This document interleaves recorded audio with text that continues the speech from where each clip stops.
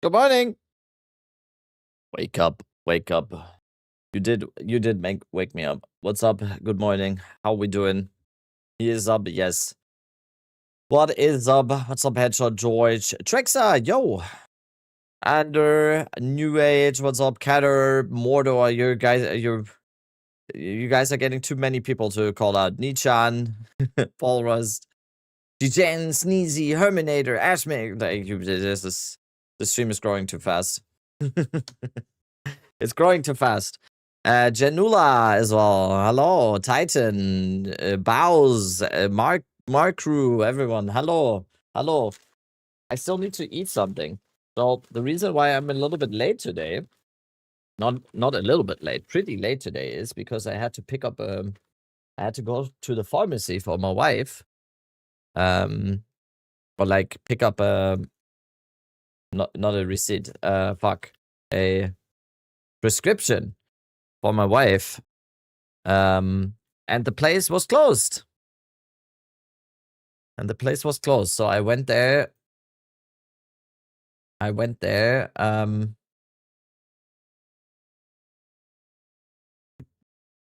And I shouldn't have. But the good part is I got Subway at least.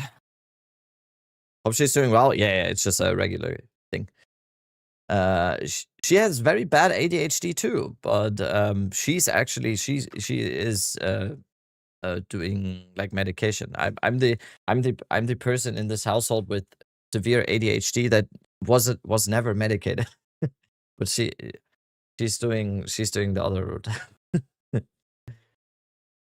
Try cannabis, dude. I smoked weed for 15 years every day. It only, like, speaking from experience, I don't know, like, it's probably not the same for everyone, but for me, it only made things worse. Ever since the day I stopped smoking weed completely, it just changed my life for the better. And we were hanging out in Prada's chat. Yes, of course. Hi, in the morning, I'm always Jonathan hanging in our Rogers. chats. Okay, we have a new teaser. I need to find something to watch while I eat this Subway sandwich. So we have a new teaser. Popcorn has a full campaign run. One shot every boss. Oh yeah, we had this interview, right? I didn't watch this. You can watch this. Have you ever wondered what somebody with actual prestige? I feel you on that. Made my ADD so much worse. I mean, I'm not saying like it's the same for everyone, obviously, but like in general, I will always, as someone who used to smoke weed every single day, I'm only speaking from my own experience. But the day I quit, or like looking back at it, the best decision ever to quit completely. People are always kind of, weed is sometimes, like cannabis is sometimes downplayed a little bit, I think, especially for people who do it every day. It is not good. It is not good if you do it every day. Obviously isn't. I think that goes for a lot of stuff, right? In the games industry has to so say I don't about recommend. What's been going From on time to time, yeah. If you enjoy it from time to time, go for it. But today, because I got the opportunity to sit down and talk. It could also be like a thing. I started when I was like 13, 14, or something. So I started really early doing it every day, and I quit when I was, I think, 29 or 30 or something. So that was like a long time. All right, let's watch that interview a little bit. I think a lot of people haven't seen this because this channel is not really big in the PoE community. Wait, I hear stuff from... I thought they were in the cupboard again, in the food cupboard. Jonathan Rogers, the technical director for Path of Exile 1 and Path of Exile 2, as well as one of the co-founders for Grinding Gear Games. And this is a conversation talking about their upcoming 0.5 release for Path of Exile 2, but it's much more of a casual conversation. Okay, how do I eat this not without sponsored or anything like that, so I got to ask anything that I wanted to, and that ranges anywhere from Stop Killing Games to a bunch of failed live service games we've seen over the past couple of years to a great multitude of things. Hopefully, you guys enjoyed this conversation. It's very important to mention that everyone has a different experience with these kinds of things, right? Especially with weed. Like, it's very important to mention. So what I'm saying is only like from my personal like experience or whatever. I'm first of all, I'm not a doctor. I don't I don't know. Not an expert. I gotta thank you guys, because if it wasn't for you, I wouldn't get really cool opportunities to do things like this. Hopefully this ends up leading to more of those opportunities down the road, though I can't imagine a lot of people wanting to talk to me. That's too bad. Anyway, enjoy the interview. I don't know how much you remember the last time that I had interviewed you. Normally, I'm a pretty laid back guy. Like, I'm going to ask some questions about the expansion. Back to PoE, Honestly, yes. I just like to pick your brain when it comes to just like your philosophy behind what you guys are doing in live service and video game development and the industry as a whole and stuff like that. So it's a little bit more of a kind of casual conversation to just kind of pick your brain on some random stuff. But we can go ahead and start. Can you help me with hemorrhoids? You said this is going to be the biggest expansion that you guys have done so far, the biggest update that you guys have done for a game so far. How much work went into this? Well, we actually originally wanted to release a bunch of this content in 040, and then we ended up having bitten off more than we could chew. We couldn't get the endgame stuff that we wanted in 040 because it was not done enough, and so then effectively all that stuff got put in 050, which then also had a longer than usual extra month of a development cycle as well. So it's actually one of the larger amounts of time between a league cycle that we've had in full development. You probably don't want to see me eat, right? Should I just turn camera off for this? It's just absolutely gigantic as well. So yeah, it's just been a colossal amount of work, like just way more than we normally do in an expansion. Yeah. So I got a question for that. Obviously, I look at a lot of the feedback online. I see all the different things that people are talking about and whatnot. How does that work out for you guys when, sometimes you might take a little bit longer with development. Sometimes an update doesn't necessarily deliver everything that you guys were looking to deliver. And, sometimes the community can get a little doomer over it. You know what I mean? They can kind of dread it or have some problem with it. How do you guys end up dealing with that internally? How do you guys actually communicate that with your audience? Well, I mean, ultimately, we just have to, take that feedback seriously. And I mean, I guess the most important thing for any game developer is making sure that, it's not so much that you are listening to your audience directly, but what you're always doing is understanding the pain points that they have and making sure you're responding to them. So even in the live stream there, it's like, okay, we've got a lot of people saying that the campaign is too long and so on. And when I hear that, I'm like, okay, well, if they feel the campaign's too long, I don't want to necessarily shorten it for a first-time player, but I do understand that when playing it over and over again, you want to have something that's going to improve that. So, okay, what could we do that will sort of solve ideally that problem? The bread is old. So, now what if we had a bunch I was there so early. I was there so early that they didn't have the fresh bread, and I think the only bread they had is the one from last night. So the bread tastes it's very apparent by the bread.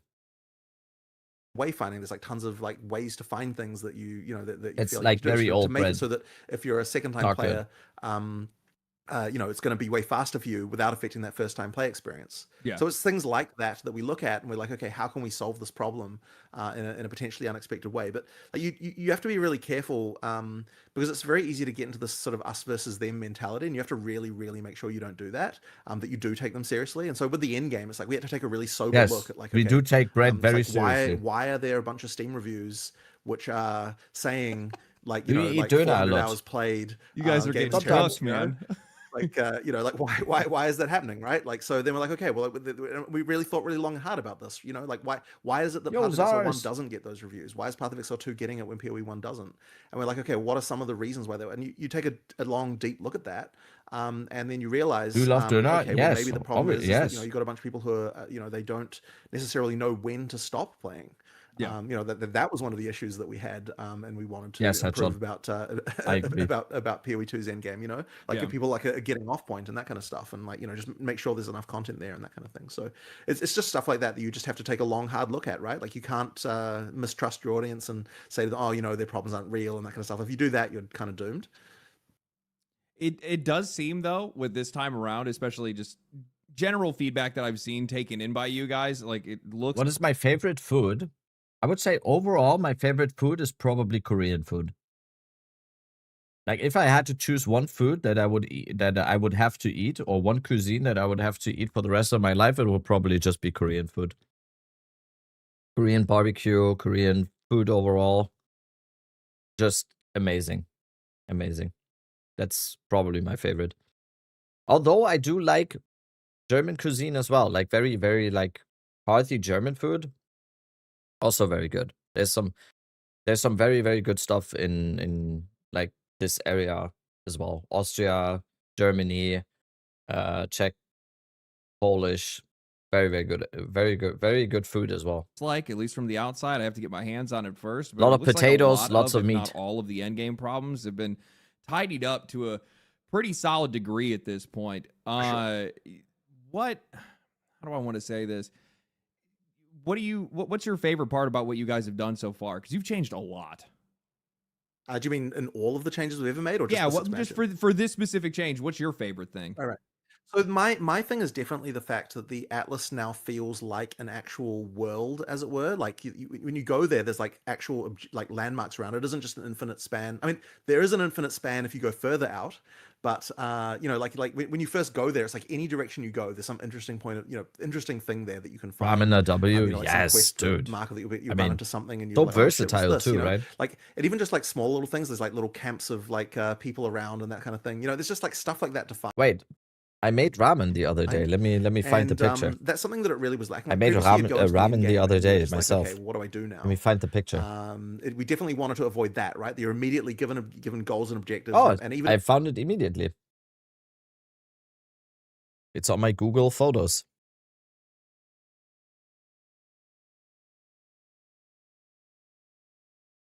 That was the ramen we made the other day. Amazing. If you choose to ignore those and you go somewhere else, you're still going to find other things to do. So yeah, that's kind of the main thing I think that we really, really needed. And the thing that I'm probably like the classic. Me and my wife, Pepega. You asshole. Me and my wife. In this case, it was actually we. You are right 90% of the time. In this case, it was actually we. I'm excited about that because it's like, like once you know it's there, it's not as exciting. But like the first time you play that, it's like you go in any direction. You're like, what the heck is there? Like, it's just such a fun experience. I think that a lot of people are going to have their minds blown by the sheer amount of content that you guys are going to push out with this update. I am constantly blown away by how much you guys will add to the game in a lot of cases. And, for a lot of other live service games, you'll see in some, like, a new season comes out and it's just like, oh, here's a new mechanic for this season. For you guys, it seems like when you guys go to add a mechanic, well, that mechanic is going to have a ton of different systems of its own, a bunch of other content that's going to connect to it. Then later on, it's going to somehow, fuse with the rest of the game and other systems in a lot of different ways and whatnot. You have different, reward progressions and bosses. And in this case, which I think is probably the coolest change that you guys have made, where there's all these different campaigns and storylines that are actually, giving the player some direction, which is going to be sick for a newer player. For somebody like me that just came into PoE just before PoE 2 came out. There's not a lot of direction in these games, and this is going to add a lot of direction, and it's going to help a lot of people. Yes, of course, my wife loves that.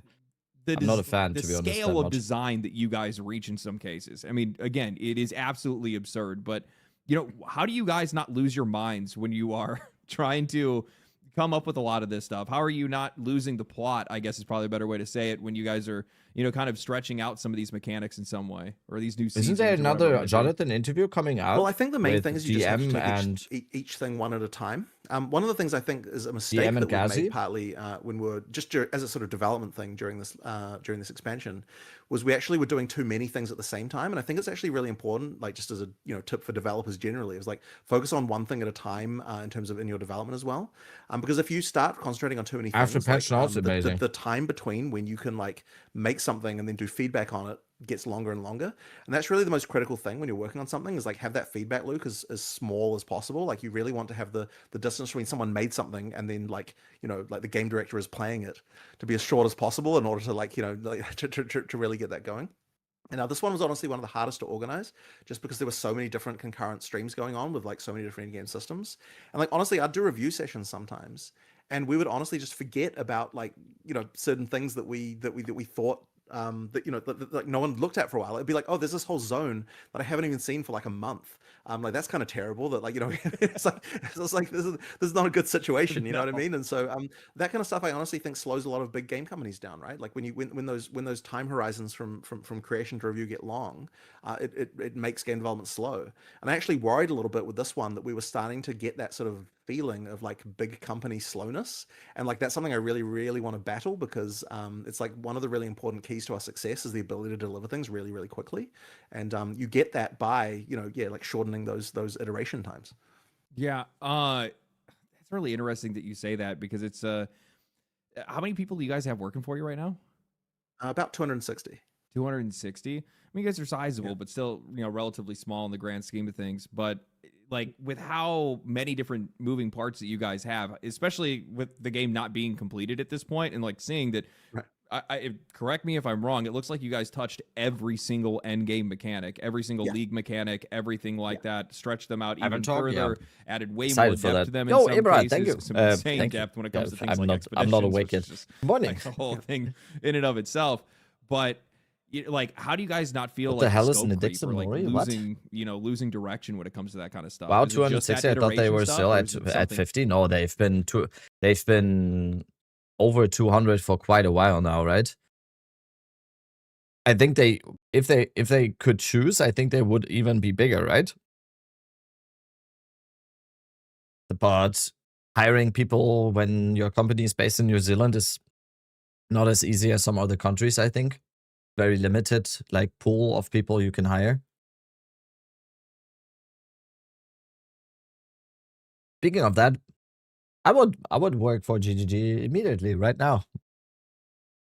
Else? Is it like trying to put the right people in charge of specific things so you guys just don't lose track of it? Oh, wait, I would have to stop streaming, right? So I mean, it can be all of the above, but one of the things I think that does surprise people is like it actually can be convenient sometimes to not sit. You can just hire people outside if they're ready to relocate. Apparently no, Deverlane. Apparently no. There is like, I watched a video once where someone was explaining like the work laws, that the work laws in New Zealand are very strict in terms of hiring people that are not from New Zealand. Basically, what a company needs to do in New Zealand when they want to hire someone that is not from New Zealand, they have to prove that there is not a single person in New Zealand that could do the job that they are hiring for. And then they are allowed to look for people that are not from New Zealand. That is how I understood that to be the thing. They want to like protect their ecosystem like that. It is very, very strict. So is that correct? Did I do did I do an okay job at explaining that? And that's why GGG is having like a little bit of a constraint when it comes to hiring people. So yeah. The scope. I do think overall, especially like in the context of New Zealand, I'm not speaking like globally or whatever. I do think in the context of New Zealand, I get the rule. Like I get that. To have that, because New Zealand like has a very, very, very, very pristine ecosystem. It's just like and obviously they are trying to protect that, and I get that. I get that. In the development of this particular expansion, they can hire Australians. Okay. I think the scope can actually be limiting. In Australians, New Zealand, that's basically the same thing, right? Wait, is that racism? That was a joke. Sorry, mate. Sorry, mate. Like if you are like, okay, I'm going to make a game. It's going to take 2 years. Here's exactly all the things that are going to be in it. It'll, like you actually just might fighting words, be as ambitious as you could have been if you're just taking things 1 week at a time. And we're like, okay, we're going to make this feature this week, and then we're going to move on to the next week, and we're going to do this feature, if you sort of get what I'm saying. I think one of the secrets to the reasons why we're able to produce more content one like Seeps, one doesn't, partly to do with the fact that we just, we just keep developing things. It's like well, no, you can just take the bridge from NZ to Australia. I think that is kind of crazy, because I have to say, I personally, and I don't know if you're like you're the same, but I never realized how far New Zealand still is away from wait, is this gonna dox me? I mean, I don't care, no one comes to my house. I can fight. I want just Google Earth. Explore Earth. Is this doxing? Anything? No, we're looking good. We start in Chengdu. for some reason. So I personally, like, I never realize nobody comes to my house. Yes. We're moving soon anyway, so doesn't matter. Like, this is still, like, incredibly far away, right? This is not close. Like, look at this is like Singapore to Northern Australia here. Malaysia to Northern Australia, and then this is still, like, pretty far. To Sweden? No, not yet. Not yet. We're not yet moving to Sweden. Sweden, very far, right? So you can see my flight here. So my flight will start here. Where's Frankfurt? So there we go. My flight will start here, and then we will fly, and then we will fly all the way to Singapore. And this is like, I think this is like 12 or 13-hour flight, the first one. And then we have a second flight from Singapore to Auckland, which is another 12-hour flight. That's gonna be very interesting. It's gonna be very interesting. And this is where Quinn lives. And I really also want to go to the South Island.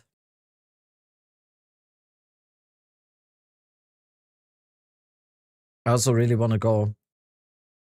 What are you gonna do in Auckland? ExileCon. We're going to ExileCon in November. How's the weather in New Zealand, November? How's the weather in New Zealand, November? It's spring in New Zealand. Mild temperatures, long sunny days, beautiful landscapes. Nice. Frankfurt to Singapore is one flight. Yup. Yup. It's gonna be a long flight.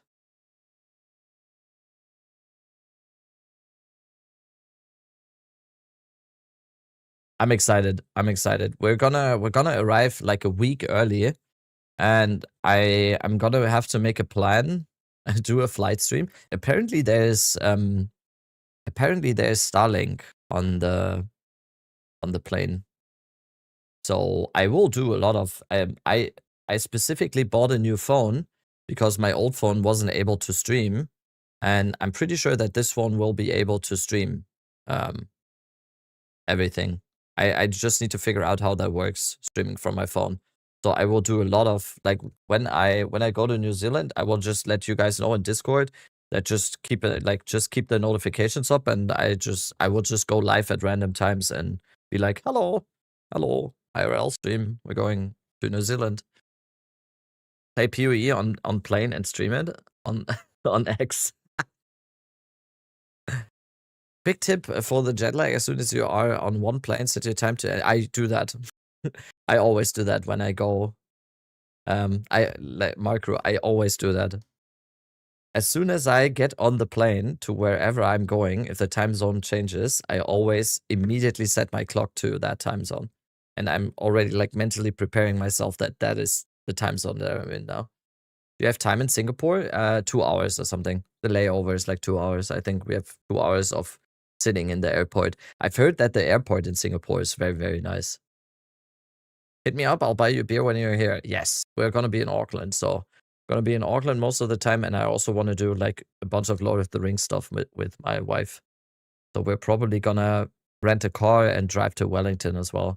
How long is the drive to Wellington? Auckland to Wellington drive. It's probably long, right? Ooh, maybe we... Oh, that's a... I underestimated how long, how long the drive is. What is this? What is this? Is this a volcano? That's the Big Nip. It looks like that. It looks like a volcano. Because, like... It's Mordor? It's an active volcano. Te Papakura. Te Papakura. Oh, wow. Okay, we need to go there. What the fuck? What? Okay, that goes on the list of things to do. Wow. Dude, you cannot imagine how fucking excited I am to go here, to go to New Zealand. This has been on my bucket list forever, and I don't think we would ever have been able to do that. New Zealand gets snow? I mean, it's probably pretty... How high is it? This is the national park, okay. Will you go to South Island? We will see, we will see. The South Island is like this is the crazy part, right? We need to see. We need to see what we... Dude. I'm in Christchurch, dude. I am so jealous of people that got that were born in New Zealand. This is just insane, man. As someone who just loves nature and just going out in nature, this is just isn't this literally paradise? Or do you feel differently about it because you're from there?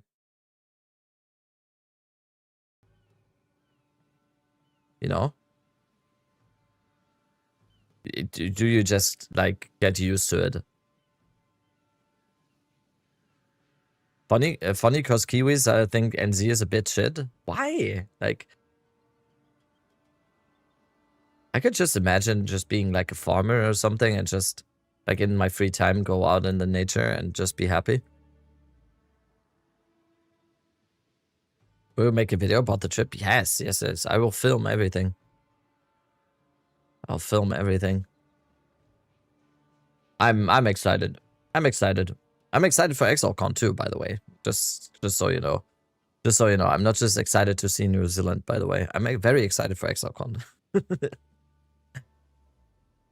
How big is Auckland? Population. Oh, it's big. 1.5 mil?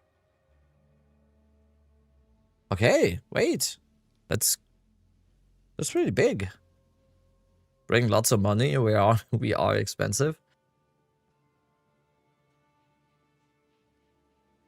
Auckland is low-key the worst NZ city. I mean, isn't that always the case with the biggest city in like any country?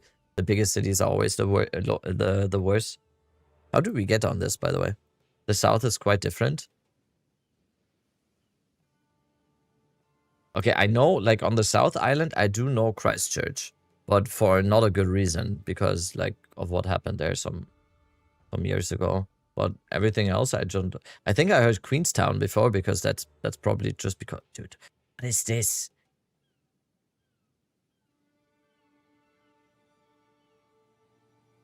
Like, there's just... This is just a lake here, and people just live here? Are you fucking kidding me?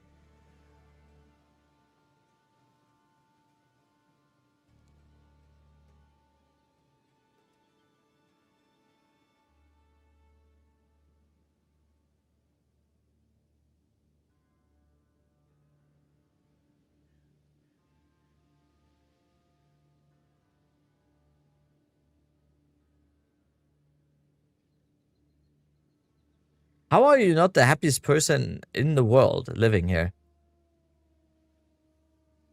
You're basically rich if you live here. Okay, what were we doing, by the way? Oh, we're watching the interview. Sorry. They'll make whatever the coolest little bit thing of is a right tangent. now. When we've made that thing, we'll make the next cool thing. And if you keep doing that, you'll eventually have a bunch of cool things. If you sort of artificially limit the scope before you even start, you can actually find that you didn't make it. You know, like you effectively limited what you can make. It's probably easier for you guys to be able to take things out than it is to put things in.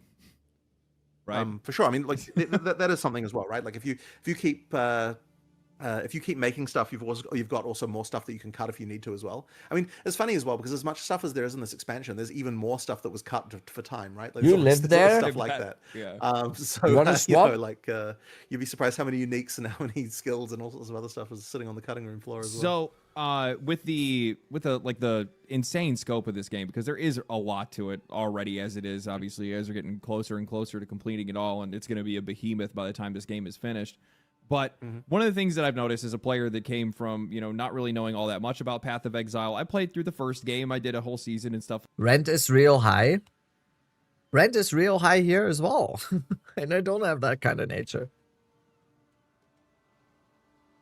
Rent is fucking high in Germany as well now. Like, it's fucking crazy. I live in a very, like, I even live in a cheap city. Like, a city that is considered cheap. After that, but one of the things that I picked up on this game pretty quickly is that, like, one of the focuses, it seems, at least from my perspective, is that this game is supposed to be, or it feels like it's a lot more readable, a lot more intuitive. And what's the rent there? Getting a three room apartment for below 1.1 to 1.2K is very, very hard to do. Just a hell of a lot less intimidating to get into. And I want to know, like, how you guys are 0.5? I don't know yet. Balance. What are you guys doing to try to figure out how to make this game We're waiting easier for to patch grasp notes without stripping away a lot of the complexity and depth that players fall in love with this game for? Month or week? Month. I think it's a funny one. So, like, this is one of those questions that I get quite a lot because people do wonder, like, they sort of assume that if you're making a sequel, you've got a bigger audience for that necessarily means that you have to make it to simplify the game. But I don't think that's necessarily the case. Like, in a lot of ways, is that Euro? Fact that Path of Exile 1 is a game that's more than a decade old, that's had so many expansions and all 900 a week just means rent there's a lot of people NC. that aren't going to try it because they feel like the ship has sailed, if you know what I mean. It's like, I can't really get into this now because there's so many mechanics and so many things going on. And I think Path of Exile 2 ultimately he also has cats that interrupt his work and all this kind of stuff just means that there's a lot of people who aren't going to try it because they feel like the ship has sailed, if you know what I mean. It's like, I can't really get into this now because there's so many mechanics and so many things going on. And I think Path of Exile 2 ultimately just gets to be a sort of a bit of a fresh start there where people can feel like they're getting it on the ground floor. And so we're not necessarily like dumbing the game down, but like it is our intention to kind of like make things better where we can. And so things like the gem system and so on like that, like all of those things do help a lot. And things like what we're doing now with the questification of a lot of the endgame systems help with that as well. But it's not necessarily the case that we want to say we're targeting a different audience. Like, we certainly aren't. It's like we're targeting the same type of player as what we attracted 10 years ago to PoE 1. It's just that they're not going to come play PoE 1 now because, like, it's this like crazy behemoth. But at the same time, it's like we're sort of competing with ourselves too, right? Because like if Path of Exile 2 was like way smaller than PoE 1 was, then it would mean that all the PoE 1 players would be like, what is this crap, right? Like, it's got not nearly as much depth as what the previous game had. So we sort of have to maintain some of that as well. So like, it is tricky, but ultimately I think there will just be a lot of players who like would have been in our PoE 1 audience if they'd been a gamer when PoE 1 came out. And now they get to now that they are a gamer when PoE 2 is coming out, I think they're gonna really love it. Was there any fear of that, like making the game more approachable and more readable would somehow like drive away the veteran audience, or maybe see that like this new Path of Exile is less actually Path of Exile and too casual friendly or anything like that? Yeah, there actually is a fear of that, but I think that rather than I love when people say that and make the comparison. Oh, PoE 2 is so much more casual friendly. Watch like some of the videos that you see on YouTube of people that are like ARPG casuals play PoE 2 for the first time. Takes them like 2 hours to get past Arachne. So that being driven by like, I'm worried what players will think. It's more like, I don't want to be making a game that I'm not in the audience for, like I want to be like, I am a hardcore action RPG player, you know what I mean? Like, I enjoy that stuff. I wouldn't want to be making a game that I wouldn't enjoy. So ultimately I'm going to be ultimately it's not going to deviate too far away from that kind of stuff. And I do like mechanics heavy things with like really interesting cool stuff. Like I don't know if you've heard about the sort of there's a thing from Magic the Gathering with psychographic profiles of the different player. Does he also like Magic the Gathering? I talked to Palsrun before, like after our podcast the other day, I talked to Palstron about Magic. I'm gonna bring my Magic, my 2 commander decks to New Zealand. Does Jonathan also likes Magic? Yep. Who doesn't like Magic? That's I true. literally just got back from playing Magic today. Yeah, and I am definitely a Johnny player. Good podcast, thank you. Sort of, I'm very interested in that sort of combo stuff. So yeah, I mean, look at this nerd, I'm brother. a full aggro guy. I'm just trying to stomp on people. What did he say? I'm a full aggro guy. I'm just trying to stomp on people. Aggro player, okay. Mark, on the other hand, is a classic spike player, right? He's just like whatever's the most powerful he's going to play, and he's just like an old. He's like clear speed, like he's absolutely just like churning through content. So it's good that we've kind of got both of those represented. In that. Good evening. In that thing, but yeah, like it's effectively like we've got to make something that's going to appeal to us at the end of the day. So my question is, like, with the direction that you guys have taken, making things a lot more clear, giving like very clear end game progression goals, right? With the quest lines and those having like their own resolutions and systems that kind of continue to unfold, things that you guys have like done with Expedition and stuff like that. Some of the quest lines I saw with, like, I really enjoy Breach. Breach has been one of the ones that I've picked up basically every single season. So seeing that there's actually like a Breach tree and there's all kinds of things that are connected with that. What's Magic your guys' is everywhere, philosophy on giving all this like direction to the players when they reach the end game? Are you guys trying to like, I guess the difference, like when I look at a game like Path of Exile 1, there's a lot of mastery that just comes from kind of divining what your end game is going to be. Reduce the price on TTS again. What's your end goal with a lot of this? Well, ultimately, I still think that a lot of players won't necessarily complete every one of these things every league. Like, I think that even what is it now? A lot of players 5,000? Sorry, I'm losing my voice a bit here. You're good. But in PoE 1, we are doing 2,000. A lot of them will they'll do Atlas completion. I think 2,000 is fine. A couple of leagues to do. I think you'll probably end up with a similar situation in PoE 2 as well. But like ultimately, 5 points. Like, the main thing is I just want to make sure that a player is going to feel like if I do the quest lines in front of me. Is that a new interview? It is from this cycle. It's 11 days ago. I just haven't watched it. I'm not going to be missing out on any of the major stuff, right? I'm going to get the pinnacle bosses. I'm going to be able to do all that stuff, and like, yeah, there's more for after that if you're, a really hardcore player. If you really want to be able to go out into the infinite farm version and do all that sort of stuff, But afterwards, we go into plans. But you're not going to feel like there's entire areas of the game that you're missing. So that's kind of like the key thing I think that a lot of players will find important. So, we've kind of covered this like slightly, but I guess this is kind of just more of a broader question on the topic. But when you guys are in active development of a game, especially when it's in early access, you're getting a lot of feedback. You guys are gonna get pulled into different directions all the time. I've seen that kind of tension destroy a ton of live service games over the past couple of years, a lot of games that have been in early access. How have you guys been able to find the balance with that internally to be able to make sure that you guys are just kind of like staying on track with this game and still being able to reach that goal of, like you said, trying to release this game by the end of the year? I think this interviewer is doing I like the questions than what we expected, partly because of feedback. Like, I guess we were probably a little bit naive in believing that we could just like stumble into early access and then somehow be able to get out of it relatively quickly. And it has taken a lot more iteration and things, and like a lot of that has been because of like various player reactions to various systems and so on. And like, yeah, there was an element there of just like, needing more content than what we had, like more than what we expected in order to make it feel right.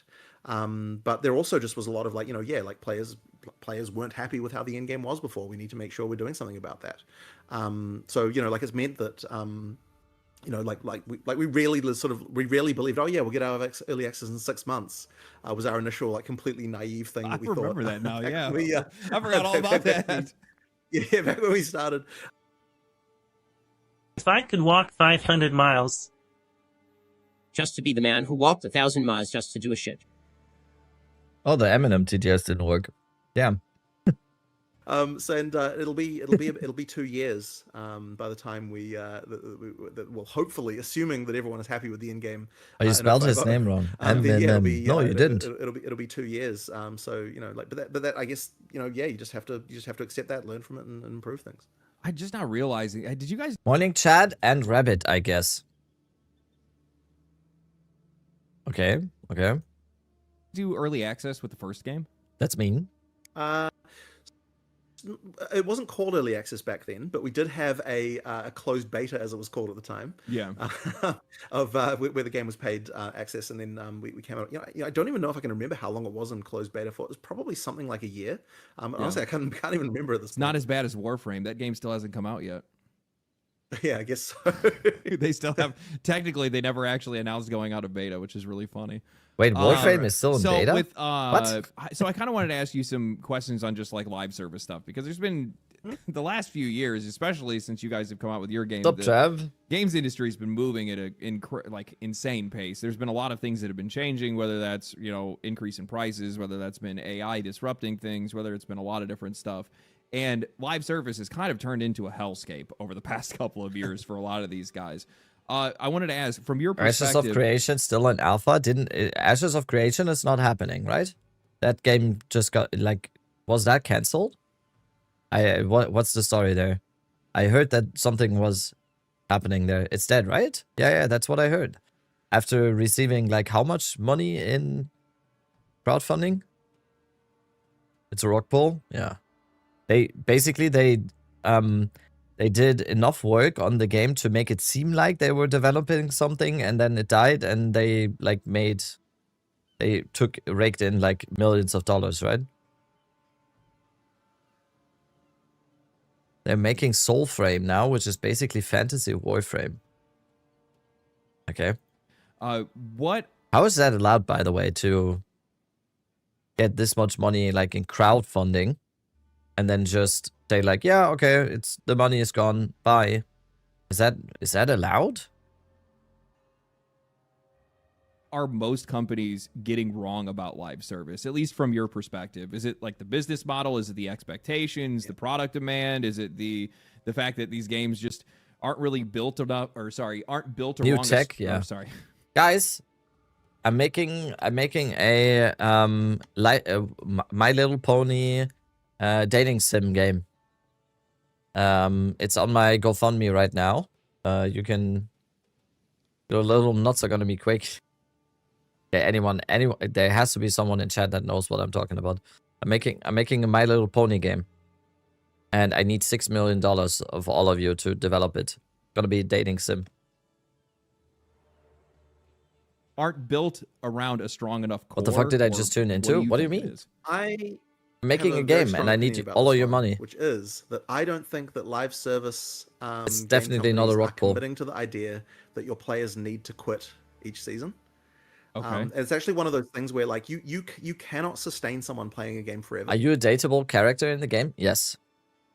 But you can breed dragons in it? No, it was a... Wait. So, that was a reference to a video.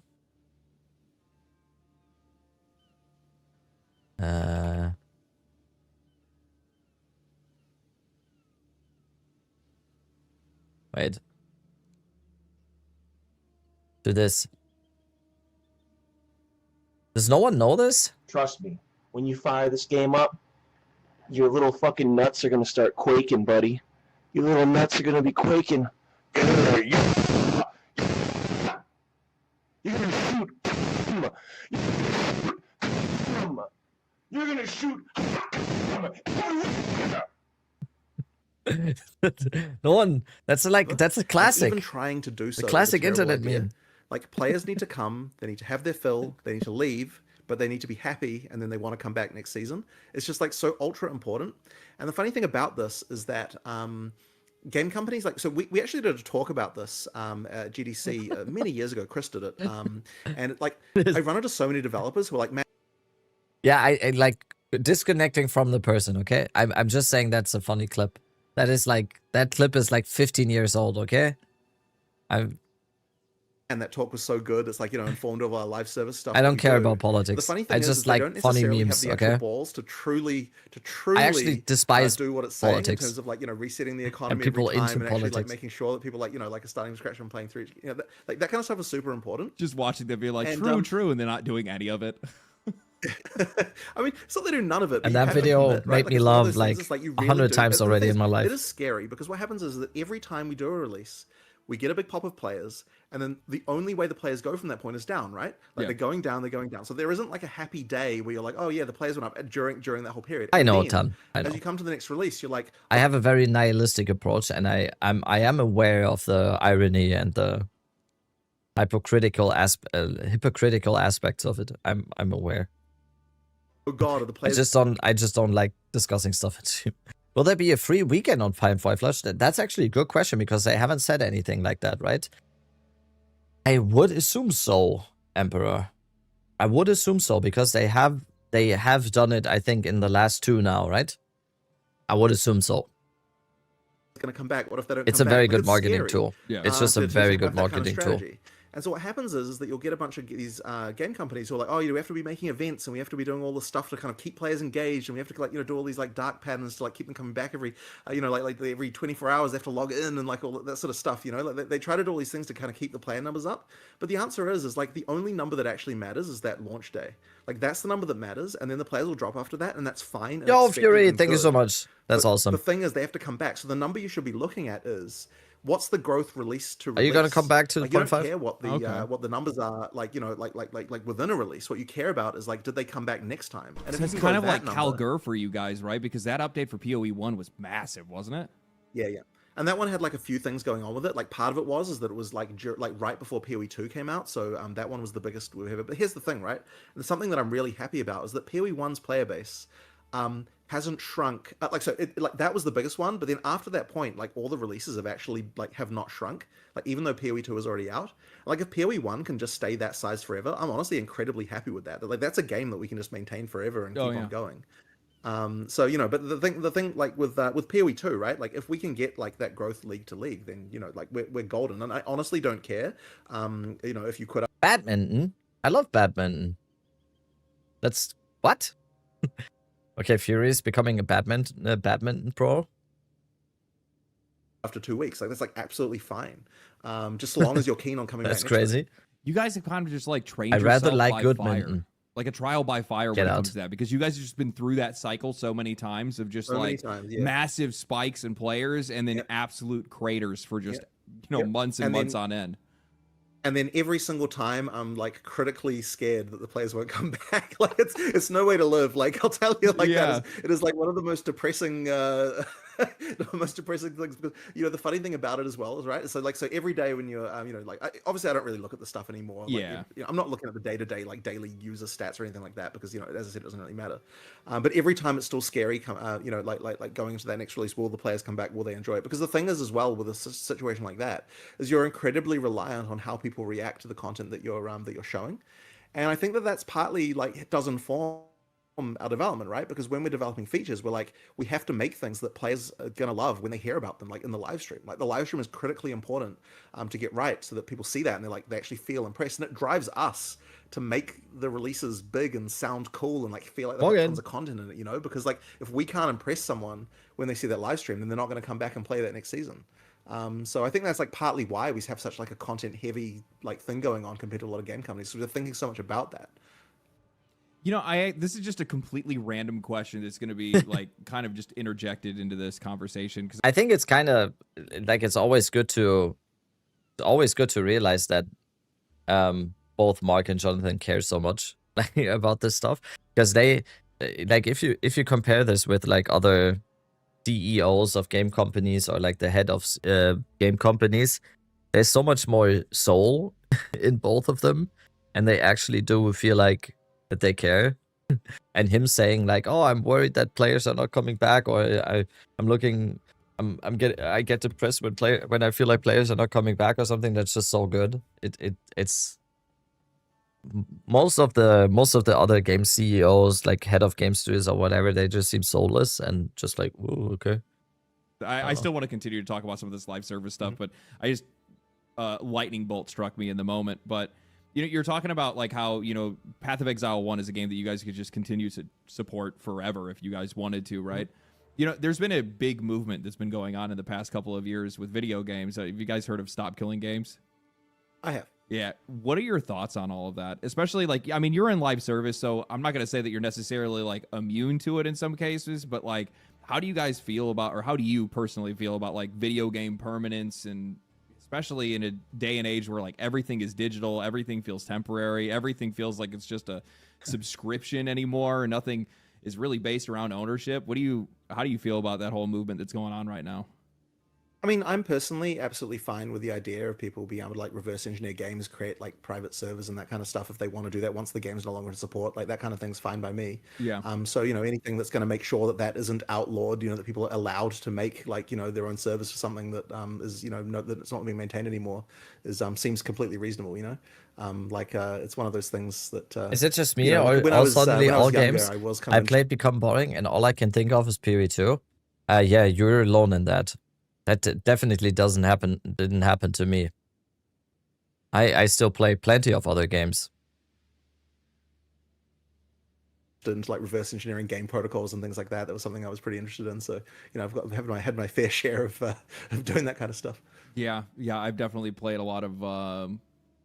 I've played a lot of Diablo 2 that necessarily wasn't a Diablo 2 that I had. A lot of like private servers and stuff like that, right? Right. So yeah, a lot of those early days of PC gaming, at least depending on what area you were playing in. But that's good. That's exactly that's what I thought you were probably going to end up saying. It's usually the take that I think most people should probably have on it. So going back to the live service stuff, do you guys think, and this almost goes along with that conversation, do you think that there's like with live service games, do you think there's a different moral obligation between the player and a traditional box I'm not sure game? when exactly. Do we have an exact time for the patch notes?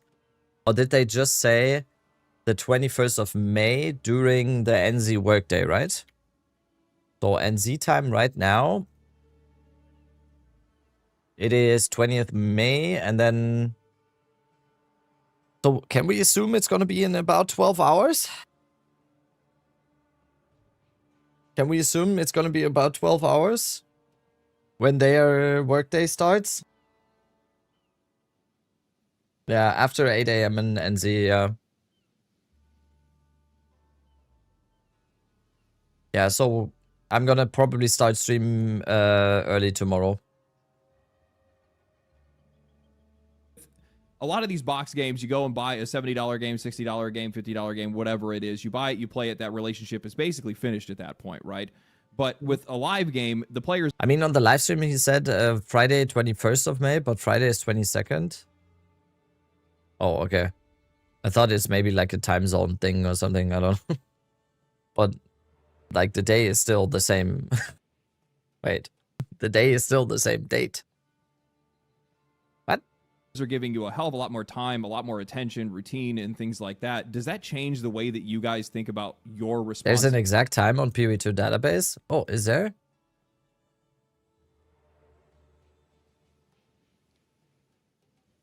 Oh! 1 day, 11 hours? That's a prediction. That's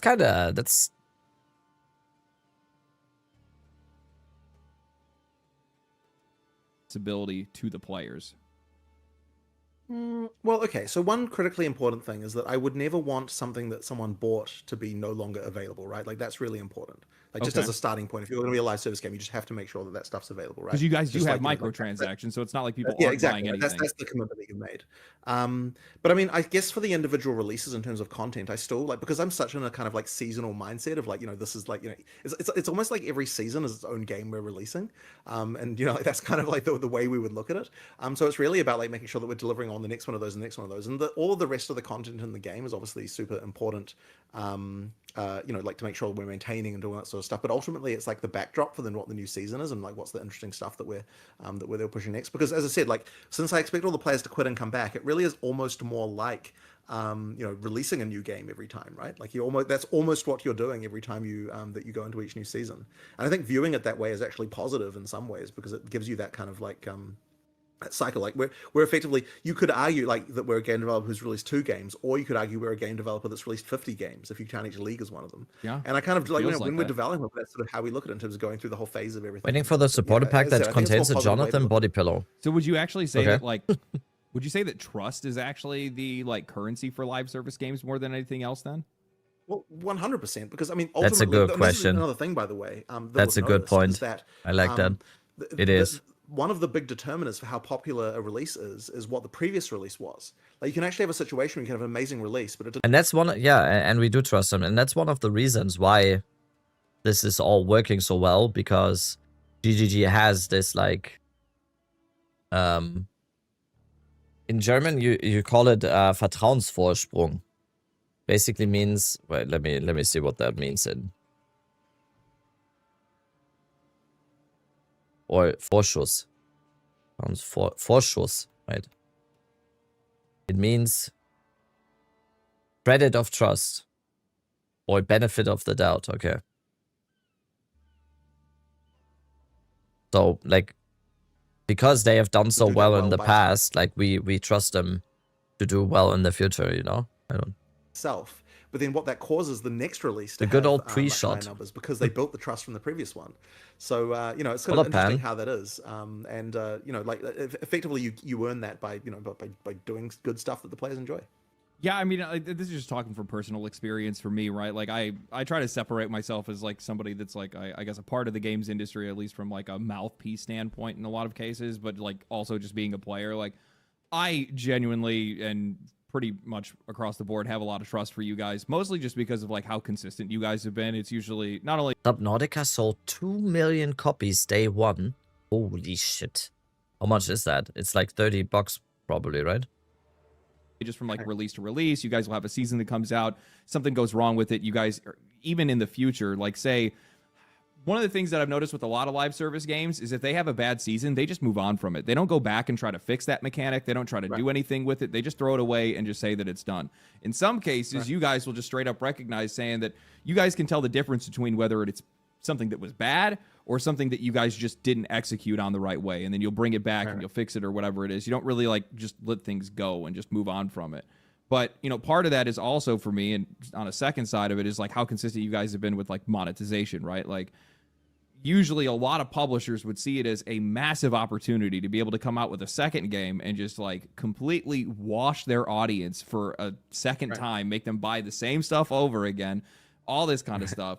Also, maybe even create new revenue, you know, streams of revenue in the game by selling things that you don't sell in the other game or whatever it might be, increasing your prices, who knows. But you guys effectively did none of that. You guys took all the currency, or took all of the different things that players have bought from the other game, transferred it to the other one. I know you guys are still working on some of that stuff. Yeah, but we've still got some stuff. What do you think about the fact that we're getting a guaranteed leveling unique from Act 1 with the campaign ritual? I don't know. Did they confirm that that first ritual is gonna have uniques? Is that confirmed anywhere? Best gaming company ever? Yeah. I mean, people, like, sometimes on the podcast, mainly, like, people sometimes say on the podcast, like, oh, these guys are just glazing GGG all the time and whatever. But it's just like, what? I feel like we're...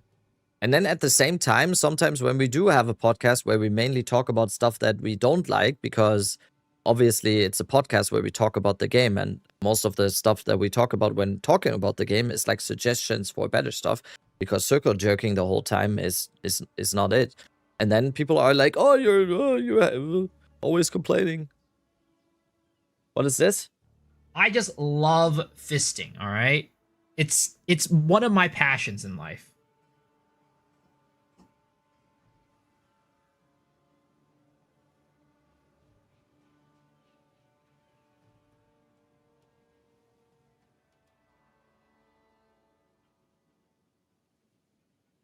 Why?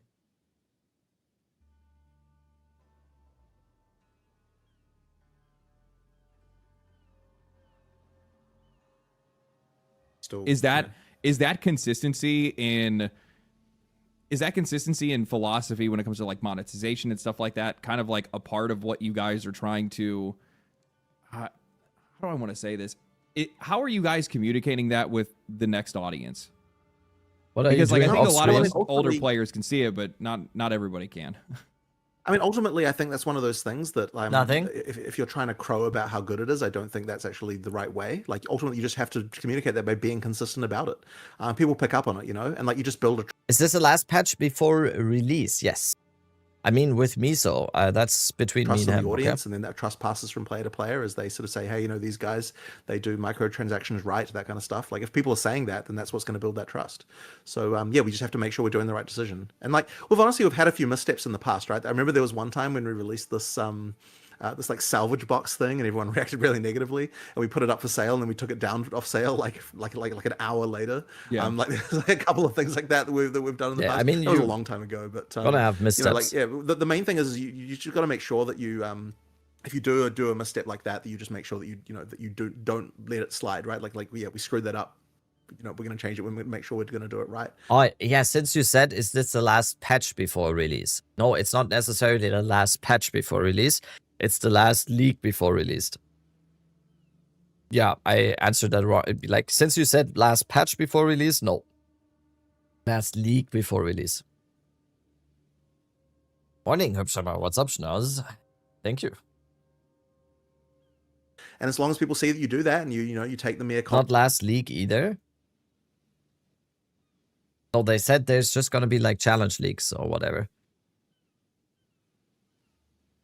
I mean, it's like semantics, okay? Let's not get hung up on semantics. It's releasing in December. Okay. Hopefully you make sure that you do things right. If people see that, if people feel like you're honest about it and that you're actually doing right by them, then they'll trust you. So, kind of a follow-up question with this. So, like, just talking about, like, I guess the business model when it comes to live service games, like, it's kind of a hard thing for me not to just come out and say, but, like, we've had a lot of live service games that have come out and just failed immediately.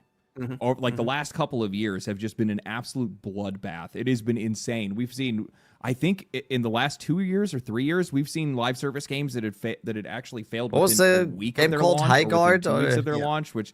like, not beating around the bush. We had like High Guard and we had Concord before that. Said it. Do you think a lot of these publishers High are Guard, what's Concord?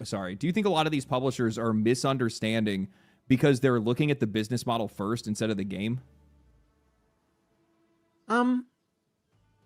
Like, what is the mix up here? About this. I was actually having to think about this one because I think High Guard is interesting because they had correct me if I'm wrong, but that was the one that had really high numbers out the gate, right? They had high numbers and then it dropped off really fast. They ripped about over 100,000 or a little bit over 100,000 people basically right at the beginning, and then everybody just fell off pretty much immediately afterwards.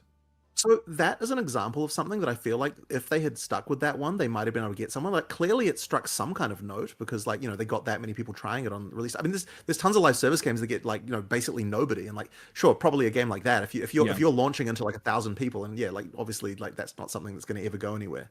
But if you're launching into 100K people, that is honestly something that it may have been bad, but I feel like if they'd have given that a shot, and been consistent and kept on doing it and like tried for like, a while. I don't even know what all these games are. What did they say? Concord?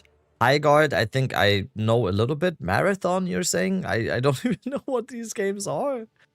They might have been able to get somewhere with that, and it feels crazy to me that they would give up so quickly. But I guess what I suspect that what's happening there is that if you're going to release a live service game, I don't think that your plan can be that we release when we run out of money. Oh my god! I was checking Prada stream like 20 minutes ago or something. He was fighting Asmadi. He's still fighting Asmadi. Well, the thing is, the armor is getting me capped. He's still fighting him.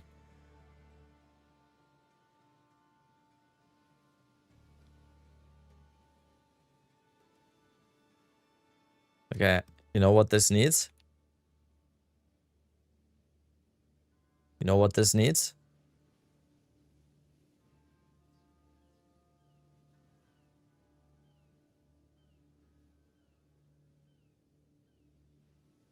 Iranio.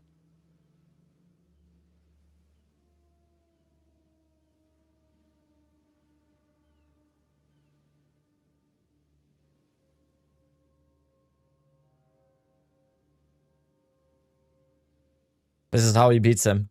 Oh, he dodged it. Okay, he got it. He's stunned. He's stunned.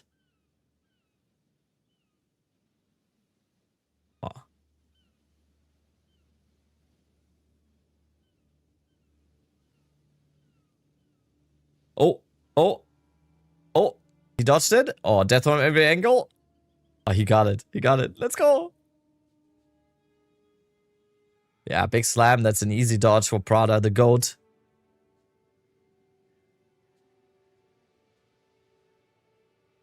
Yeah, he's locked in. I think he... No!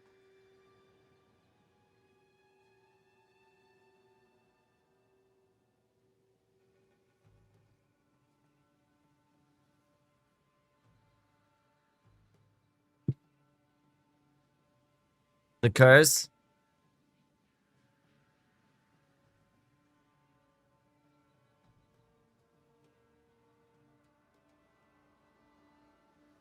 I think he got this. You know he's tilted. This is what this boss can do to you. Oh god. I mean, this boss is painful for a melee like this.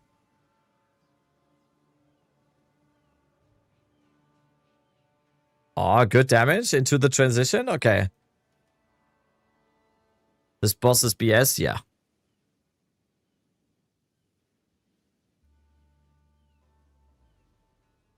I actually rage quit at this boss once as well on the League Start stream. Like I was finished here for my League Start stream or something. I don't know what it was.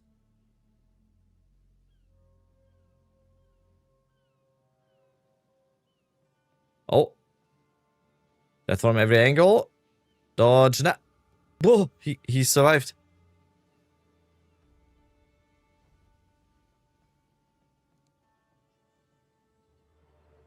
Yeah, this one is just...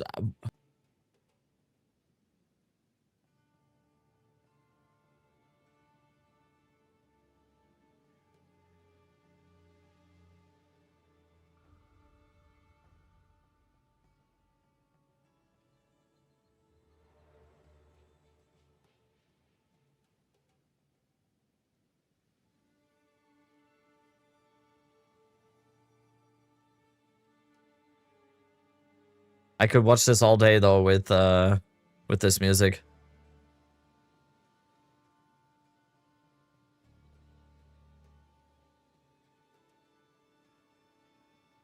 I never noticed that when you play Star Wars music on Spotify, the player is a lightsaber. Is that new?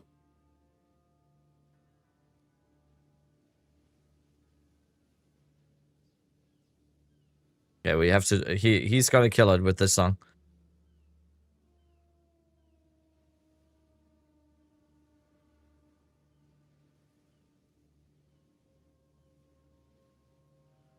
Oh. Okay. Oh, okay. Oh. 2 big dodges?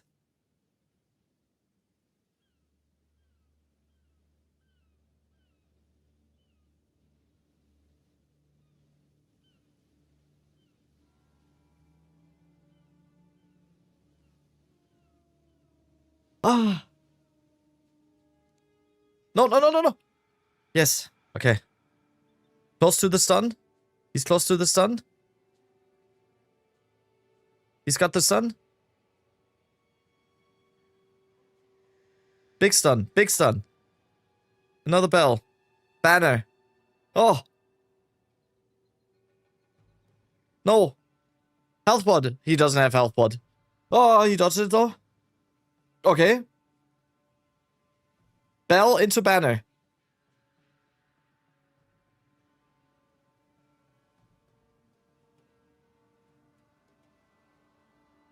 Oh. Oh my god. He's dodging everything.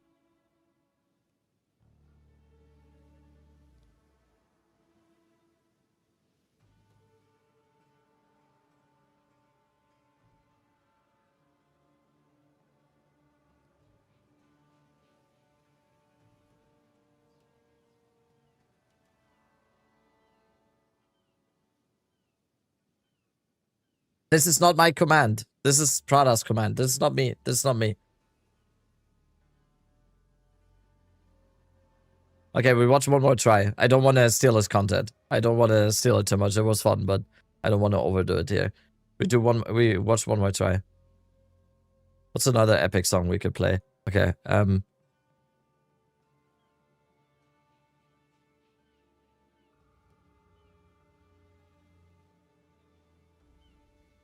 This is it.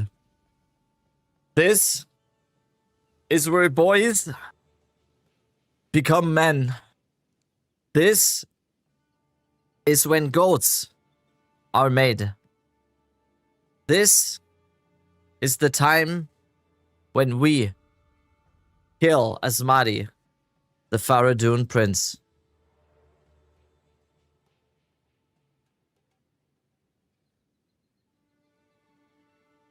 Okay, Prada putting down the bell, walling as well, getting hit a little bit by the death from every angle. And now he's going for it. He has to dodge the big one.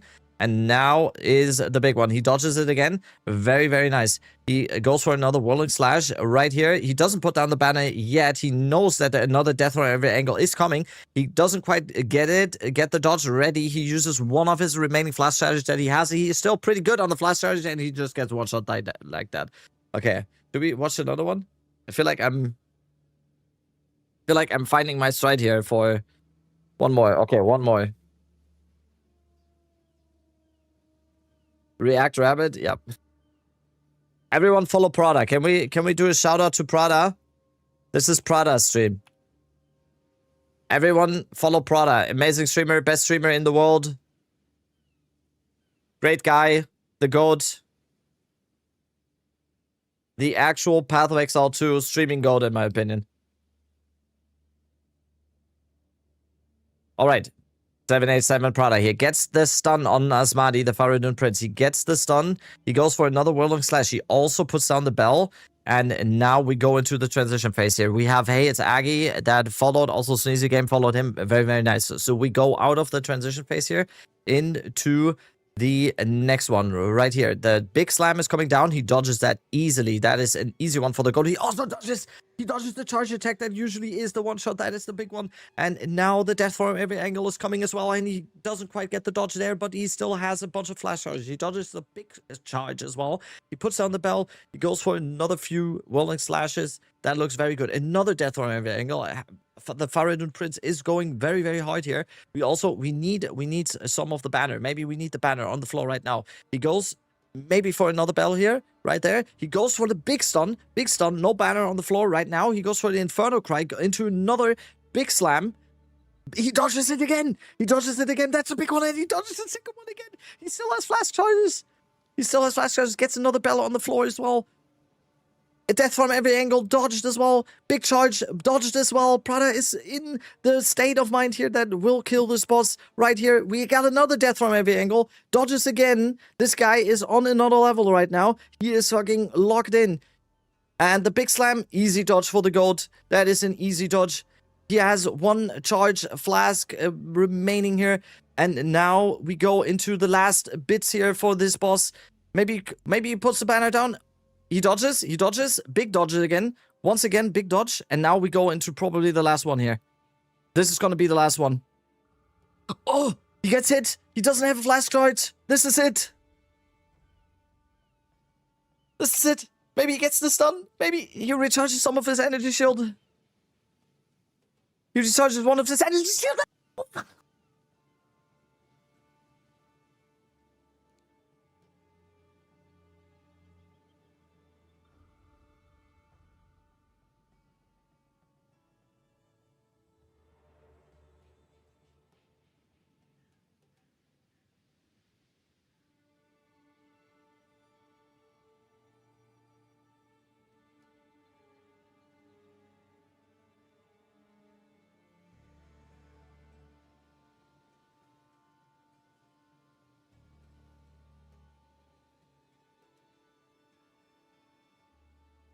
Is he out? Is he?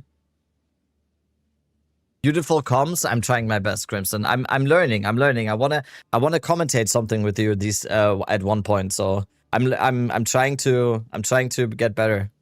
Checking the replay. Oh, he's in the replay. He's in the replay right now.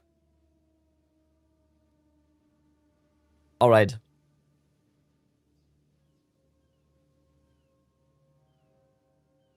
This is it, Chad. This is it. Okay, we need another song.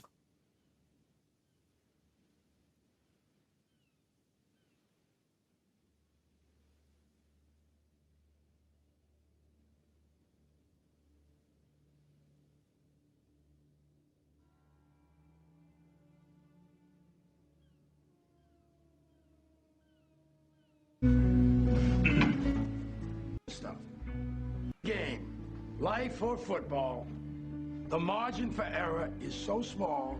I mean, 1/2 a step too late or too early, and you don't quite make it. 1/2 second too slow, too fast, you don't quite catch it. The inches we need are everywhere around us. Hell yeah. They're in every break. I've got news for you. You're mine now. You belong to me. Oh no! Wait, we're reacting. You're not gonna have your mommy stand behind you anymore and wipe your little tushes. No, we're reacting. Oh no, it's time now to turn this mush Yo. into muscles. Sorry, Princess Jiggleboom, thank you so much for the raid. I think I was watching a video of yours or something the other day. Or people recommended. Thank you so much. Thank you so much. We're watching Prada beat the Faradun Prince right now. We're doing some React content here right now. And I was commentating. Okay. Yeah, time is a little bit... This is not epic enough, right? I mean, it is epic, but it doesn't quite fit, right? Thank you so much for the raid. I just did a shout out. To Prada. I don't know if I can do a one for you. Oh no, I can. Thank you so much for the raid once again. I saw that you got. I saw that she got partner the other day. So, congrats on getting partner. 2 steps from hell, Sky. 2 steps from hell. Okay, we do one more. We do one more.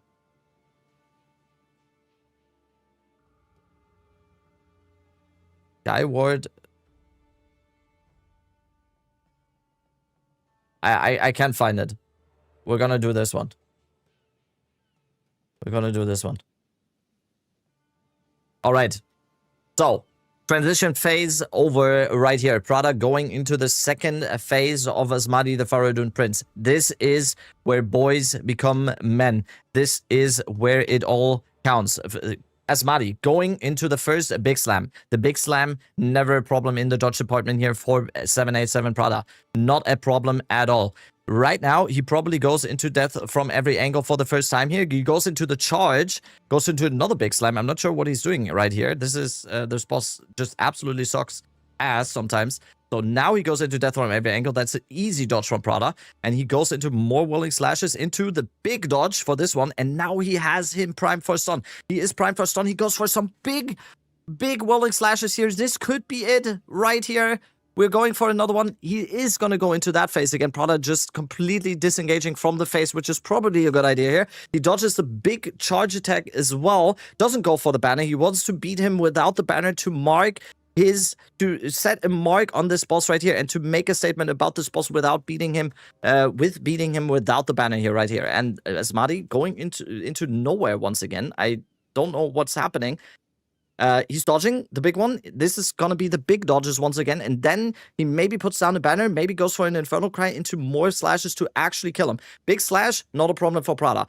Puts down a bell, and now there's another dodge phase. I'm not sure what's happening. He has all of his flash charges. I just realized he has all of his flash charges. As long as he doesn't get one shot here, he is gonna be fine. Another death from every angle here.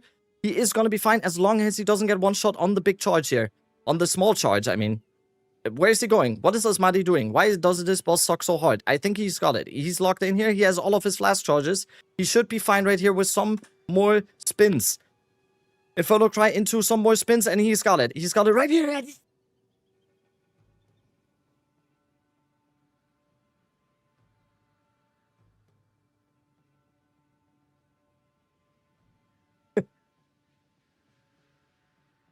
I'm out of breath.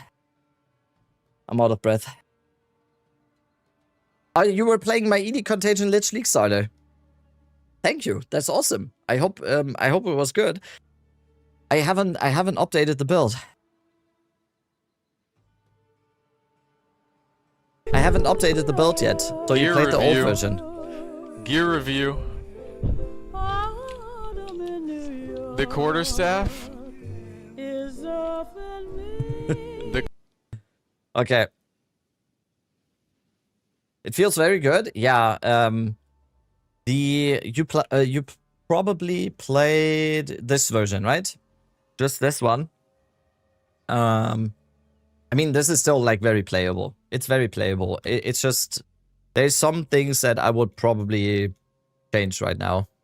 And I will update. I will update as soon as we have patch notes and everything. I just made the Plants Oracle. And today we're gonna make the plans, which? That is the plan. Because if you I'm do glad that people can you're still not play going to be it, able to. You're not going to be able to yes. effectively sustain that, right? Like, it does take a while for a live service game to really get rolling and be good. Like, you have to make sure. Okay, that I'm you've out got, of breath. money How and do costs to be able commentators to do make that? commitment? For a while to kind of keep on, doing it and finding the formula and that kind of thing. Didn't you make a comic That actually build? makes a lot of sense now that you say that, because of course everyone did, this right? is not me necessarily passing judgment on the people that made these games, but a lot of these people are coming from AAA.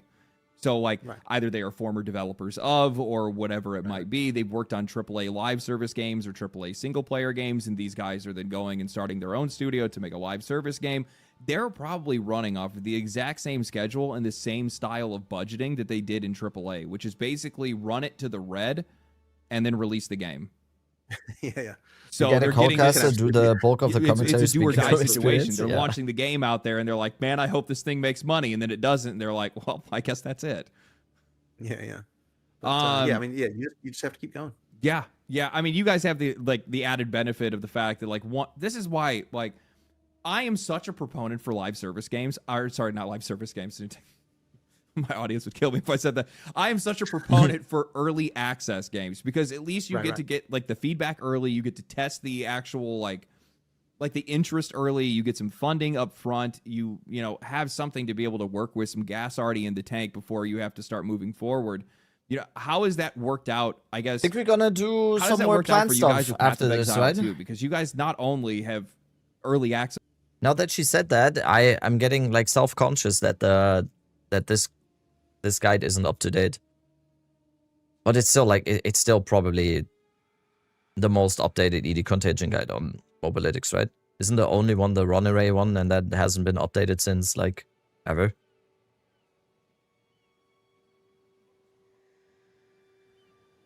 I mean, the only changes are basically the flavor of the month changes that are just adding Bone Storm, right? We'll be fine. You guys also Build have guide other sucks. games live service support behind that. Is Path of Exile 1 fueling Path of Exile 2, or are these two separate things, or how's that working out for you guys? Well, certainly before we released PoE 2 into early access, that was the case. But now that when Path of Exile 2 went into early access, like, honestly, like, it did really, really well. And so, PoE 2 has been completely self-sufficient in that, in terms of just money, since that point.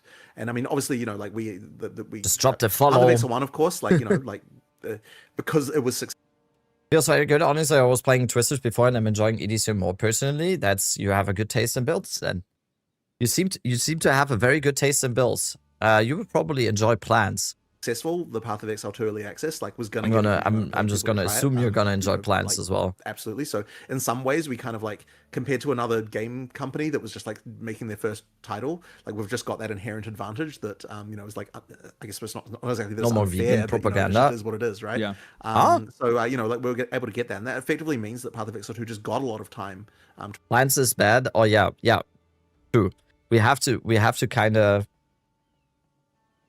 kind of say that plans is bad, because I'm still worried. Even though patch notes are very soon patch notes are gonna be here, but I'm still worried. We still kind of have to keep the mask on that plans is bad. To be able to iterate, right? Like, we got because and it needs to be buffed. We need wild search to be baseline. There's a big budget there that we can make sure to get when patch notes tomorrow. But if you're just coming out as a fresh studio, like, making a new live service game, plans, I feel like you just have to have a plan for how to survive. Yo, Bob, thank you for the gifted sub. Necessarily, like, take off. Let's go in the way that you want. Like, as I said, if you can get, like, a lot of players, at least if you can get a lot of players for a week, I feel like you do have something that if you iterated on it, you would be able to turn that nerf into plans, Bone Storm, you sort of EDC, see some things where people just keep nerf plans, EDC, and Bone Storm. That feels very targeted towards me. What is your name? Urinate? No. Unvariate. That feels very targeted towards me. I've got news for you. You are mine now. You belong to me. Prada. Oh, wait. You're not gonna have your mama my camera's up there. Wipe your little little tushies. Oh, no. It's time now to turn this mush into muscles. Thank you for the raid, Prada. We were watching watching. Did you see the thing that I did, the commentary that I did? I just did a shout out to Prada while we were watching his Asmadi fight. So I'm not sure if I can do another shout out.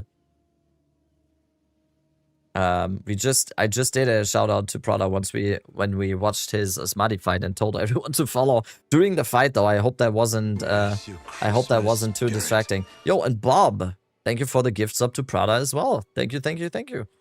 I use your guide so I feel the patch notes. Yup. I fear it as well. Prada, thank you so much for the raid. You're the goat for killing Asmadi there. That is hard mode Asmadi, what you just did. Which league start, Chad? The people that were here for like a longer time already. Which league start was when I got super mad at Asmadi? Was it the Plants league start or the ED? Like which league start was that? I would like to see a dev try that with that gear. Would love to see that. Dude, you dodged everything. You dodged everything. It was fucking. The last one was. Can we rewind here with the commentary? Wait, does that work? Exile 2, or are these two separate things? He is gonna be fine. Another death from every angle here. He is. Oh no, I can't can't listen to myself do this. On the big charge here, on the small charge. I mean, where is he going? What is Asmadi doing? Why does this boss suck so hard? I think he's got it. He's locked in here. He has all of his flash charges. He should be fine right here with some more spins. If I look right into some more spins, and he's got it. He's got it right here. I can't listen to myself like that. Keep on going despite the initial thing. So another great example of this is half No Man's pixel, Sky. Yeah. Listening to yourself on video, top 10 worst things. And the worst thing is that okay, this is gonna sound very bad. So the worst thing as a content creator, right? So the worst thing about making money when playing video games, right, is when you have to edit your videos and you have to listen to yourself do that. That's the worst thing about being a content creator, guys. Absolutely slaughtered by people. Like it had a lot of players. Who's that girl commentating? People Hey. were just like.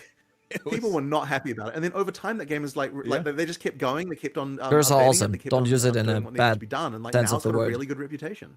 Yeah, it's one of like they just keep like giving players stuff for free without taking money, and the players are like begging them, "Let us pay you for an expansion."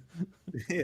That's a that's video an example games of a as a game that did that really well. And as I said, you can tell that something's got something just the moment that it gets a lot of players, even if they then like get turned away by something. And I feel like as soon as you've got that, you actually have something. It is kind of rough though, having to listen to your own voice a lot when editing your videos. Okay, so this is kind of just like wrapping things up here a little bit. It is kind of rough. Like you guys are starting to get down the road with Path of Exile 2. Obviously, you guys are going to be getting to your release, and then after that, you guys will continue to support it. You guys will have Path of Exile 1, which you guys have said, and you have continued to, even during Path of Exile 2's very deep and expansive. I found out my friend's bachelor party is on the 30th. What do I even do? How good of a friend is he? Like, is it like a... How good of a friend?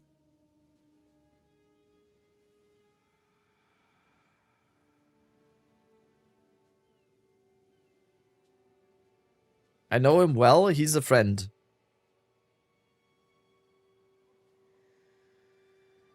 I have to say, even without PoE2 releasing, I personally I would not go to a bachelor party anyway because I hate that stuff. I hate that kind of stuff. It's like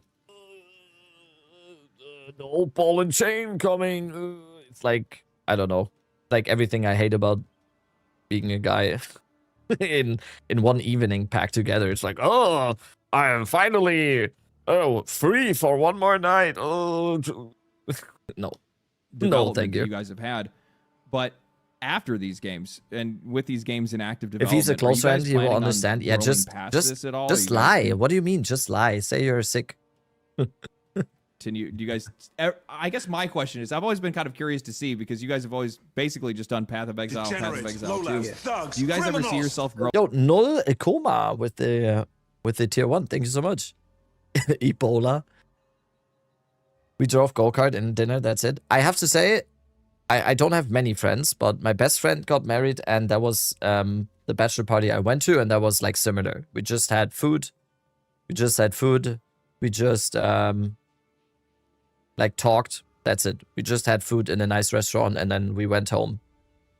That was good. Going outside. But sometimes the what I was talking about is just sometimes you go like in the city on some Saturdays in the summer or something, you see like bachelor parties going on. That is kind of what I was talking about. And then when I see those, I'm always like, God, is that actually how people wanna? I don't know. I think I watched a documentary like the other day about like bachelor parties in like a specific town in Germany where there's like a party town or something, and it was the worst thing ever. Certainly not for a good long while. Yeah. What up, Orb? Well, no, I not immediately. Exactly. Not immediately, but it's a genuine curiosity whether you guys could see yourselves growing past Path of Exile. My friend's badge. I know we're not even watching the video. Okay, we're gonna go into plans now. We're not even watching the video. Oh, we're still on the epic music. Fuck, I need to go to my usual playlist. Back to my usual playlist. It's 5:16 here. Nice. My friend's bachelor party. We did D&D game, first class, board or room mistakes. That sounds amazing. Amazing. 5:16 a.m. What are you even doing up this late or early? The video was a pause fest anyway. Yeah. I mean, 1 hour 40 into the stream, we finally get to play the game.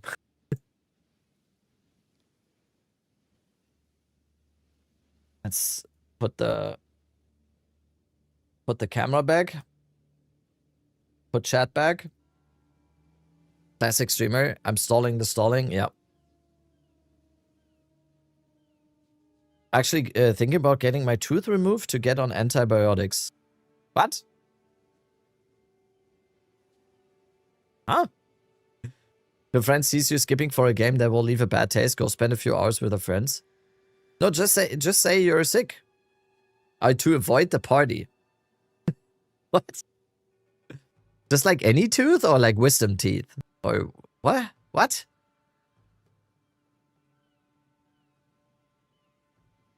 For a friend's bachelor party, we got drunk as shit and then drank some more. That's how most of them go, right?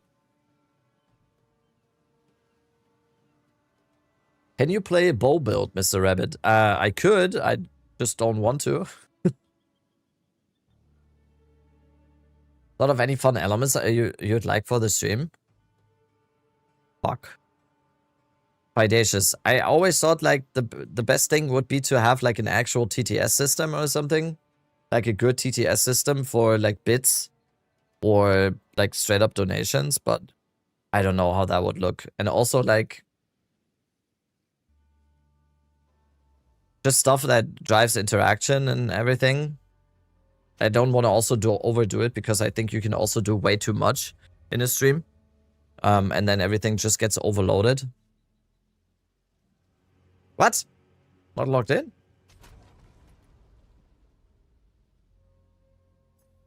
How would it be different to current TTS? That it's only for bits and subs, but I don't know.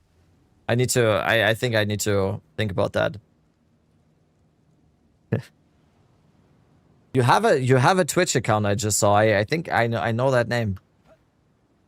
I was wondering yesterday if you had a Twitch account even. So apparently you do.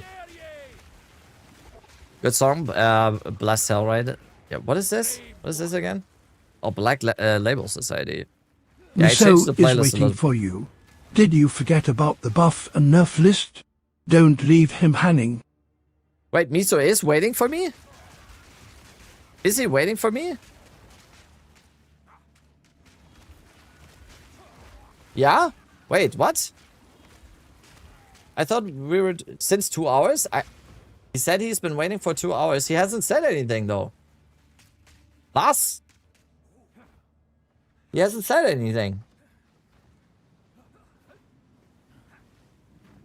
Yeah, okay. Can we tell him to call me? When we're doing the list, we can do it now, Miso. We can do it now. I was kind of waiting for us to finish and then we go. We can do that. We can do it right now.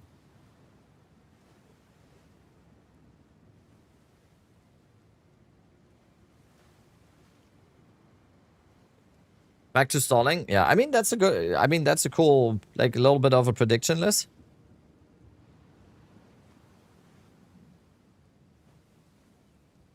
Back to the stalling. I was kind of excited to play plants now, but okay.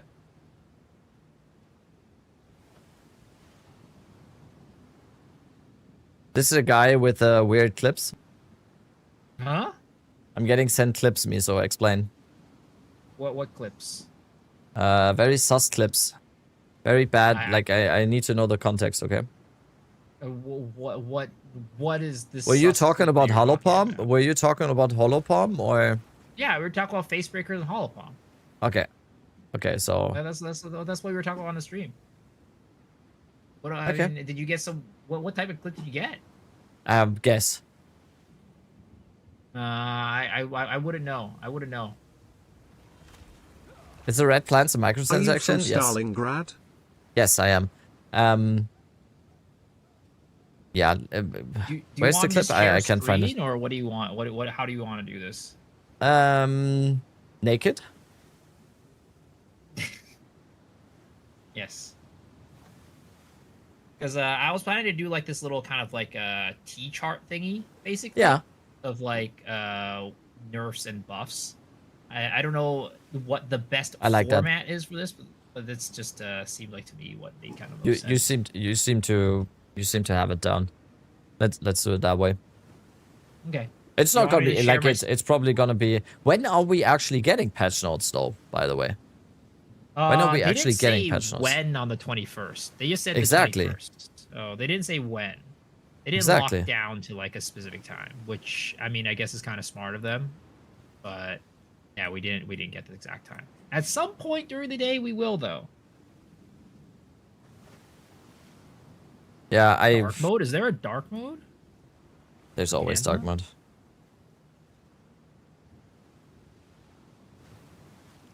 Don't be like Sarge, please use dark mode. Okay, wait. I'm in the game. Dark mode on Canva. Oh no. We're just waiting for Miso to share his screen, then we're going. Homepage, go to your profile icon, select theme. Okay. Are you locked into martial artists like 100%? I mean, not quite 100%. It's just more of like it's very close, very very close. Yeah. I'd say because I think that unless something massive happens on like from the patch notes that either like nerfs it or like buffs something that I really like, it's gonna be very very hard for me to not play a martial artist. What if they don't release another teaser for the Sanity? Because it's kind of weird that they haven't done that yet and the patch notes are coming next. Well, I mean, just because they release the patch notes doesn't mean they can't release another teaser. No, that's true. That's true. But it's like, I mean, I guess you're right because they won't really say something about a new Ascendancy in the patch notes because that's not something that is like patched, right? Yeah, that's true. Yeah, I was like thinking that's a weird like, order to do it in for some reason. I don't know. Either that or it's like there's also how to say it. There's because like the showcase itself showcased builds and like ways like certain things interact, which we just don't have that information. Or it's like there's like basically they showed like ideas for the builds, which a lot of people are gonna be like, oh, this is really cool. This is a cool way to play it or something. I guess I kind of thought that the full martial artist details are in the patch notes for some reason. I don't know if that's gonna be the thing though. Kind of thought that when 0.2 and they released the Hunter stuff and everything, I don't know why, but I feel like I remembered that stuff was like listed in the patch notes, what the Huntress is, but I don't know if that is true. I told the German to speak to the American and it worked. They will Missile was probably, forgotten like, but has I'm now sure been the patch remembered. notes release something, but I don't think we'll get like all the detail. Probably is my guess. Yeah. Okay, Our I have episode, our the- podcast is before patch notes, right? Yeah, it's very likely before. It's Alright. very likely before. I don't see it being after, because like our podcast is pretty early in the day, so Yep. it's very likely gonna be. Did you find dark mode? There is no dark mode, unfortunately, but I made my own dark mode. Oh wow, this guy. Crafty. I did it just for chat. Yeah. Because chat lives in darkness, I guess. I'm talking myself I will into a share Plants my League start, by the way. Currently, this is. Again? Well, Yeah. I mean, you don't need to talk yourself into that, because it's. I thought it was guaranteed already, you know? No. Either that or Essence Drain Contagion, right? It's gonna be a 50-50. I think it's like Plants is it's way too good. It And is you're way on too that good. Abyssal Lich train. You're fully bought in on Abyssal Lich. Yeah, Plants being the 100%. meta. 100%. No, not the meta, but like my meta. Your meta. Do you still think Oracle's any better if they don't change anything? I do think like Oracle probably overall, like for especially for damage and everything, I would assume that Oracle is the best, and Blood Mage, like just damage, but I think Abyssal Lich is just cool and amazing. I mean, It's we all green. know your favorite ascendancy is Lich. Your favorite Yes. ascendancy is Lich. It is. So what can we do about it? The question is, do I even have a favorite ascendancy? And I'm not sure if I'm aligned to any ascendancies at this point. I like skills. I like certain skills. I have favorite skills, but I wouldn't say I have a favorite ascendancy. Yeah, I mean, that's kind of what PoE 2 wants to do, right? Like, weapon types, weapon archetypes more being the thing that people are shooting for. Oh, wait, where am I going here? Okay. Let's see here. Nerfs? Do we want to get started on the nerfs and buffs? Yes. Oh, you already shared screen. Perfect. This guy, oh, amazing. All right. Wait. Yep. Let me do the. Wait. Is this full screen? Kinda is. Yeah, it is kind of full screen, right? Yeah. Oops. No, it's just on my side. Okay. Nerf and buff predictions Yeah. for patch notes.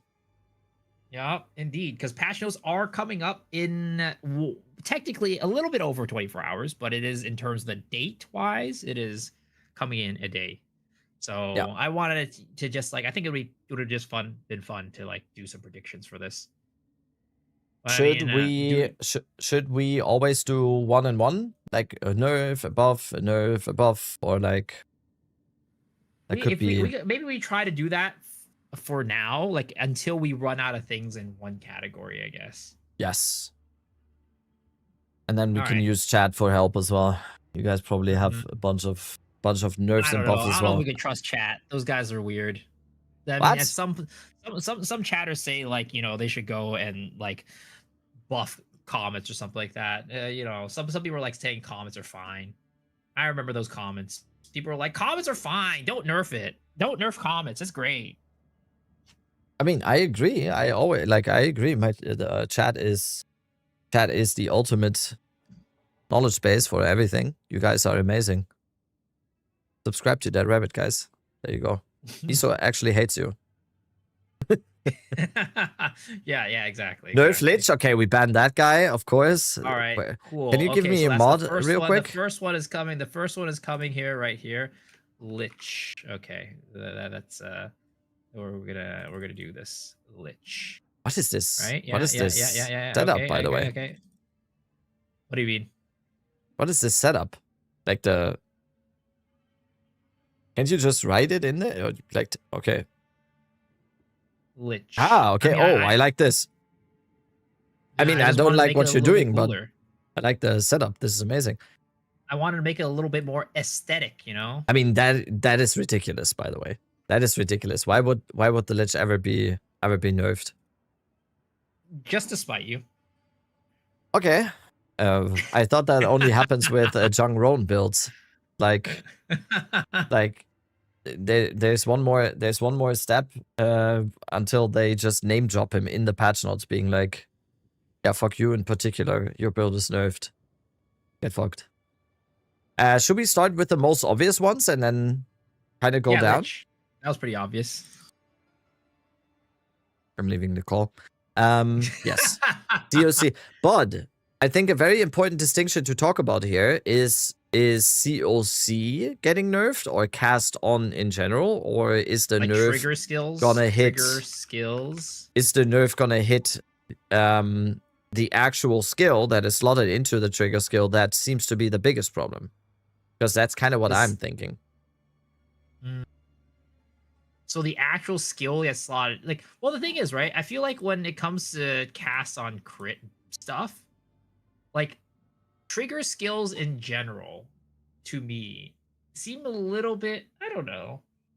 It always just feels a little like there's always a potential for there to be some sort of, how to say it, some sort of, not like exploit, but you know what I mean? It's like, it feels like there's always a case where something just becomes like very broken with it. Yeah, and that's what people always say in this as well, right? That if Comet is gone, there's probably gonna be another one, right?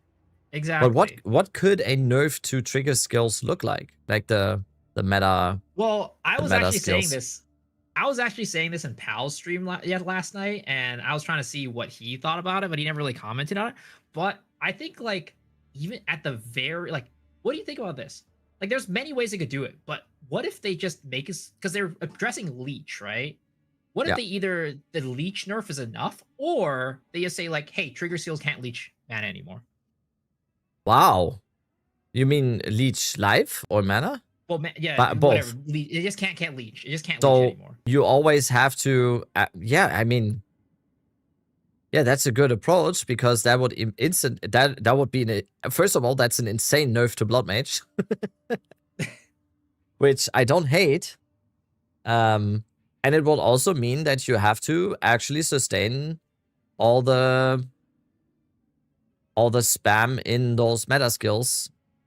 Yeah, because the you problem are choosing with to go for right them, right? now, for damage and everything, right, is like the amount that you just spam and just like throw out skills, right? Because you can tap life. That exists, is because you can tap life and just go up and down, up and down, up and down, up and down. Yes. But if they made it so you can't leech off of trigger skills, then you'd have to leech off of your initial hit, which means that when oftentimes your initial hit isn't even that big.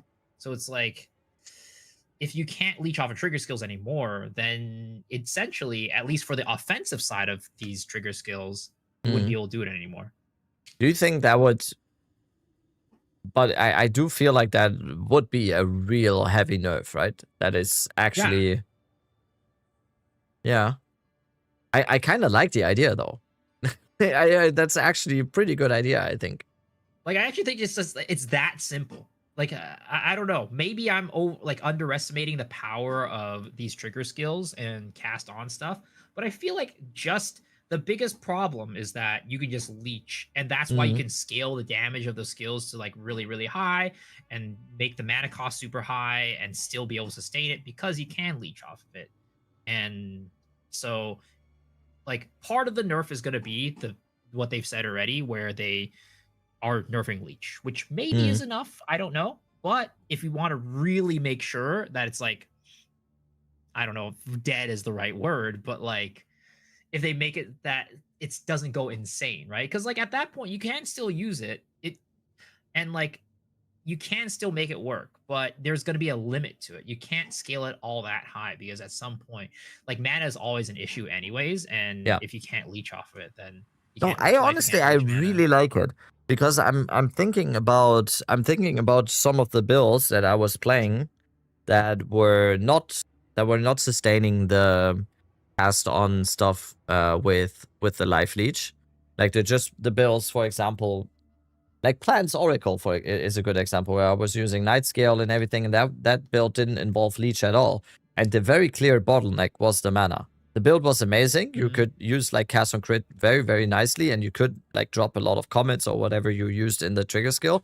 but it was very heavily limited by the mana recovery, and you had to think of ways to like just make mana recovery super crazy in order to do that. And I kind of feel like that's how it should look like, because there shouldn't be such a thing as you're saying. Like there shouldn't be unlimited power.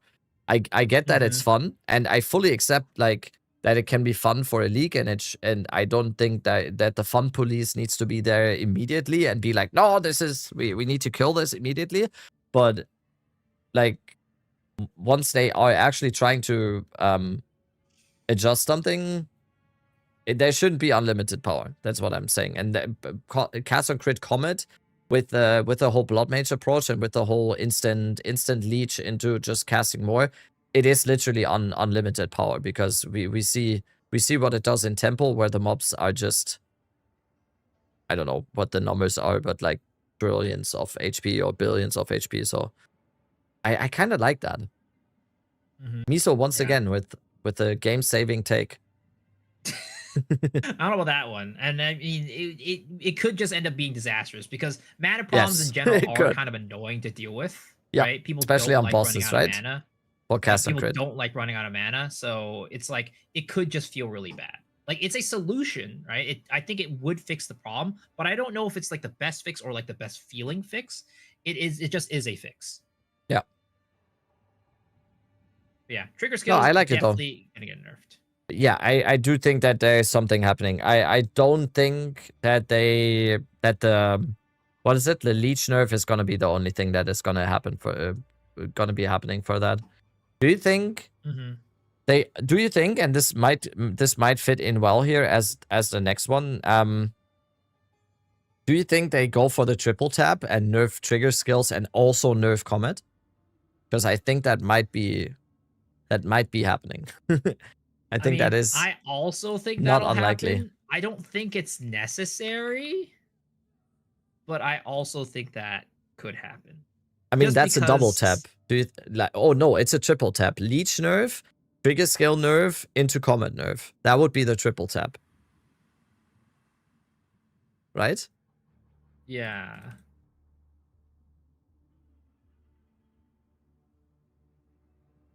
I don't know. It definitely is the triple tap. That would be the triple tap, right? Why stop at triple? Clueless. What else? What else? What else would be tapped here?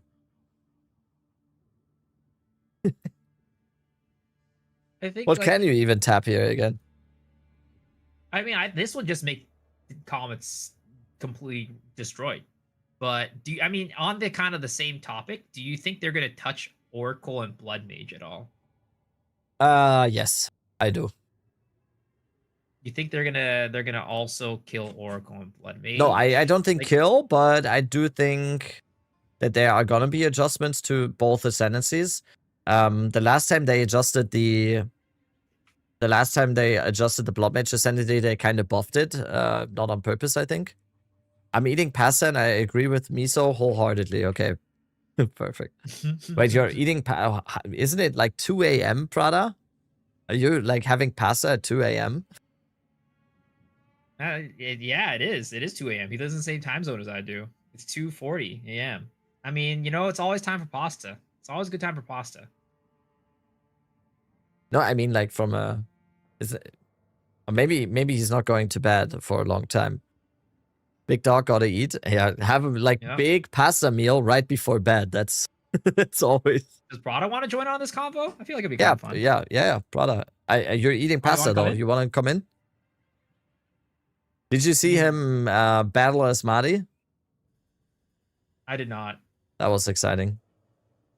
I became a commentator for like 5 minutes. Speaking of commentating, so Cyclone is asked, because he tried to ask us Crimson to comment. Prada, can you drag him in? Oh yeah, for sure.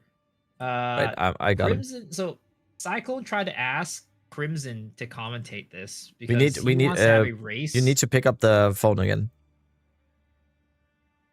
There we go. What up, goat? Kings. What up, goat? Yo.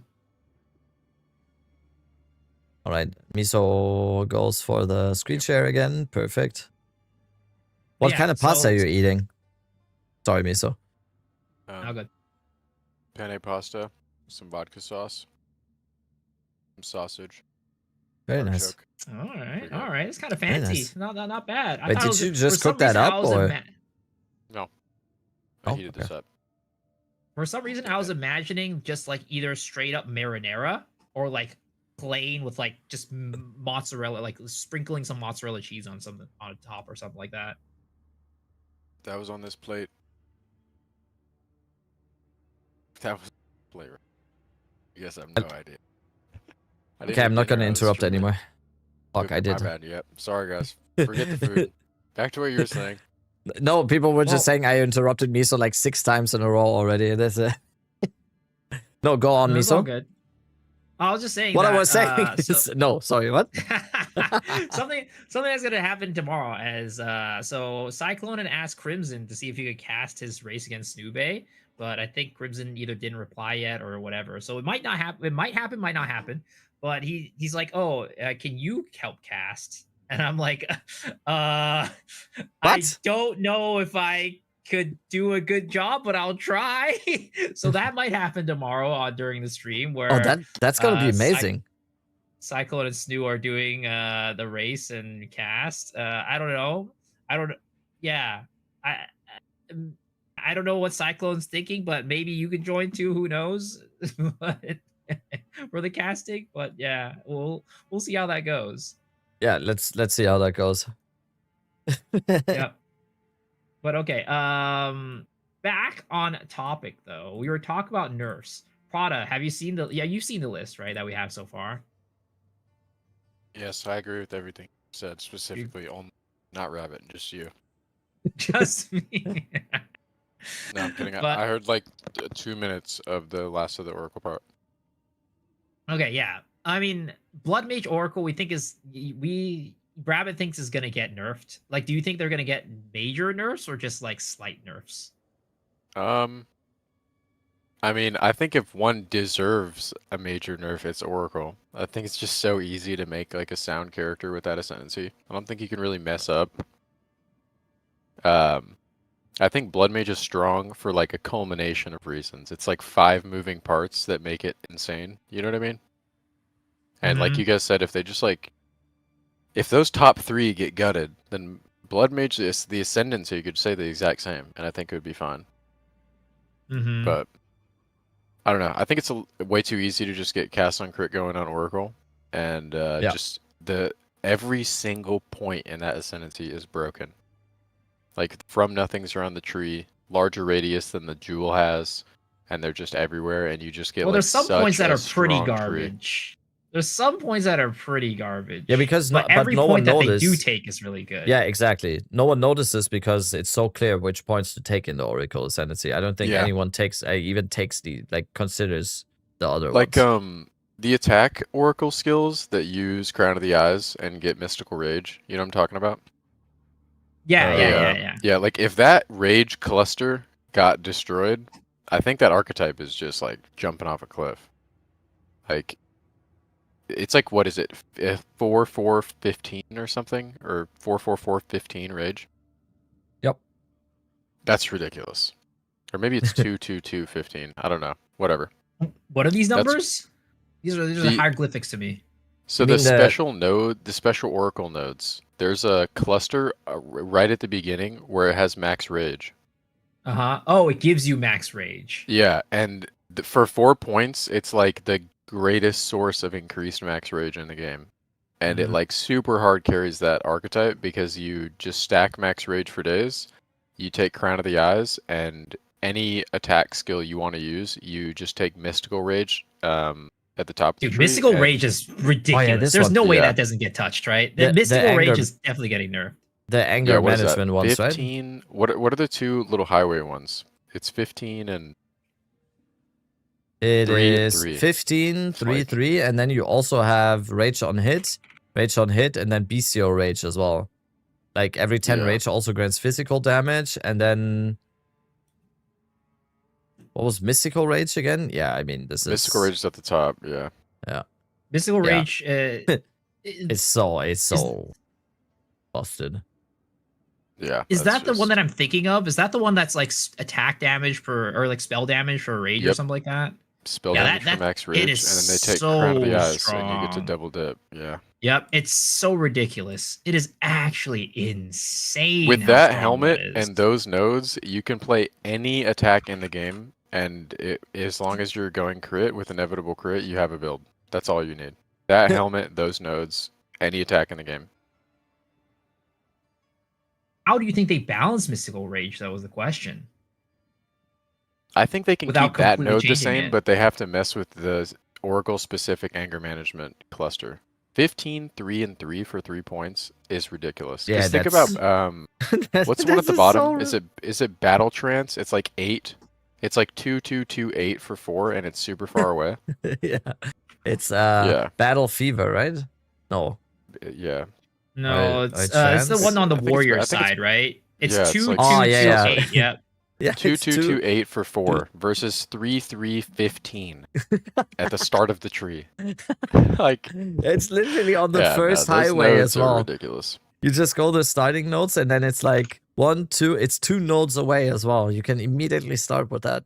I mean, you won't because like, you won't get the Ascendancy nodes before like Act 2, but still, that is fucking. Would it be problematic though if Cast-Ons got nerfed, right? If you could just go Rage and just go Crown of the Eyes and just have a bunch of increased damage, and you weren't like crushing a Cast-On spell, you know, maybe there's a world where it's not. I mean, I just think it's still so strong for everything else. Like because I was using on like because for the Hammer of the Gods build, I was also using that Crown of Eyes plus Mystical Rage tech, and it was still insane because we were scaling Rage, we were scaling Glory, and it's like Glory and Rage work together with the Hate Forge gloves to give you more Rage, right? And that still just goes insane that way. Like, I don't know. That's why I was saying, like, do we think that Mystical Rage needs to get touched, or maybe Crown of Eyes needs to get touched? Like, something in that whole interaction with the fact that you can double dip with spell damage and attack damage with Crown of Eyes with this node just is absolutely busted for a lot of builds. I think we'd agree that it's cool though. Like as far as damage scaling goes, it's pretty cool. Yeah. But it's better than just stacking crit and crit bonus in my opinion. It's like it's a very cool. Yeah. Because you have 100% uptime. You're always up. You always have the Rage. And I would also argue that probably a lot of people don't even really know about this. Right? Yeah. I'm not watching Prada stream.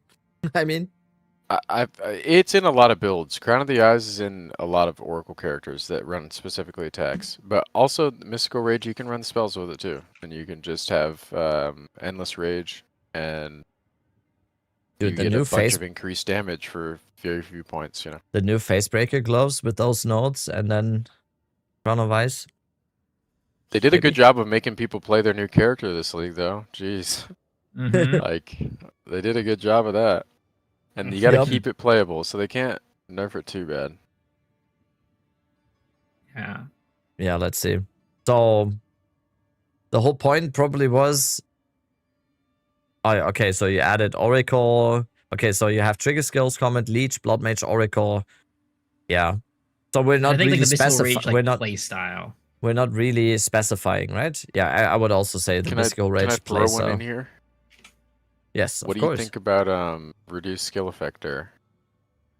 Oh, I think reduced skill effect duration as an archetype will be fine, but I think the most egregious thing is probably Time of Need. Yeah. Yeah. Specifically, Hyoxy's Fulmination. You should not be able to put that in there. That support gem. It enables you to use Overabundance 1, which has 50% less duration on it. And yeah, Hyoxy's Fulmination should only be able to go in a curse. Duration of Hyoxys? So what Hyoxys lets you do, Time of Need normally can only use compressed duration. Yep. But if you socket Hyoxy's Fulmination, which is 4 curses, it's like the laser when you put a curse down. Yeah, I know which one that is. It lets you socket that support in there, which has a limit.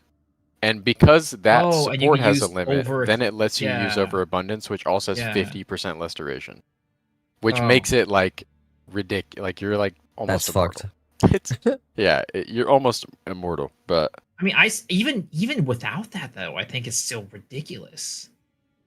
Yeah, I mean, I think it's cool though because you have to invest It so is much, cool. and it's like far. Like the nodes are Exactly. nowhere near each other on the tree. Yeah. That was what I was gonna say because it's very, very specialized, right? It's pretty much it's a Titan thing, right? Would you agree? It's pretty It's much only a Titan. Titan. You can't do it on. You can't do it on. And you have to.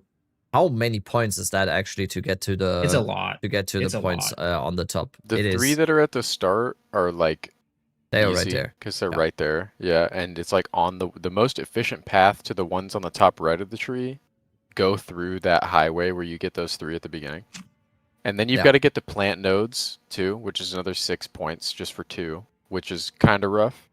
So your character is basically at the very least -6. Yeah, and that's the only way you can get to max cap. And if you take those away, Titan plays like every other ascendancy, and then there's no point to play Titan for it really. But like basically, I think if you look for sure, if you look at this screen share, right, it's you need to go really far. Like you need to go from Titan all the way up to like where the tippy top right of where the Sork stuff are. Yeah. It's a lot of investment for reduced duration. It's here. It's then you do these. I think one of them is forthcoming.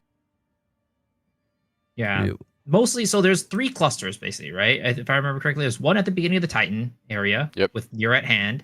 Then there is another one where constricting is, which is kind of near the beginning, mid-ish of like the Oracle / like Shaman area, the Druid area. And then there's one all the way at the top, Narnia, next to Patient Barrier.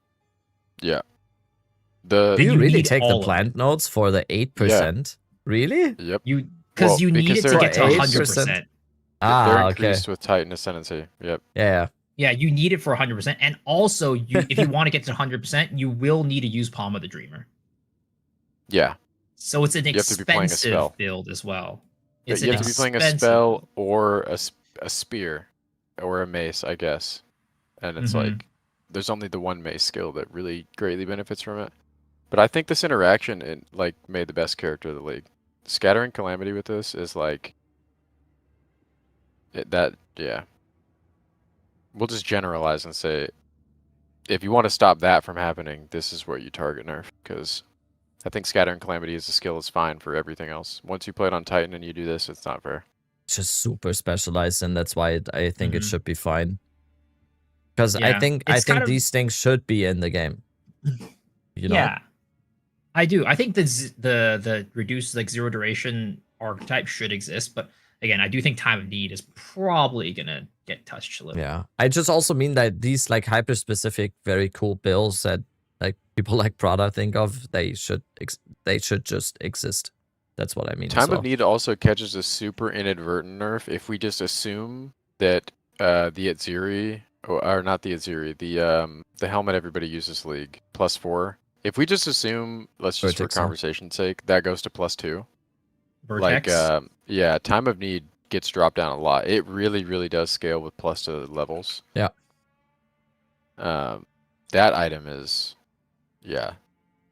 Yeah, that's a good talking point because that's also an expected nerf, right? Skill levels. Yeah. Overall. Mm-hmm. Vertex, yes, Vertex I think is 100% gonna get nuked. I don't even think that. I think. Isn't it funny? Every league we have a helmet. There's always one helmet. There's always one. There's always a helmet. It is so weird, right? It's because people don't value defenses in trade. It just doesn't matter. So you just whatever helmet's gonna enable something cool. Yeah. Yeah, Vertex is done. Boy, I think. What would you be happy with for plus the skill levels on 2-handers, where you're like, all right, this is 3, this is fine. 4. Yeah, okay, 3 or 4. I think 4 solid. 4, but all spell has to be 3. If you want +4, it's got to be to fire or chaos or lightning. Yeah, or a specific just projectiles or melee skills. And then 1-handers 3. 1-hander maxes out at whatever is below that. So if we do 2-handers at 4, I think 1-handers will be at 3 or 2. Yeah. And then if it's 3, then one-handers will be 2.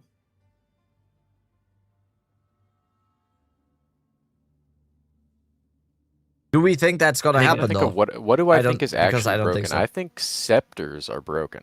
I think the amount of spirit you get on a scepter is like you can like double your character's spirit for most of these builds with just putting in a scepter with 2 prefixes. 100 spirit base, right. and then 75 on top of that, 78 on top of that. It is broken, but I don't know how many builds like that are overtuned right now are using a scepter. Which is kind of adding like to what Prada said, because I think it's like, I think people don't realize how broken it is to actually just use a scepter. It obviously it's depending on the build, but I fully agree with Prada. Like scepters are fucking crazy. They are strong. I think they're the best weapon in the game. Obviously, you can say like, well, they don't do any damage, but I think they're actually the best weapon in the game for what they provide to your character. You're gonna use a weapon with it anyways, right? Like if I can slot a scepter into every build, I would. Yeah, if I could use a scepter with a bow and not use a quiver, I would use a scepter. What would happen if you can only wear scepters in your main hand? Do you think that would? Oh, they'd be minion only. It'd be it would be minion only. Yeah. Which I mean, to be honest, do you think that's intended? Do you think that was originally what scepters were kind of designed for? Like just minions builds? Aren't they considered a one-hander and not an offhand, the scepter? Or am I totally they are. Yeah, they are. They are, right? I'm pretty sure. I feel like that would be funny. Yeah, I feel like it was probably originally intended that way. Because I'm trying to think of, are there any scepters that are purely like offensive that are meant to be played as an offhand? The palms, yeah. I guess the palm. Gain is extra. Because like chicken foot as well, like all the shrine scepters and everything, right? Yeah, I guess if you're thinking about it that way, then that would. Well, I mean, even as a minion playstyle, do you as a cast, like as a player, just never attack or anything like that? It's all just buffs. Just buff them up. Yeah. Oh, also they have the bug where you can just socket free spirit and any of the purity. True. That's true. I think that's ridiculous how they never changed. It should be. It has to be. It has to be a bug, but they have not addressed it for like. So it's like not only do you get 178 spirit, you also get 70 or to 90 free spirit worth of socketables. Dude, and those are fucking like crazy good. You just put all the expensive ones in there. Literally all of them. You just get life on kill. You just get like more spell damage. It's fucking ridiculous. It is so good. Because it's a consistent spell as well that is always running. You can also just put those in that are just always running. Like mysticism and like, all this stuff. It's ridiculous. But I don't think scepters are getting nerfed though. No. I don't think so. Yeah, so that's why I'm not gonna put it on this list. It's a good call. Okay, fair. Totally but it's a like super good call. Like even if I think they deserve it. Yeah, it would be fine. exactly. I would be happy and fine and totally chill if it does not receive the nerf. That'd be cool. Though the thing with the auras should get fixed at some point. Yeah. That's ridiculous. At some point. That is ridiculous. You get like just to hype like just to continue on what Prada was saying, completely disconnecting from the whole spirit aspect that you get like 200 spirit or whatever it is and everything that a scepter gives. You also get you not only get the spirit things that you can slot in there, you also get like an aura of your choice. And there's quite a few good ones. Energy shield, whatever, the max crit, mana, strength, exploit, whatever. It's nuts. It's nuts. Yeah. Scepter offhands are ridiculously strong. Yeah. Can I do another shout out to Prada? Go. Someone call Gazi to defend scepters. I gave Prada a shout out on my stream. I don't know if it shouts out on your side too. But yeah. So let's see. How do we think they're gonna nerf Vertex? Just like the ceiling of the plus skills? I think they're gonna bring all those down, and that's how that will get gutted. Yeah. I think because I think they should keep it, because I think having these types of items is amazing. I think we should have these types of items, and I think whether like even if Vertex goes up to like 1 and 2, it's gonna be a very highly sought after item, obviously, and it's gonna be much less common in the next update because like maybe 10% of all temple loot is gonna even be there. So Vertex is gonna be a chase unique in the next update, and I just love chase uniques overall. So I really hope that they don't remove the plus skills outright, because I just want it to be in the game because it's just a cool chase unique. It's just amazing. So you think it's just gonna go to like 1 or 2 or something like that? I sure hope so. I think 2 would be what fine. up, guy? I think you would actually have to make a decision. Like, do I want to use a regular helmet or do I want to use a Vertex with +2 and it doesn't really have defenses? Like that's the biggest downside of Vertex, right? The defensive side, I feel.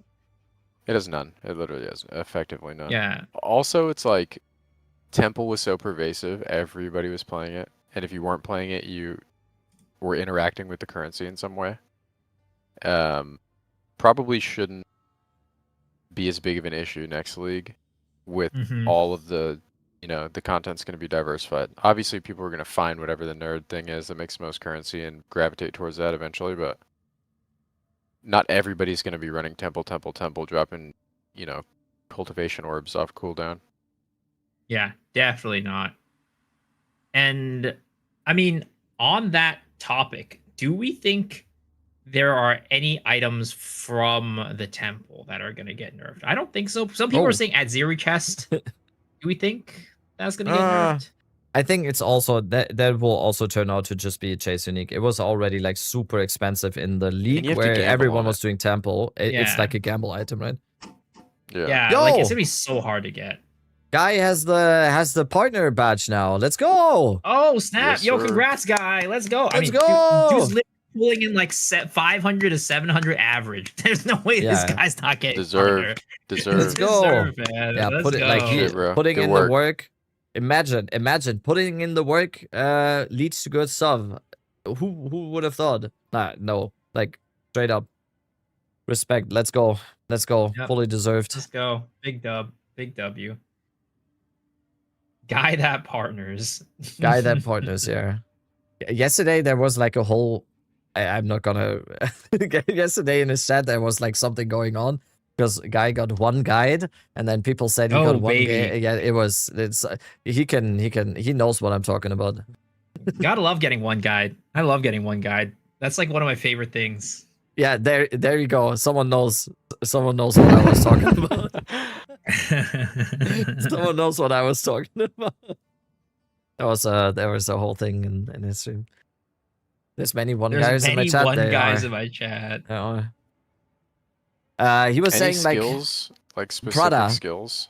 as the perfect up there. Perfect timing, because as the resident Twister expert. Yeah. What's your overall thing? Isn't it so rich now? All of a sudden, everyone wants it. It's so Isn't that so funny? It's so funny. It's been so good since launch. I've been calling it like an S tier build since 0.2, and nobody believes me. Nobody's like, I don't know about that one. I'm like, guys, it's an S tier build. Have you seen how fast and how good it is? Like, I don't know, man. And then all of a sudden, Abyss just took it to a new height. Yeah. Actually, though, do you feel vindicated a little bit, Prada, or like are you? This isn't the first time. This isn't the first time something similar has happened where you just swear and you're screaming from the rooftops about something being good and everyone's like, I don't know, this other stuff is right here. And you're just like, you're getting gaslit and people are telling you you're crazy. And then you watch people jump ship and all of a sudden everyone wants to use it and they pretend like the whole time they've known. But no, I don't really care. Honestly, I do think it's overtuned. It probably should get hit. But I just hope they don't hit it with the Ascendancy. I hope if they're going to hit the skill, you actually hit the skill. And if it did half the damage it did, it would still be great. You know what I mean? By the way, I don't think it's going to happen. I personally think Twisters is not going to get hit. I think iShot Snipe is not going to get hit. I don't think so. Especially in the we're kind of strictly talking about the leveling aspects, right?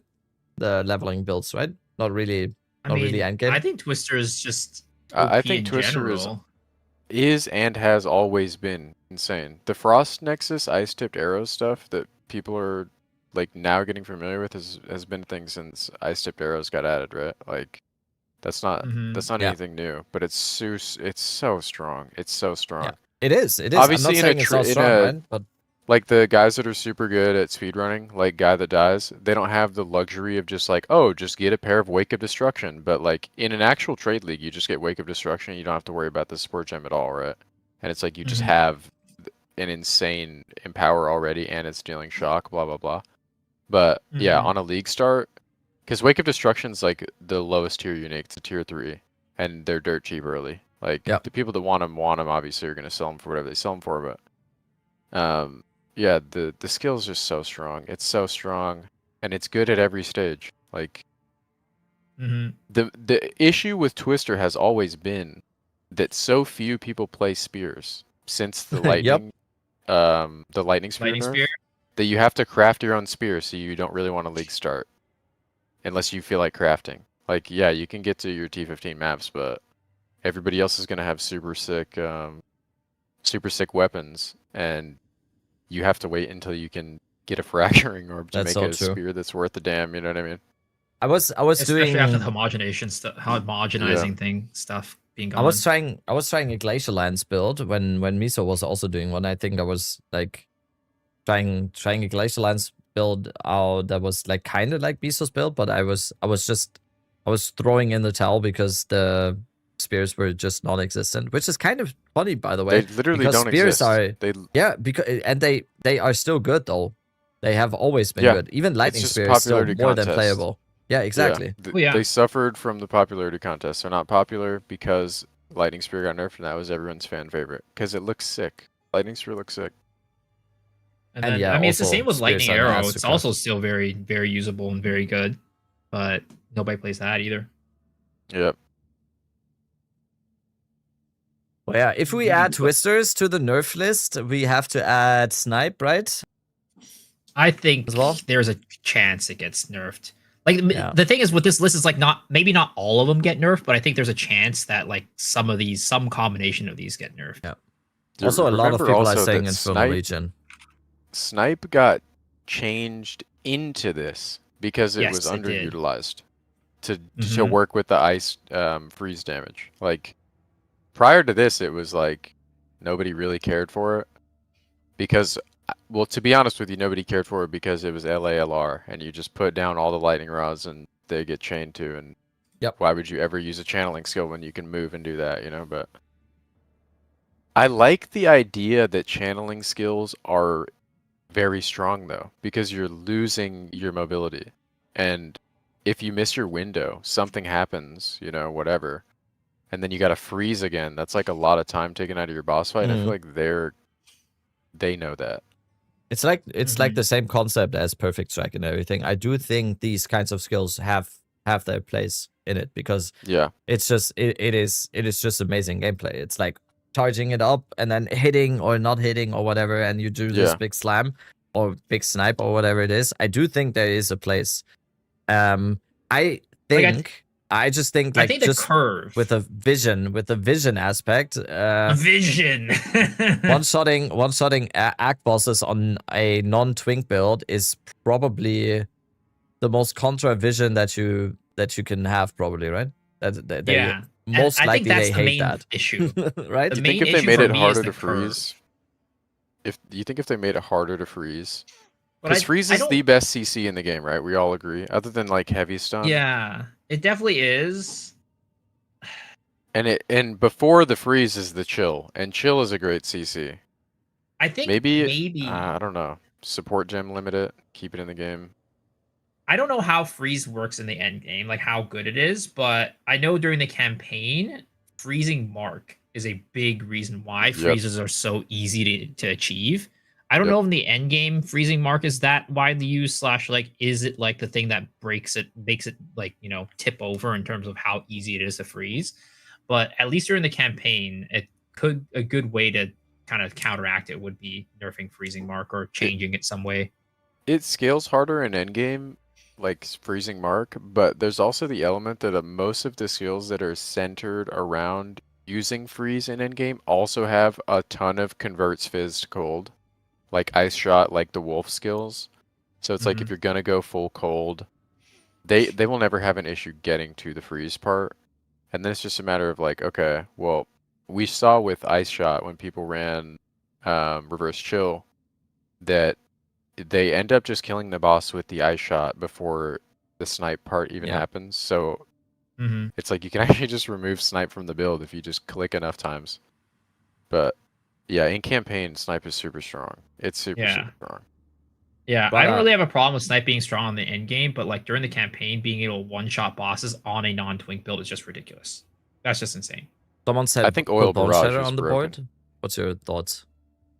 It's, I mean, it deserves it. Yeah, do I think it will get? I don't know. I think fewer people use Bone it than Shatter people think. movement? Or just attack speed movement, just generalize it. Like, Attack speed movement, yeah. Yeah. Oil Barrage has to go on the board, though, if Snipe goes on the board. Oil Barrage is also just like... the Wyvern skill? Yeah, it's bugged. It's like You guys bouncing are off not the like ground fun. to deal That extra is damage. okay. We need to explain a concept here. This is a prediction because I've seen some people say like we don't like fun and we want all of this to be nerfed. I need to like quick PSA here. This is a prediction list. This is us predicting what we think might be nerfed. This is not us I don't saying want any of this to get nerfed because we don't want any of this to happen. What do you mean? We're not the fun police. This is a prediction list, okay? We are predicting what might happen, okay? And we are all at the nerves now, okay? PSA over. Thank you. I think it is rich that the best Wyvern single target skill is for single target is not the one where you have to fly in the sky and breathe fire down. Like it's the one where you get power charges and hold a button down and AFK and put Nova projectiles on it. Like that is so rich. That is so rich. You just vomit oil. The thing is, it's even crazy at AOE too. It's both. You could do it's crazy with both. Oh, didn't you do like a crazy oil barrage build? Yeah. Miso? I did. I mean, it wasn't my build. I just copied somebody's build, but that's the classic Miso. Yeah. Yes, you got more views, so it's yours now. Imagine. No. I didn't make a build guide. I didn't make a build guide. I was playing for Hardcore Soul Self-Found. It was ridiculous. The damage was insane. I mean, Nova projectiles with it is also bugged. It doesn't actually reduce the amount of projectiles. So Nova projectiles, if I'm using a bow and I have 3 arrows, will shoot the 3 arrows in their respective directions, right? It'll shoot it in a triangle. When you use Oil Barrage, you don't lose any projectiles from the barrage. Like if you clip it and slow it down, you shoot the same amount of projectiles from the Oil Barrage in every direction. So it essentially just takes whatever damage you were going to deal and just puts it in 4 different directions.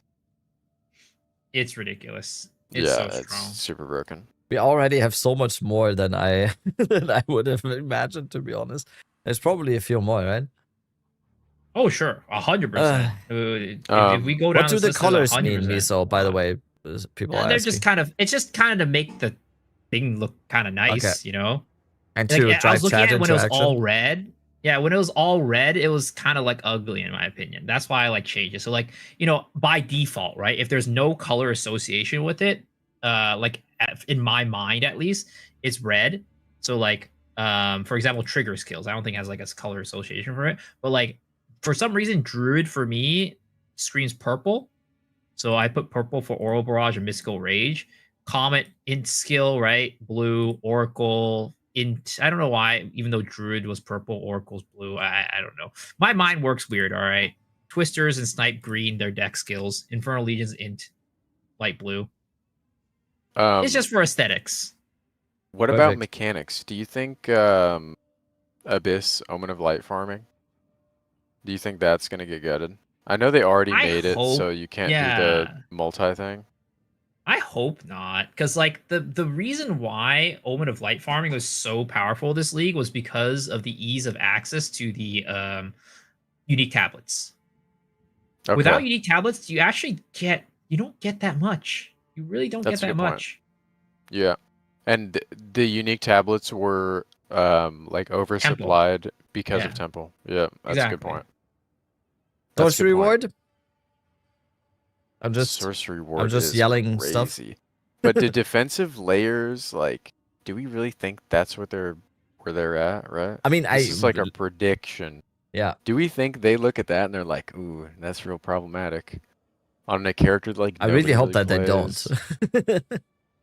I really hope that they the thing don't. is, like, if anything, there should be more of those. Yeah, exactly. I'm gonna be honest too. Like, sorcery. Witch Hunter it's not played very often. Like, it's not that popular still, even though Sorcery Ward is really good. Yeah. Crazy, right? Because nobody cares about defenses. Yeah. Yeah, exactly. But also, it's kind of like one of the only good things that they have. So it's like it's the only thing that really put them on the board, right? Because like the dual weapon stuff is like kind of jank. Like the weapon tree stuff, it's still kind of jank. Unless you bone shatter, yeah, literally. If you don't bone shatter, there's no point, in my opinion. What are you gonna get, more curse AoE? Like, that's pretty much it. You either bone shatter and abuse it, or you have like some. There's probably some interaction where you can use one of the put the poison down, blow up the poison that nobody's bothered, but. Put the poison down and blow I had another one. Yeah, like the gas cloud, detonate the gas cloud with Oh, grenades. that. Nobody's actually playing a bow in one set and then a crossbow in another. And you've got like oil grenade. Yeah, you got poison, incinerate, gas grenade stuff. too. You got oil grenade, incinerate. That hasn't been nerfed, right? That's definitely getting destroyed. I mean, it's definitely getting nerfed. It's a bug. Yeah. Yeah, throw that one in there. Oil grenade, incin. That is for sure getting destroyed. You guys are clearly overestimating the amount of stuff that's gonna nerf this patch. I just typed it in chat, but you clearly haven't been here for 0.3. Like. Well, I also think like this well, again, this is just all possibilities, right? It's not like necessarily like it's gonna all get nerfed. I just think they're all possibilities. Okay, I'm gonna shoot myself here. What about energy shield? I mean, I think they said that they're gonna touch it, right? Slightly, I think, right?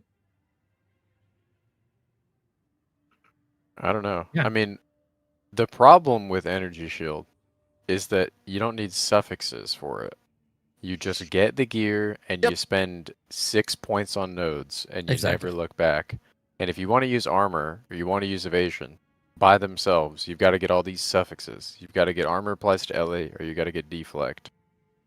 Like, I don't know what they would have to do to ES other than just like lowering the ceiling, what you can potentially get. Like, what if Vile Robe, like, base, whatever, not the inherent base was lower, but the highest roll of tier 1 for flat and increase was lowered?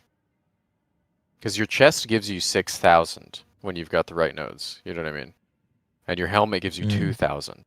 And that's I guess the question is, right? Do you guys think energy shield is overpowered, or is it the others are just underpowered? The second do you think energy shield should be the baseline?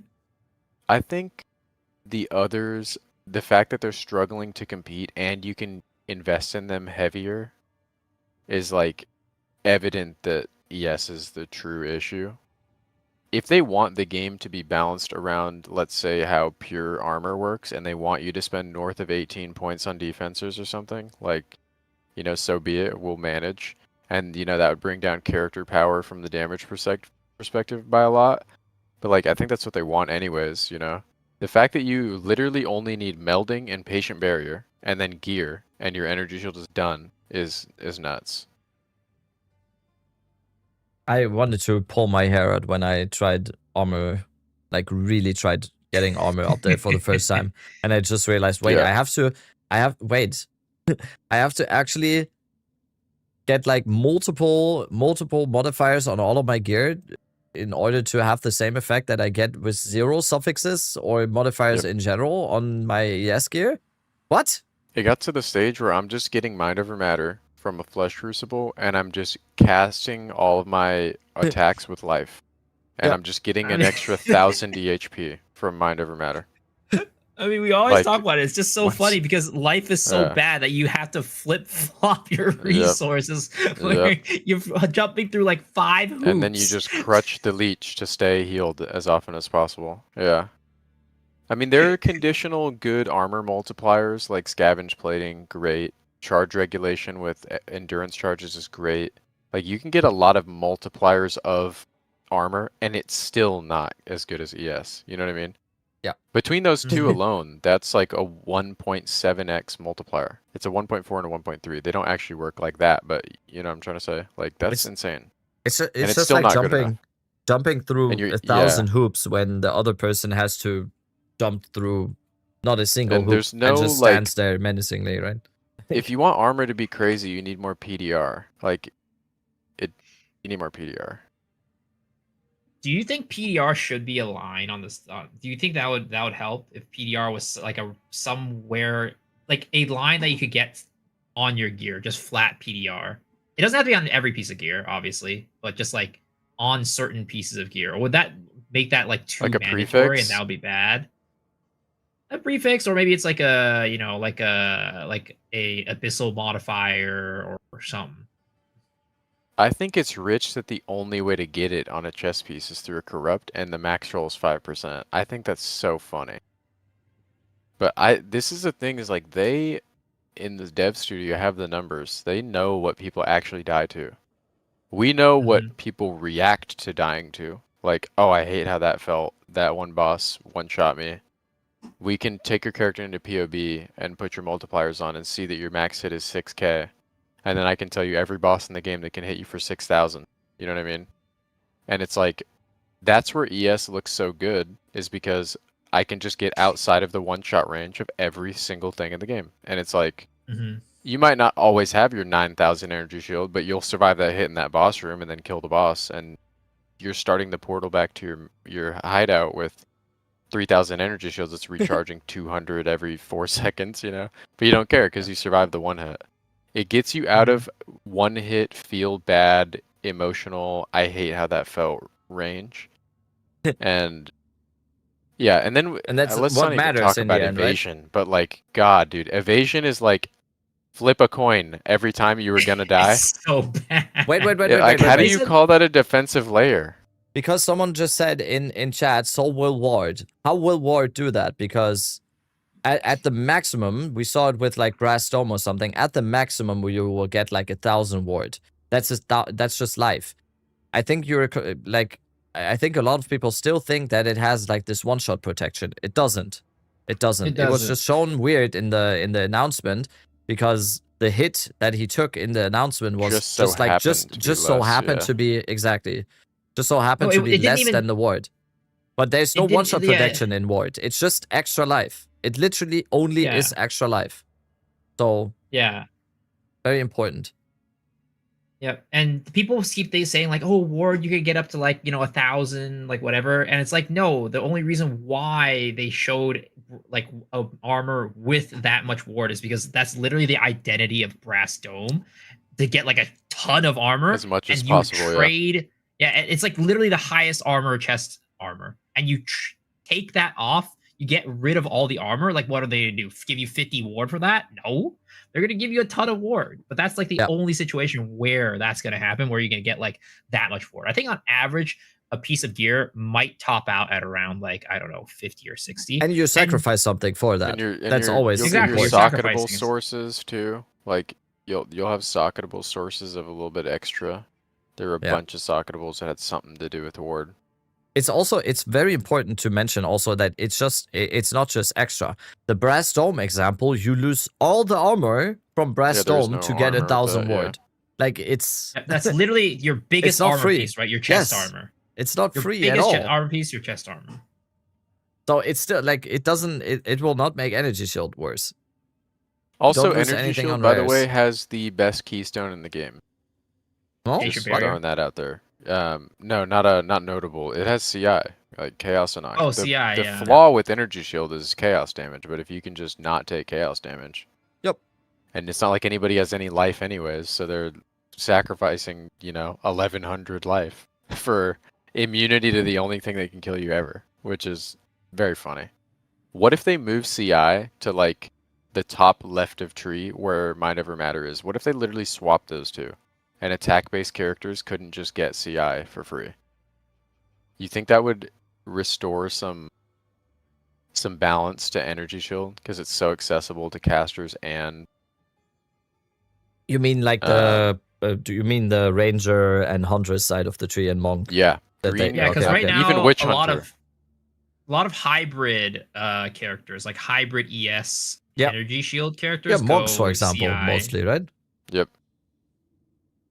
Yeah, I mean, every Monk, every green character, both Ranger and Huntress, Merc, and I mean, if you are gonna run a caster Titan, you're gonna go to that side of the tree anyway, so I guess it wouldn't be a problem. But it's super accessible, and if you just made it so that it was gate kept behind a Flesh Crucible, you actually have to go get a Flesh Crucible that's got CI on it, or you're not. You have to deal with Chaos Res because you plan in like the beginning of your league that you're going to go CI, and you don't get Chaos Res anywhere on your gear, so that saves you a suffix everywhere you go.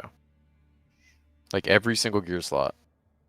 And it's right there. It's next to the best notable in the game, which is Patient Barrier. Yep. I just think right now the problem is that life is not strong enough. So if you did that, then you would be gimping all these other characters that otherwise would probably suck. Because like we said, right, evasion's not very good already. Yes, you get some energy shield on top of that for an EVES character, but then now you have to deal with like chaos res, and that just makes gearing even harder. And it's just going to make the power of like a full ES caster even more strong. Yeah. So I don't know if that's necessarily the way to go. Because like I think you need to solve life before you do something drastic like that. Because life is just not unusable, but it's so rough. Also, life is always competing with prefixes, which are where you get armor and evasion. Yeah. Like most of the time you're sacrificing your life. Like for example, my chest armor for like an evasion character, most of the time I don't have life on it because like it's just a little bit better to stack evasion at that point because you can't even stack that much life anyways. But you have to sacrifice it for that other defensive layer, which ES doesn't have to deal with, right? And that's one of the reasons why ES is so strong. Oh, also, yeah, you get 20% energy shield on Jules. It's I was just That's when a good, I read that it's just it's so chat. Ridiculous. It is so ridiculous, right? You can't even get life on Jules, but you just get 20% per fucking jewel slot. Like what? Yeah, and jewels are getting buffed as well, like crazy now. On Amulet rolls to 50. Glob also affects.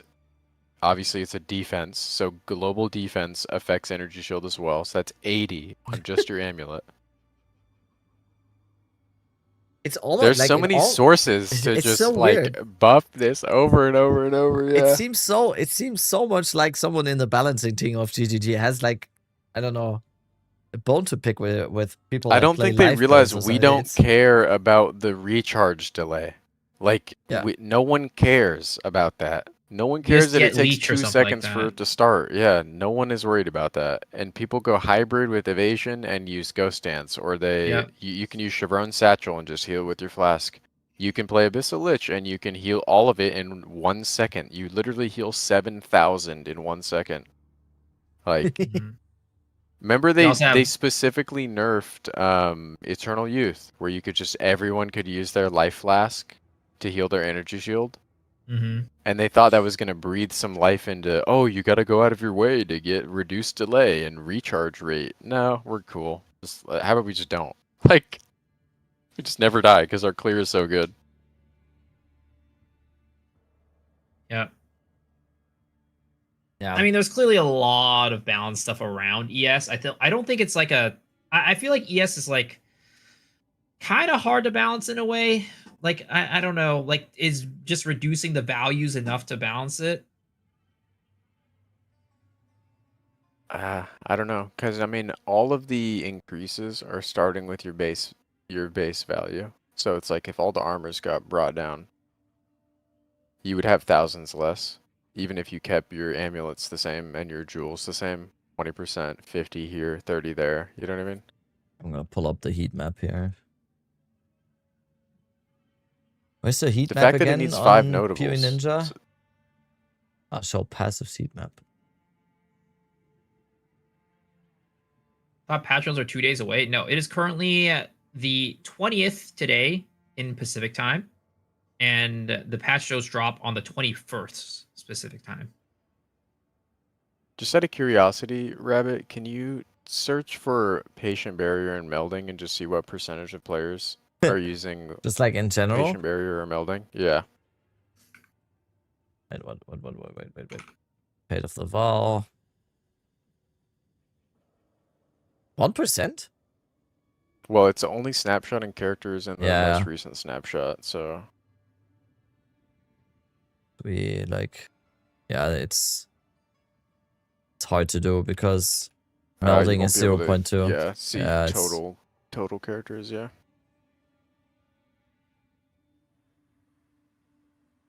No.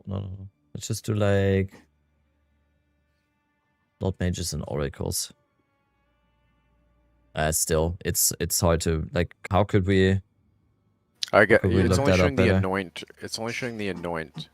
I mean, what if you okay.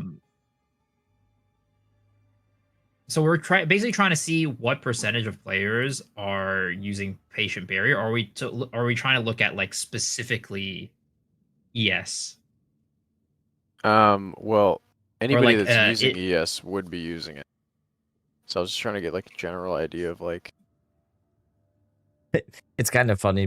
From the passives overall, Mind Over Matter, Sanguinemancy, and Chaos Inoculation are the biggest ones, by the way.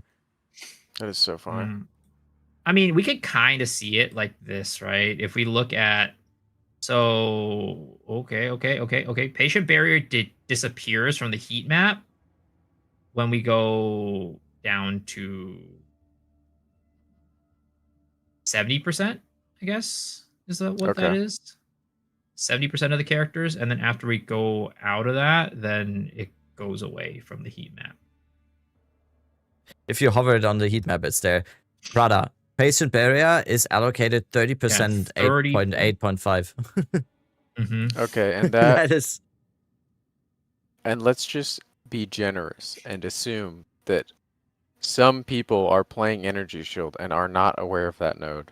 I don't know what percentage of players, but there's that is probably hilarious. People. There's for sure there's always players. People. Wait, which one? I like how there's this. Oh no, it's because it's flails. Never mind. What is Sanguinemancy?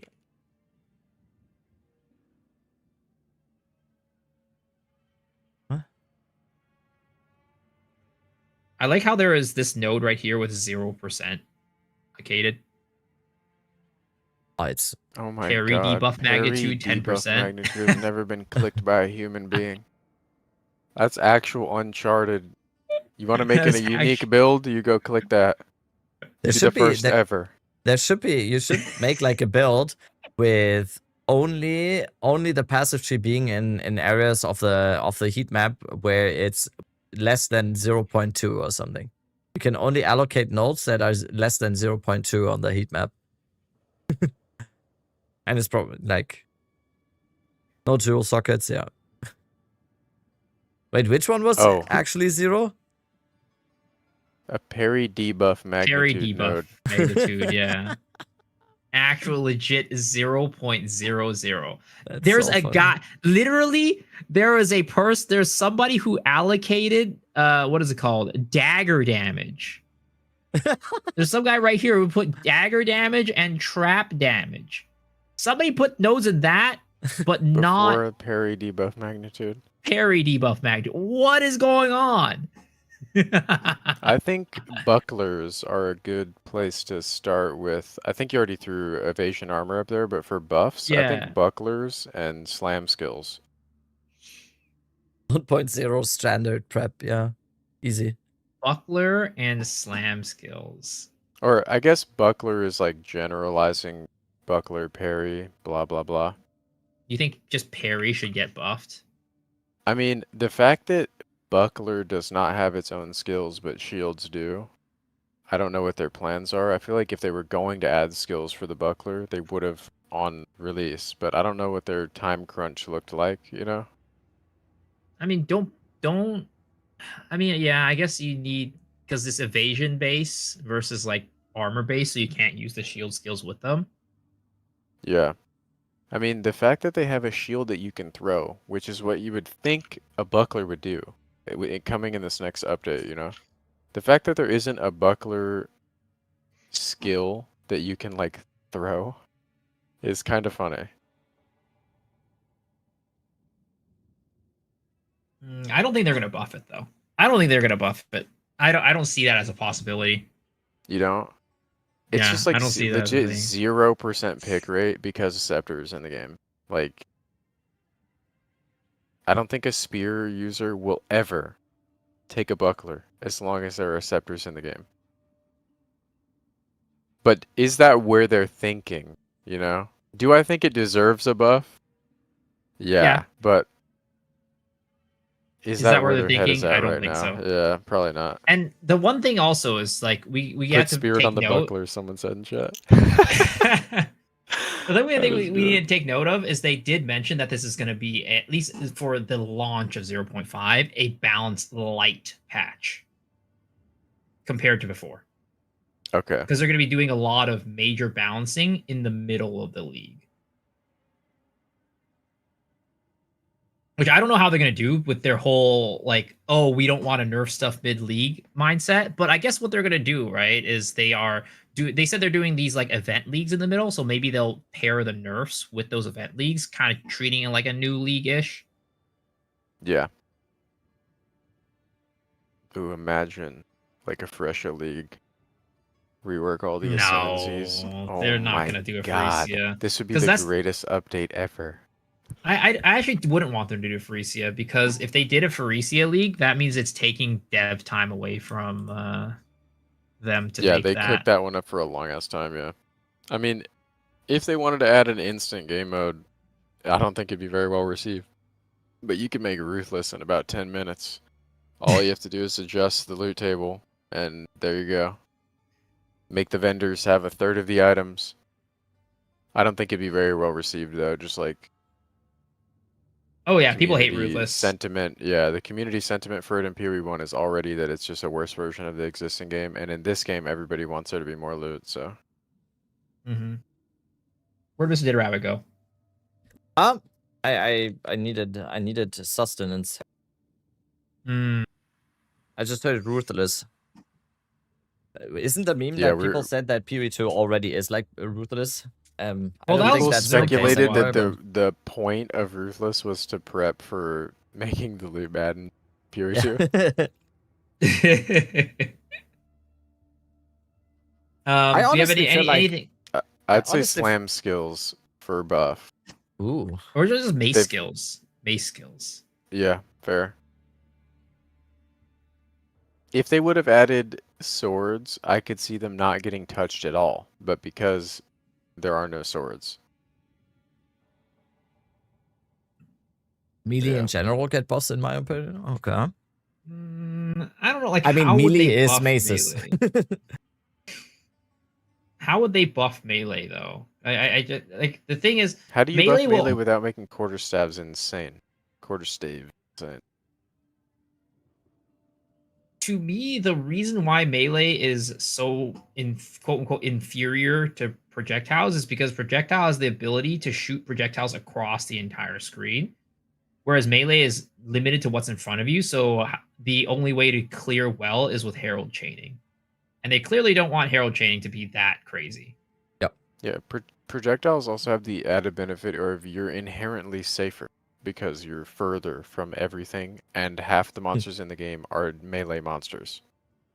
The only thing that can hit you when you're on a projectile character is a projectile monster. Range is always going to be inherently more safe than melee, though, right? Well, how can you 100%. balance around that? It's like Make that it is so that every melee, video game. if you're in the fire, you just do more damage. Like if you're in the mix and you're in danger, you deal more damage. That's how it's solved in a lot of games, right? Like the Yeah. Except this one. In this one, you play projectiles, and I'm across the screen doing infinity damage, and Yeah, I do think they will buff mace skills though, because we've seen in the some of the teasers, like the what is it? The live stream, we saw like Leap Slam was like uber fast, and like Sunder was It really did look like fast that, too. right? Yeah, no, I was literally right before this. We were watching a video, like a part of that stream, where on the same character in the same like 10 and like within 5 or 10 seconds, the character used 2 skills. It used Forge Hammer and it used Leap Slam. Forge Hammer took like 10 years to come out, and Leap Slam was just like boom. So it wasn't even like a thing about like, oh, the character has like it's different characters or whatever, right? Or different gear. It's literally the same character, same gear, but it was just like maces. Like the Forge Hammer took 10 years to come out, and the Leap Slam was really fast. So I think they will be buffing mace skills from what I can tell. They deserve it, that's for sure. They really do deserve it. I think melee gets ragged on, but it really is just mace skills that suffer. I think quarterstaff skills are just fine, genuinely. Yeah, they're not bad. Though I I would don't say think like they're bad at all. I'd say like right now, quarterstaff for the most part is just Whirling Assault in the end game. Flicker is good. It's I'd say Flicker as a Flicker It's not a enjoyer, perfect skill. It's not a the perfect thing is, skill. In 0.3, Flicker was fine. In 0.4, I don't think Flicker is fine as a clear ability. Single target is still good. Flicker struggles for clear right now because there's not enough mob density. And then there's also like they nerfed like charge. Like the Flicker ability itself, the quality no longer is like chance to not consume charges. Yeah, consume charges. I feel the opposite. I feel that the clear is like the only thing going for it, and because of that nerf, the single target, you might as well use Falling Thunder. I mean, yeah, of course, Falling Thunder is better, but yeah, like if you want to make a Flicker strike build, don't use Flicker on the boss unless you've got multi-mirror gear, because like, snapshots are crit, and it's just not going to kill anything. It's either going to crit and kill it or it's not.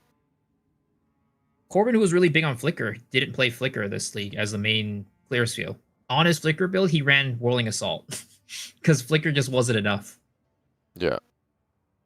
And like quarterstaff is in a good spot. You've got Bell, you've got Whirling Assault, Flicker, whatever. Let's just say it's B tier skill, whatever. Good enough to use for most players, and most people are gonna have a lot of fun with that. Yeah, it's good enough. It's not bad. It's not like a cold stuff you want to do. Skill. Yeah. But maces, yeah, maces are not the wave right now. And they deserve the buff. If we're talking about things that deserve the buff, yeah, people have been crying for so long. Just for that reason alone, even if they were strong and the community sentiment was that it needs to get buffed, service the community. Let's say mathematically, somehow, everybody was wrong, and somehow they're making mace skill builds incorrectly. Doesn't matter. If the community says buff it since launch, just do it. Like, actually just do it. We're not going to figure it out anytime soon because we haven't yet, so just do it. Yeah. I mean, I agree, but I don't think they will just buff melee as an archetype. Just like what would they do? I don't think melee needs it. I don't think melee needs it. I'm specifically referring to mace skills. Maces, yep, yeah, specifically 100%. Maces. Yep. 100%. I also just feel like we just need more melee archetypes. That's kind of the thing. We just like there's just not enough options. If you want to go for the melee archetype, there's not really a lot of stuff you can really go for. You can either go quarterstaves, and what you guys were just talking about what the quarterstaff stuff is, and then you have maces. And that's basically, what is that, shield wall? Yeah, and if swords got added, by the way, not a single soul would play mace skills if they didn't get buffed. Exactly. And that's not just because swords are so cool. It's because swords would just default be better, and nobody would play maces. Yeah. Easily. Yeah. Like, same goes for daggers, flails, any other weapon type. Yes. Yeah. Claws maces too. are objectively the worst melee archetype. Don't say that. Don't say that, man. Angormus he will never stop playing maces. I mean, that's he likes shields more than maces. I mean, I guess that's true. Oh yeah, they need it. They need it bad. Shape-shifting is melee for sure. Oh, true. I forgot. Yeah, true. Honestly, I mean, I forgot about. I always don't think about shapeshift. And I mean, spears are also melee, right? But I don't know. The thing is, right? The reason why I don't consider shapeshifting like a melee they are melee, but like they're not a melee weapon in my mind, because like when you're transforming, I think of that more as like a, well, you don't use a weapon to transform. You know what I mean? And when the game originally was going to come out, and what was it, like when they first showed off Druid didn't actually even have a weapon when they did the transform stuff. Yeah. The transformation itself was the weapon, like, thing. They were unarmed /staves. That's why it got delayed so much, because they had to completely start fresh, because they That's to make it so everyone can do it. Changed the whole thing, right? I think they knew they couldn't add an ascendancy where it was the only one that was shapeshifting and then add 15 skills for it.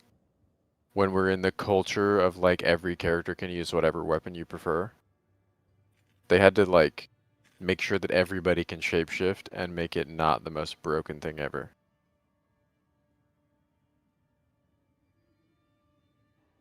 What were we still on? We're still on. We were still on Mace We're Skills. kind of starting to dip into buffs, right? So we should probably maybe start filling out the buffs a little bit. Yeah. Branching Fissures nerf literally better than Upheaval. I always thought that Branching Fissures is just like the next upgrade to Upheaval. I hate Upheaval. I love Branching Fissures. Oh yeah, Concoctions. Upheaval's bad. Great. Concoctions, infusions. Yeah. Oh, 100%. Concoctions need to work with heralds. They need to work with heralds. So they do / whatever, right? So first things first, right? Concoctions work with heralds if you're using Hollow Palm. Which is crazy. There's that, but also, what is it called? It's the same thing with face breakers.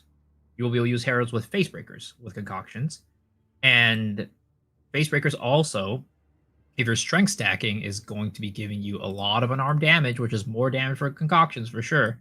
I do think it still needs to get buffed / changed, reworked, or whatever we want to say, but I do think this upcoming patch is going to have a lot more support for concoctions because of the existence of face breakers. I think concoctions are so cool in concept that they don't even need to be attributed to an ascendancy. I would like a world where you don't have to play Pathfinder to use concoction, and they're just in the game, and they're not complete horse shit. I don't know. That's what they're like in Path of Exile 1, right? Yeah, originally in 0.1, you could use a Widow Hail and a Quiver, and you could stack projectile skills and still use your concoctions, but now you have to be empty-handed. But yeah, the fact that like the concoctions are specific in type as well, and I think every single one of them has a corresponding herald, but you cannot use heralds with them. Right? Aren't there only 5? Unless you use Hollow Palm. Yeah, unless you're using Hollow Palm. Which is like, how many hoops you got to jump through to use this like very cool skill? Yeah. I mean, they're essentially unplayable. Essentially unplayable. Yeah. I didn't even think 0.1 concoctions were broken. There was just like this bug, right? Wasn't it just like a buggy interaction or something? That's it. And there was a peaconk bug. I don't remember what the peaconk bug is. I didn't stream at the time. My friend played the hell out of concoctions though, and it got nerfed pretty quick. But the main thing was that you could use Widow Hail to stack +2 proj, and it would just make it do good damage. Yep. Widow Hail, and then like, I mean, Quiver you could get attack bonus. Speed that way too, to make them like throw faster. But, like, they were never broken. The idea of a stat stick like that is cool. What's wrong with that? You want to go out of your way to use Widow Hail and a rare quiver to make your skill better? Like, I played Widow Hail with a quiver with Spark in 0.1, and it was such a cool adaptation on the existing archetype of Spark, right? Where Still it's one of my favorite builds ever, Widow Hail Spark. Yeah, and it's a damn shame that you can't do it with concoctions, because they might be sick if you could do that. What if you could throw the hell out of these and just rapid fire them? Concoctions were fun again in 0.1. I really liked it. One of my favorite playstyles, but I don't think it was ever broken to the point where they needed to nerf it. I thought like it was very accessible and very easy to build and make strong, but the ceiling was never that crazy. I also think people were pretty shit at making characters in 0.1. If I was to go back in time with my knowledge of the game and those in that patch, I would have made the most broken Thanos build ever. You just stat stack with Astra, you take Falcon Dive, and you just yeet these 1,000 a second. And all you have to do is get uptime for your flasks because they're not using mana. And as long as you're killing, you can fuel it. But I think there were a lot of builds that took like months for people to optimize because everybody had the tunnel vision in 0.1 of like how to build a character. Like, oh, just stack the hell out of these stats. Prada's so good at build making, he makes builds in the past, guys. Yeah, with all of the information. Yes. With all of the information. Prada has transcended this plane of existence, and now he's making builds in the past. He's time traveling. His brain is literally time traveling. It's like, but like Pathfinder did get love. Pathfinder got the love that it needed. Yeah. This patch, like it got the love that it needed. Third most played Ascendancy this patch, right? This league. In first week it was #1. It was 18% first week. Do you think it would be that crazy though if Fubgun didn't play it? I mean, it would definitely still be very popular and it would be very strong. But would it? I think Fubgun selects an Ascendancy, and you guarantee at least 30,000 people are playing that character. Yep. You know what I mean? That also goes for a lot of other stuff though. It's just extrapolated because Fubgun is like the biggest creator, in especially this league style. That's centric around builds, yeah. Yeah.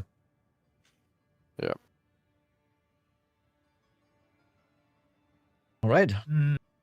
What ascendancies do you think? Do you think Gemling gets buffed? Yeah. Oh yeah. I mean, they talk about Gemling and Chrono, right? Okay. They said Gemling and Chrono as the ones that are actually getting like updates, right? I don't know if they said they're getting. I don't quite recall that, but I think they said that they're at the top of the list. They're like top priority. I get the Gemling part because I think Gemling is, in my opinion, one of the theoretically coolest ascendancies in the game. I think it could theoretically be one of the coolest ascendancies in the game, and they kind of completely missed the mark by it. I think we had it for a while, and like in 0.1, obviously we kind of had it, even though probably a lot of people would argue that it was a little bit too strong, the whole stat stacking aspect. But I think the ascendancy is just cool in concept. It's amazing. Yeah. And I really hope that they find the way again for it. I really, really hope that they find a way for it again, because it is, the concept is just amazing. I don't see the Chronomancer thing, because personally I think Chronomancer is actually quite good and underrated. But I'm all for it if they buff it. Sorry, Prada. I think the only thing Gemling suffers from is that it's not the best at doing any particular thing. Yeah. Master of none. No character has issues getting plus the skill levels. No builds are entirely reliant on quality. You know what I mean? And it's like stat stacking was the most straightforward, linear, this is how you scale your build. And it perfectly serviced the Ascendancy with the pre-nerfed Ascendancy nodes. And it's like, I think they were afraid of stat stacking being like the primary vector for damage for every character, and they didn't find a way to make it still great on this guy without it applying to everyone else. You know what I mean? True. And then we kind of just went back to primary vector being crit bonus, which is like that's not better. It's not better. Like, for example, I think the best example of it now is it kind of still exists, to be able to get damage in ridiculous amounts just by stacking a single thing. Just seeing I don't know, best example probably is the Infernalist shit with 75% low life, Coward's Legacy, Pain Attunement, critical damage bonus, all of that. Bonus, what is it? Yeah, 2,000 plus. Yeah. 2,000 plus crit damage bonus and everything kind of still exists. So I don't know. I personally, I like stats. I think stat stacking is awesome, by the way. Overall. I think it should be playable.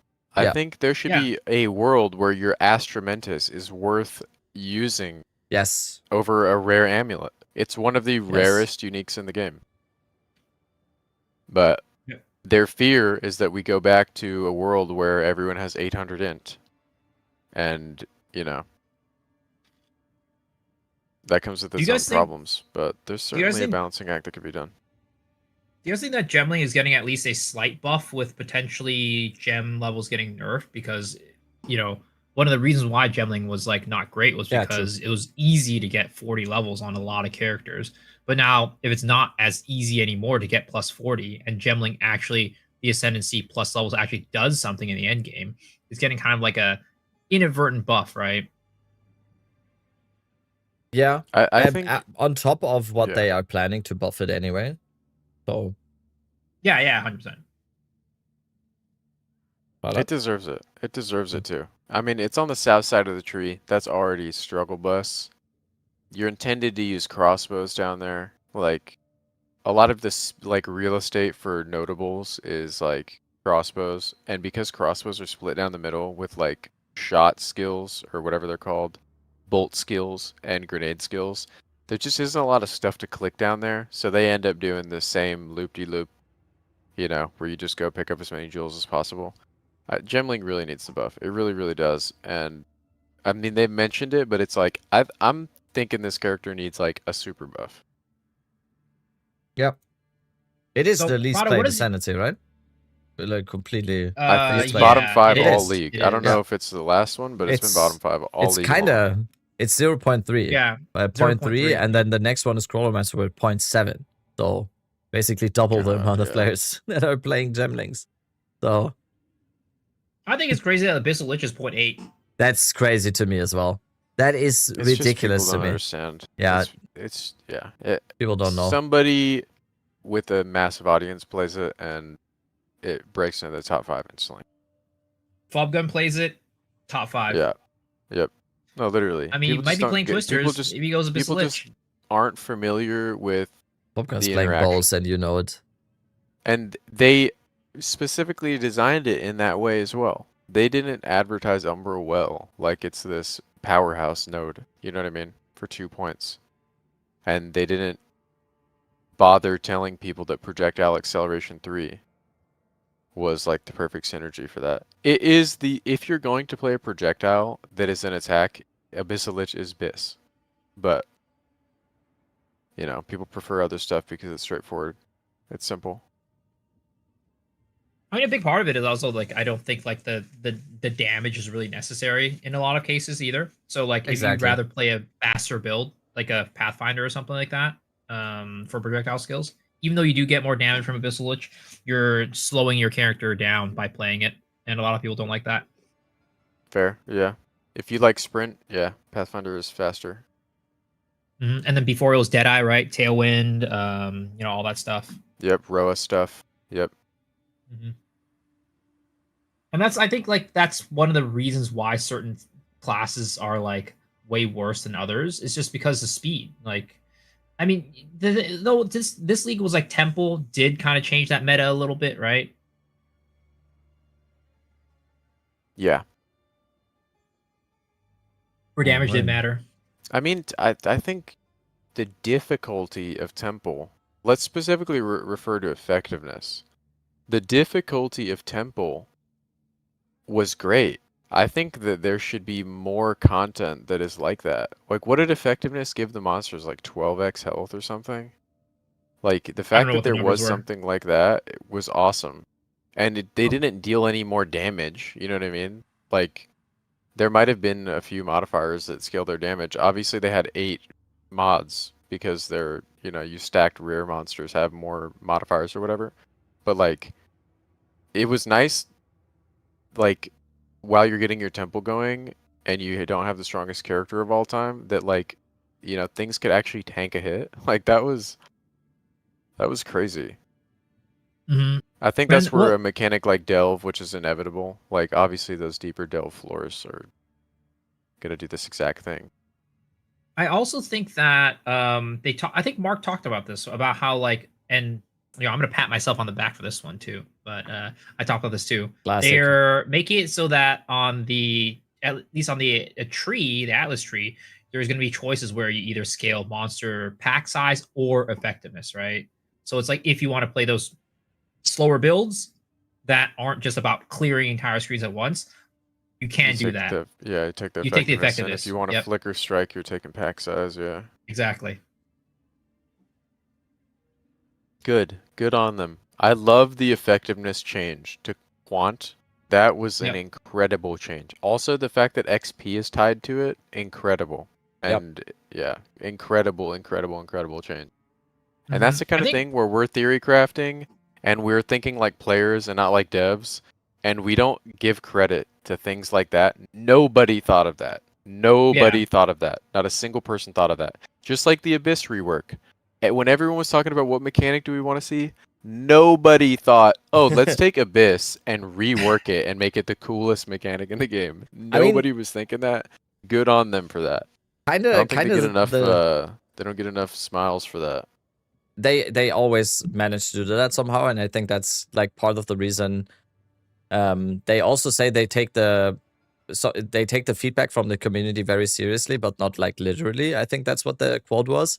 I think that's such a perfect mix because they actually do listen to the community, but they also do their own thing and sometimes basically say like, yeah, we hear you, but we have a different idea. We're just doing this the way we want to do this, and I'm all for that. I'm all for that. And I think also for 0.5 now they kind of surprised us again because we actually. You are mine now. No, you belong. Sorry, Raid. Give me 1 sec. You're not gonna have I haven't. My Raid announcement is too long. Oh no, it's time now. Turn the swoosh into muscles. Your mommies and daddies. Yo, X the farmer. No, what? Red Vials. Red Vials. Thank you so much for the raid. No, already? that's cute. That's cute, dog. X the farmer. Thank you so much. X the farmer. Miso. Red Vials. You cute dog. Thank you so much for the raid. Let's go. Thank you. Are you already done? What's your campaign time now? What was I about to say? Yeah, because no one. By the way, everyone said it's what did people say? Delve is coming, or Legion is coming, or Harvest is like what? Like no one said it's going to be an expedition rework as the League mechanic. Literally, no one predicted that. I don't think there's anyone that predicted that, and they did it again. So, Red Vials, thank you so much. As far as I'm concerned, a mechanic that nobody plays getting a rework so that people finally play it is new content. I don't care. I hope I don't care if it has the same name. You're I'm gonna be not faster playing than me current on League Expedition Start, I think. Ever. I don't care what the currency is. I don't care how much those little splinters are worth because everyone played Temple and you want to farm Olroth. I am not playing a logbook. But now I might. You know what I mean? And it's like, I'm not playing Abyss in PoE 1 ever. I'm not ever playing Abyss in PoE 1 ever. But this version of Abyss makes a mechanic where it's just like, oh, cool. It's just in the background. There's a backtrack. Like they did a good job. They did a really good job with the pits and stuff. I think Abyss in Po 2 is one of the probably number 1 or number 2 mechanics. It's the best mechanic. It is the best mechanic. Games. Abyss is awesome. That shit is Thanos, and it's fun as hell. Abyss is just the best. And the monsters terrify you when you're. Oh, dude. There's difficulty. It's not just like walk in the park, push over, free loot for no reason, and you can scale its difficulty with precursor modifiers too. Like that modifier is so nutty too. It that gets shit so is gangster. Difficult. I kind of hope that's the same vein that they've gone for with Expedition now, because it kind of sounds like they are, with all the remnant modifiers and the remnant stacking or the modifier stacking for the Expedition. I feel like we are getting very, very Abyss-like monster fights with this update, and that would be amazing to me if it actually feels like that. And once again, and Prada and I are gonna be especially happy about that, because I do think we're the two people that value like defensive layers a lot. I always feel like you probably value it even higher than I do. I really think because that when I die, I don't want to play the game. Yeah, exactly. I think the biggest element of I hate glass cannons. And what is fun in ARPGs is if you are dying, you want to close the game. That feeling in your gut of like, do I want to play another map or do I want to go to bed? Is like. It's super easy to keep playing when you're not dying. You die and you're like, that felt like absolute shit. Why am I trying to play Evasion right now? Lich. No, I'm League starting Lich again. You're doing this to me. Dying feels like shit. I just got mogged by a campaign boss 40 times because I have no defenses. Like, that's why you play full evasion. Yeah, you'll never yeah, die, right? Yeah, true. Oh, yeah. Just avoid everything. You'll I never should die. just shoot dice while I play the game. Fuck it. Perfect. I mean, that's the thing about evasion, right? I always say this: you're just eventually gonna die. It's not a if you're gonna die. It's like when are you gonna die? And it has no merit. It has no merit. It has nothing to do with how good you are. It has nothing to do with the decisions you made. You either survive or don't, and it exists outside of you and your input in the game. Like, your sentience over your character is irrelevant. You're either gonna dodge it, or you're not gonna dodge it. And you're gonna deflect some of the damage, or you're getting one tapped in your shit. That's it. That is it. I feel I like evasion now. It's like life. Eventually, you die. I kind of feel the inevitability of that. I respect kind of. I don't know. You made me into liking it's evasion. Like you see, Oracle is inevitable critical, but yes, right. You know, evasion has inevitable death. What's funny is like the concept of a defensive layer, insofar as like the whole community is concerned, is like, oh, it's this like secondary thing, it has nothing to do with my farming, blah blah blah. If your character never dies, do you know how much more efficient you are over 100 hours, over 200 hours, over 300 hours on all of your characters? As somebody that's like triple digit deaths, you know, like, I think of how many maps and how many potential monsters dead that are no longer there. You die, over with. Whatever you invested in that map, gone forever. You're not seeing it again. That Essence Drain Lich is not dying, and he might be 20% slower than you inside of the map, but he never dies, ever. So he will always yield all of the loot from the map every time. And it's like over time, right? This is really important, but in the beginning of League, when people only play 2 weeks, 3 weeks, the glass cannon does what it needs to do, and I totally understand why people play it, right? Because they don't care if they're dying in 1 of 10 maps. They don't give a shit. Whereas an Abyssal Lich dies in 1 of 70. You know what I mean? 1 of 50 at a certain point. Very, very interesting angle that I feel like people don't think about. It's like, what is the probability of you dying while you're pure evasion? Like, 1 in 8 of your maps, you're getting one-tapped. It's inevitable. Probably. You're gonna die. Yep. Yeah. It's gonna happen. You heard him, guys. You play Lich. You play Lich League Start again. You just pick ED Contagion Lich League Start again. You never die. You don't worry about dying. You get a serious disdain day 1. You're good forever. You heard him. You heard him, right? It's I'm not gonna lie. It's real shit. You don't die. You never die. Talking about ascendancies, dude. Prada, your conversation about Chayula Monk has it just turned me into a I don't think Chayula Monk's that bad. I actually think Chayula's pretty good type of person. And I get I get so much flack about that from chat. I'm like, guys, you know, I used to be like you guys. I used to not see the light, but Prada opened my eyes and showed me the way of the Chayula. And you know, I don't think Chayula needs a buff. I actually think it's pretty good. And if anything, chaos spells is the only thing it really needs. Chaos darkness spells. Darkness is ass, but the class isn't it is so funny that like Chayula's right there next to the spell stuff? It's a hybrid blue character, and no, I don't think anybody has ever played spells on that character. I don't think a soul. I don't think one man has ever done it. Well, the Chayula guy has what's his name? Korahor. He did what? Spark Cock. What's his name? Korahor.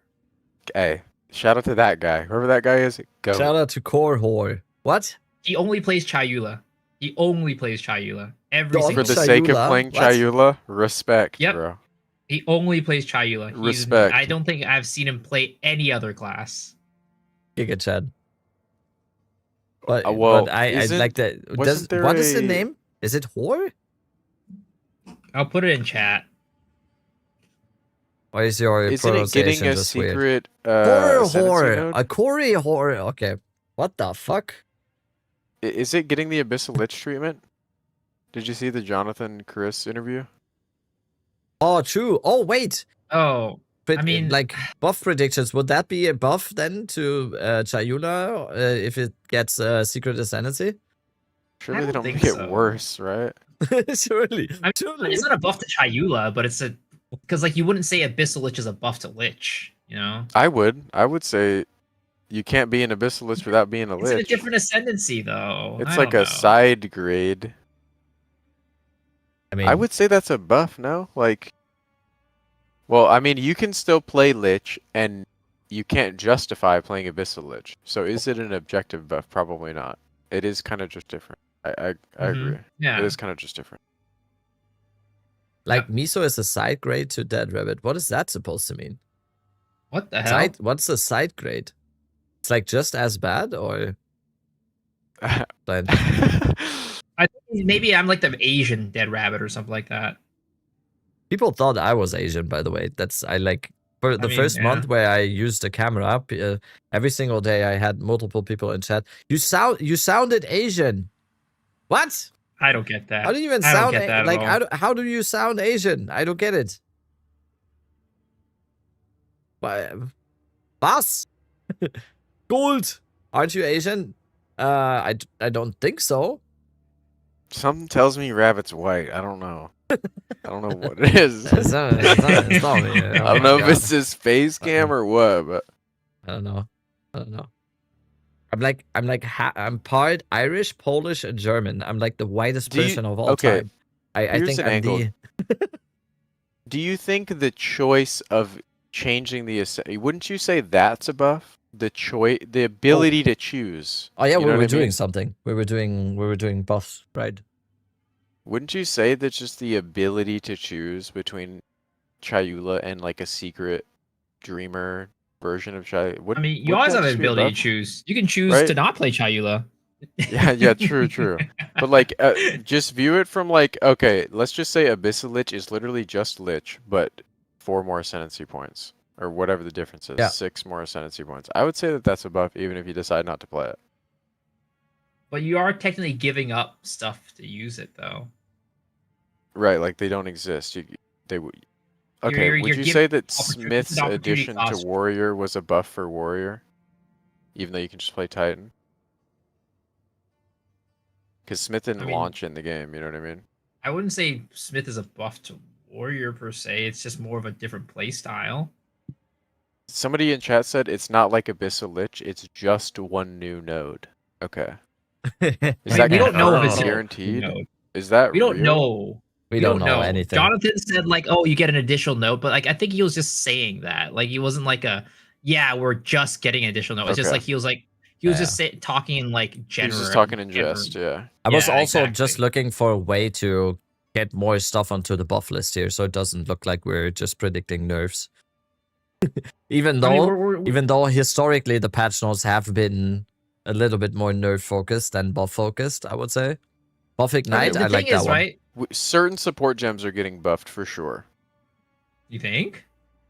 There are some support gems that nobody will ever use. I think a good 40% of them nobody will ever use. I don't know if they're like.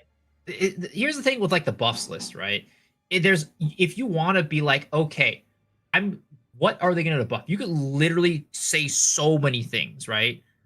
Because, and that's why, like, whenever people ask, like, oh, why do people always talk about nerfs or whatever? It's because it's very easy to identify what should be nerfed. Yeah, because the nail that sticks out gets hammered down with all the nerf shit. Yeah. Exactly. But then when you're talking about buffs, literally, it's like everything out there, there's a potential for it to get buffed. Yeah, we could just name every shit skill, and there's a good chance, yeah. And that's why it's very hard to like come up with like a buff list. It's more about just like what are the priorities that we think that they're gonna be looking at to buff. Yeah, I do think Ignite or like might be a good one because that's not really general. That's something that I definitely also would want to see because they already tried it a little bit, but I really didn't get the change that they did with the whole flammability magnitude and everything. That does not make any sense to me that you get a magnitude for how likely it is to ignite something when the ignite, as long as you have fire damage, is instant anyway. I don't get that. Yeah, the fact that there's no dot multi as a stat in this game, it's like not in PoE2, and you're not applying multiple ignites ever, and it's directly tied to that big first hit, it just gets mogged to death by all of the other dots. There are a couple skills that do compound, but it's like compare it to like, poison. ones. Like, yeah, it's just so fucking trash. Like, do I look exhausted? Someone just said I look exhausted. I feel like you I'm can just compare old, it to I think. bleed, and it's fucking trash. Like, ignite definitely. Heat map. Thank you so much. But when people think of ignite, the first thing they think of is that prime. oil grenade, incinerate bug, and that makes ignite look damn good. But in general, that's not good. Yeah. No, I also think, by the way, because we were saying that in general dot damage, and I think they've alluded to something like that. I think that dot damage is about to get some, because just to explain once again, and this might be like very biased as someone who enjoys ED Contagion a lot, there's just no way to scale. If ED Contagion would be scalable beyond like early endgame, it would probably be one of the best and most played builds in the game overall. The only reason why ED Contagion is just seen as strictly just a league starter is because you just can't scale it with anything, really. So yeah, you're not going to be blasting pinnacles all day long. No. There's no like infinite scaling, like dots have to be great great in single target. They have to be great because in a clear environment, it's the same thing with projectile versus melee. In a clear environment, if I can instantly kill the monster, I am never going to look to apply a dot to kill the monster. Because once it's dead, it can't hurt me. The monster is dead. All of the sources of instant damage dealing are so good that it's like you're really like going out of your way to use a dot to clear. So if that's the case, right, and obviously you're inherently less safe if you're waiting for things to die, which means they're still attacking you, they're still running at you, they're still surrounding you, they're still making you roll, you know, they're influencing your gameplay versus instant death, you know? You got to make them good for single target. You have to make the dots good for single target. Oh, Hex Blast. Or else what is the point? You know what I mean? Yeah. It's kind of the same vein as what I always... People that like minion builds are probably going to correct me on that, or like companion builds or minion builds. The reason why I just never liked minion builds at all is always... It's exactly the same thing. I want a build where I apply the damage, and I do stuff, and it kills stuff. I don't want to sit there and look at other stuff doing that, and that's kind of the same as dot damage. I would say, like, most likely people will always prefer just dealing damage instead of just applying something and standing there like, oh no, I'm looking at the health going down. So to your point as well, I think one of the best elements of Path of Exile 2 is how the user interaction like contributes to your fun. This game is like crunchy cereal, and every other game is like soggy ass cereal. Like the way the animations look, the way the audio, like it's all like it's just all everything you do in this game feels, even when you're one-shotting shit, the way those heralds sound on your screen, like there's something there. And that's why certain skills feel like absolute shit. I'm sorry. Like, because I'm not going to name any skills, but grenades. You know what I mean? Like, the fact that there's just this delay where it's, like, kind of removed from you in a way. I don't care if the delay is 0.2 seconds. You feel that. You know what I mean? And it just feels like it's in a different game for a second.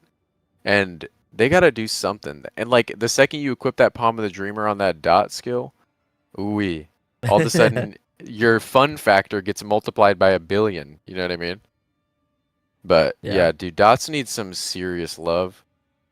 Also, like poison in general is just strong because attacks are strong and crit is strong. So it's like you can always deal a fat poison. You can always get multiple poison stacks. There's like 2 notables in the game I can think of off the top of my head that give you +1 poison. And then you've got support to get another +1 poison. And it's like Ignite doesn't even have dot multi, let alone, you know, multiple notables that let you apply multiple ignites, you know what I mean? We have no caster archetype that is good at dealing fire damage. Nothing. which is... I mean, technically, Infernalist is supposed to be the fire damage dealer. Supposed to be, yes. But people talk about like that we're missing swords because it's like the ARPG archetype and everything. People are talking about like we have swords missing. Talking about ARPG archetypes, we don't have a fire mage. Like, a good one, I mean. Like, that can even Ember Fusillade, you don't do anything fire-related. It's just like, you just stack damage. I think one of the biggest problems of Ignite is like proliferation in this game. Like Ignite proliferation is so ass. Yeah, it basically and doesn't also exist. Sources of Explode are like... Ignite would be so sick if Explode... Imagine if Detonate Dead wasn't the skill Detonate Dead, and that was like an iteration of Ignite, where Ignite inherently... You kill a monster, it has a chance to detonate for a percentage of its life. You know what that would do for the clear, just in general? Like, oh my god, that would be fun. There's like one node I can think of off the top of my head where you can make monsters detonate, and the area for the detonate is horseshit. And it's like, on a caster where you're trying to get that, right? Because they can't use heralds. What are you going to do, you know? Yeah. What are you going to do? You got people using shit like Choir of the Storm and like always trying to get that extra, right? But yeah, there really is no fire mage. There is no fire mage. I mean, is there an ice mage per se? Well, I mean, I guess Elementalist, but like Frost Nova is really good, but not played. Like it's not popular, but it's actually good as fuck. Yeah, you can pop your whole screen. Comet is like automated, so I don't really think Comet is like a... I wouldn't ever call Comet a Frost Mage skill. It's just, that's the thing you put in your cast on crit because you deal crit. And I guess everyone's a Comet Mage by that logic. I mean, I guess there's also Jin, right? Yeah. Jin is kind of Frost Mage. I mean, there is Stormweaver, but I don't know. Nobody really plays Stormweaver with Frost Freeze. They just play for shock stuff, yeah. Only caster archetypes I mean, they use in this it game for, are chaos and reverse chill. Yeah, that's what I was doing with the Rampage Stormweaver. Reverse chill is amazing. Frostbolt, Nova. I mean, I feel like people use Frostbolt usually. I've only seen it for cock. People played Frostbolt in Temple with Blood Mage and shot it in a circle and stacked a little bit of prod speed. But it really is just, how do I get my comets to hit the edges of my screen? That's all that really was. But yeah, I mean, there are fire people like fireball builds that just blew up the entire screen with fireballs. And what else is there? The problem is to scale fireball, -3 support gems to make it do that. Spark doesn't need to do that. Arc doesn't need to do that. Like, you've got to get Scion's Temper. You've got to, like, there's so many things that you have to add to get this fireball to fork and split and do all this shit just to have it be, you know, 50 billion times worse. Yeah. I mean, what about chaos damage too? They said they were going to buff chaos damage, right? I think Jonathan was like, it feels like chaos damage just needs like an ailment or something that goes along with it by default. Please do it. Yes.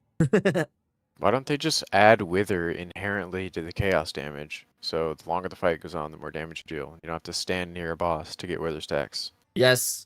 Why doesn't Wither just procedurally generate if they're affected by a chaos dot? And the more chaos dots you affect, the harder it ramps. What do you do when someone is preaching? Like, what? Go on. Preach? You say preach? Go on, King. Oh, you just say preach. Okay, preach, King. Preach, King. Okay, go on. More.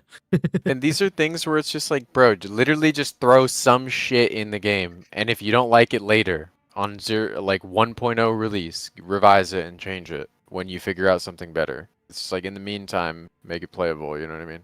They don't have to have perfect ideas out the gate. In fact, how many times have we seen something get added and we think that this is going to be the new standard and it gets revised and changed over and over, you know? Like... Well, I mean, I'm hoping 0.5 is that, because they said that they are going to be doing a lot more balance patches in between. So hopefully they do start trying to throw stuff at the wall and see what works and see what sticks. Oh, do you think any, not to go back to nerfs, do you think any lineage support gems are just like... Oh my god. I think Rockiatas is dumb. Rockiatas, yep. Every It's Ellie build, stupid. 100% use rate. Yeah. Rockiatas is literally the... Like, I don't know if you know about the new support gem in Path of Exile 1 called... I think it's called Invert the Scales or Flip the Scales or something like that. Have you guys heard of it? It came this patch. No. It's literally Rockiatas, but it's a 30 to 40% chance to proc. Okay. Dude, if Rockiatas was limited invert the rules. Invert the rules. Yeah, invert the rules. If Rockiatas was limited to like a lower, like -25 max invert, I feel like it would still be sick and people would use it. The fact that it directly scales with your Pinnacle content, and the better the thing you're killing is, or the more, I don't know what term you want to use, the more grandiose your fight is, the harder it scales, is fucking hilarious.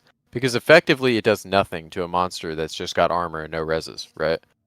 But like anything that's got that little icon that it's got a resistance is getting destroyed.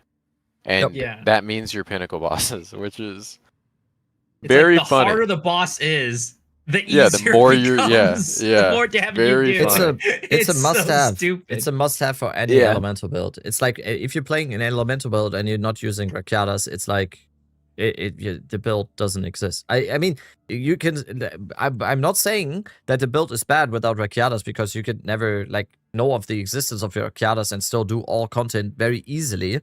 But it's still like it massively changes what your build does. It also takes out one of the most, at the time, pre-Rockiata's existence, one of the most important damage scaling vectors in the game, which was Pen. And now Pen is irrelevant. It was also an inadvertent nerf to Invoker, where it's like, why the hell would you use Invoke? There was a time, by the way, where people were using Beacon of Azus to make crits ignore resistances, I think and it's Beacon losing of their Ass 11. amulet slot. Yeah, like people were using Beacon of Ass 11 to like just to capture a fraction of the Invoker's power, and then they just add Rockiatas to the game and they like choke slam Invoker. Yep. On accident. Everyone's just a better version of Invoker, and the only problem with Rockiatas, the only issue, is that you can only use one. Like that's the only bad part. Dude, I've seen people do the like builds with the Arbiter helmet so they can use two. Just to use Rockiata and Garu counts again or whatever. Yeah. Like they just use they that were shitty fucking helmet just to use the second Rockiatas. Like that tells you how fucking how essential it is. That they give up their helmet slot just to use the second one. Insane. Garukon's resolve is It is insane. I don't think it's as insane as Rockiatas, though. I think it's good. Nah, because Rockiatas is not just attacks. It's legit everything. It's everything. Anything that deals elemental damage. Use this. Yeah, there's a lot more restrictions on Garcons too, with like the type of skill that you're using on, in terms of like you can't even use it on duration skills, and I think is it channeling skills or something like that, or not duration skills, cooldown skills. Yeah, and it's like something else. It was like channeling or something like that. I forget. But yeah, and there is a downside. Like 50% crit is max is a thing that certain builds don't want. Like Flicker Strike, you would never play Garcons on Flicker Strike, because that means Flicker Strike, if you don't crit on your first hit, you don't crit on the rest of your hits. It's snapshots. Yep. Yeah, so it's still really strong. Or no crit. It's still really strong. I don't know if do you guys think it deserves a nerf? I don't know. I think because it's on attacks, and on all of the attack skills, with the exception of Whirling Assault, you just stack the hell out of attack speed. You just volume it so it's good. You know what I mean? Mm-hmm. And then you get just enough bonus that it's like, I don't think there's a support gem that replaces it, unless you have a skill that snapshots, or what the hell else would you use? And it's like 100% use rate on like more than 80% of the attacks in the game. Just Garcons, just like, I don't know what they could do we know they're willing to nerf lineage support gems because they did it to Rigwald's. Like we know Garcon. Yeah. Yeah. Garcon's was changed too. Yeah, to this version. Yeah. And I don't know. I'm of the opinion that if you want to keep something like this in the game, you gotta make it harder to get. And I know that's lame and the crazy thing is, some people say that they're like, well, Rockiatas and Garcons are a chase. I'm like, dude, they're not a chase item. No, they're so easy to get. They're so common. You can use a tier 7 map with no modifiers and play it twice with a precursor tablet. Like, I'm not trying to hear that. They got like a 1 in 16 drop rate or something. That shit is light work. I farm them in SSF every time I play SSF. Yeah. If you say to yourself, I need this item for my build, you will get it. Whether you play unless you're of the opinion you will get that, it like, eventually. You can be unlucky, obviously. But... Yeah, you can be unlucky, obviously. Build guide has 3 lineage support gems. Oh, guess I won't be playing this. Lineage support gems. I'll just go find a build that doesn't use them. Like, get off your ass, get in that map, and go fucking farm it. That shit is light work. Don't complain about the price to me, man. You know how easy that shit is to get? You can do it on any character. All of them. Any character. Tier 7 map, no mods. Precursor tablet lets you play it twice. Yeah. Easy peasy. We kind of forgot about grenades, right? In the nerf section as well. Because a lot of people, that's like...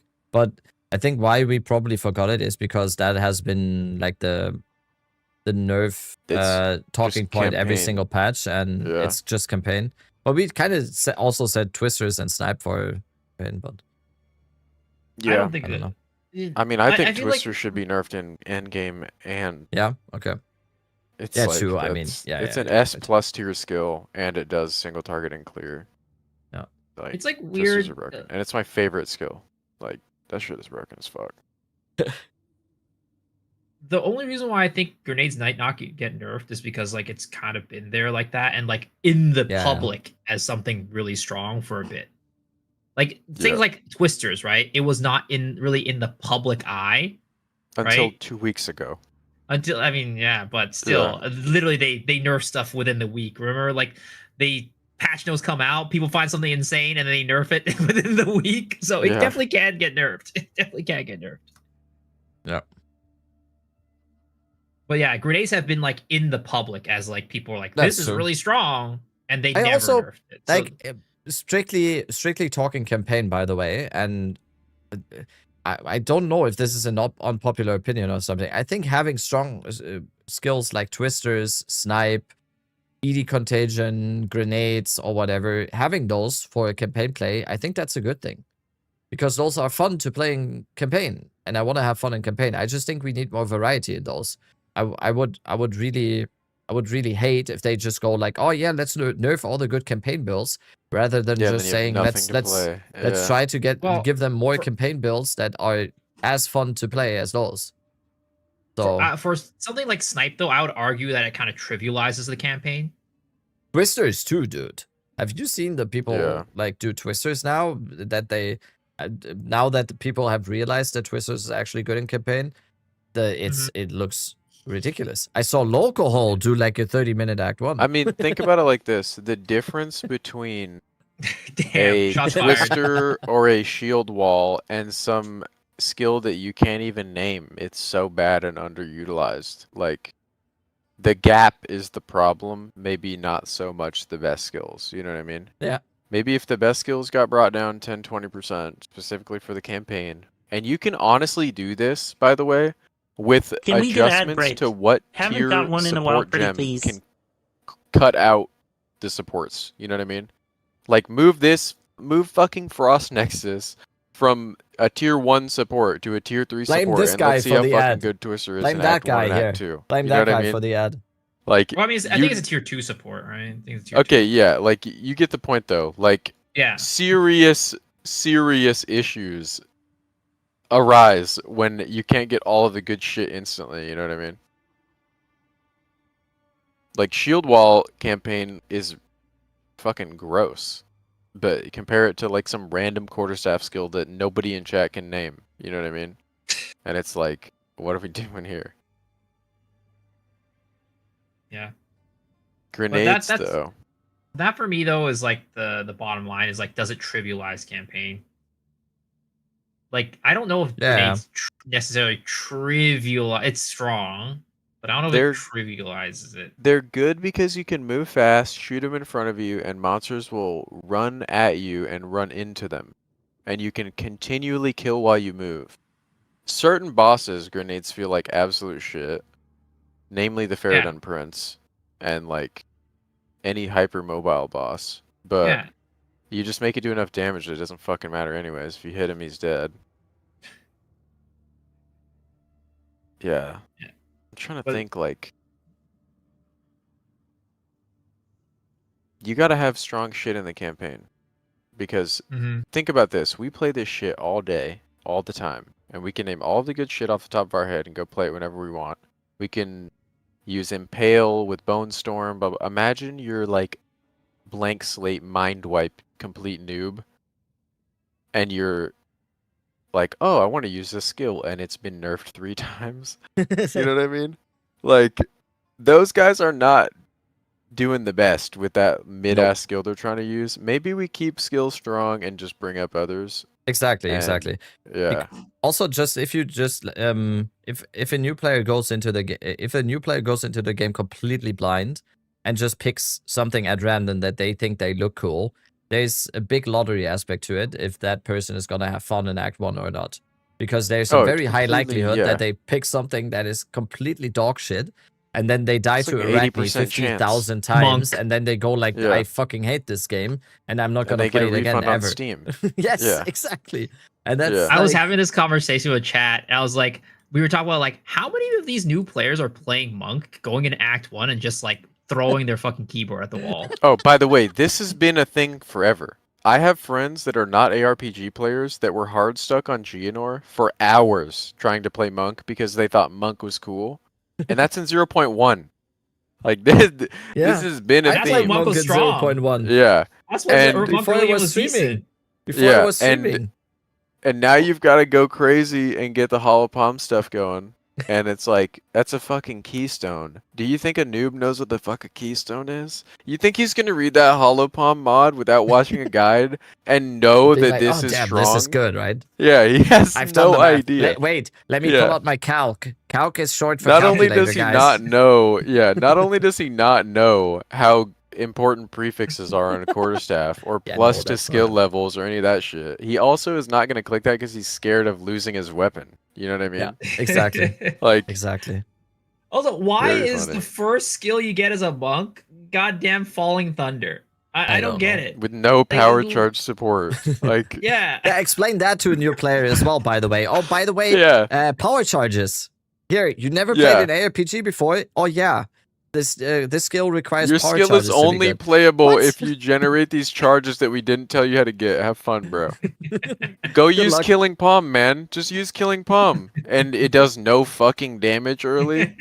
Oh, you just gotta hit them with something else, and then you've gotta find that little blue circle. That means you can Killing Palm it for power charges, and then you can deal damage with this other skill we told you to use. Like, what? Yeah, it's what in the hieroglyphs? Honestly. It's ridiculous. It's ridiculous.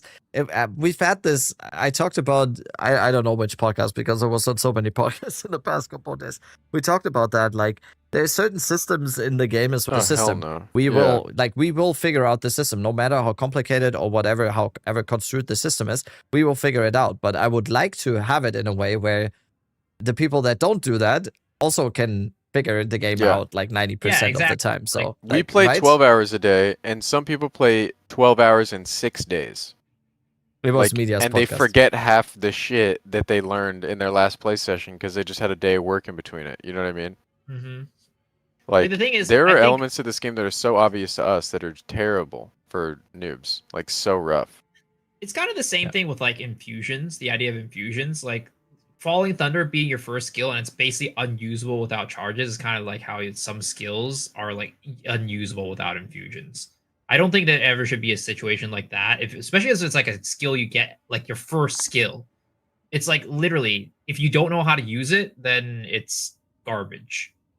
But it should be like a situation where it's like, hey, you can use this to learn the game, and then as like it might not be as good, but it's still kind of usable. Again, I think it's the bigger thing is just more like they should probably give like Glacial Cascade or something as the first skill, if anything.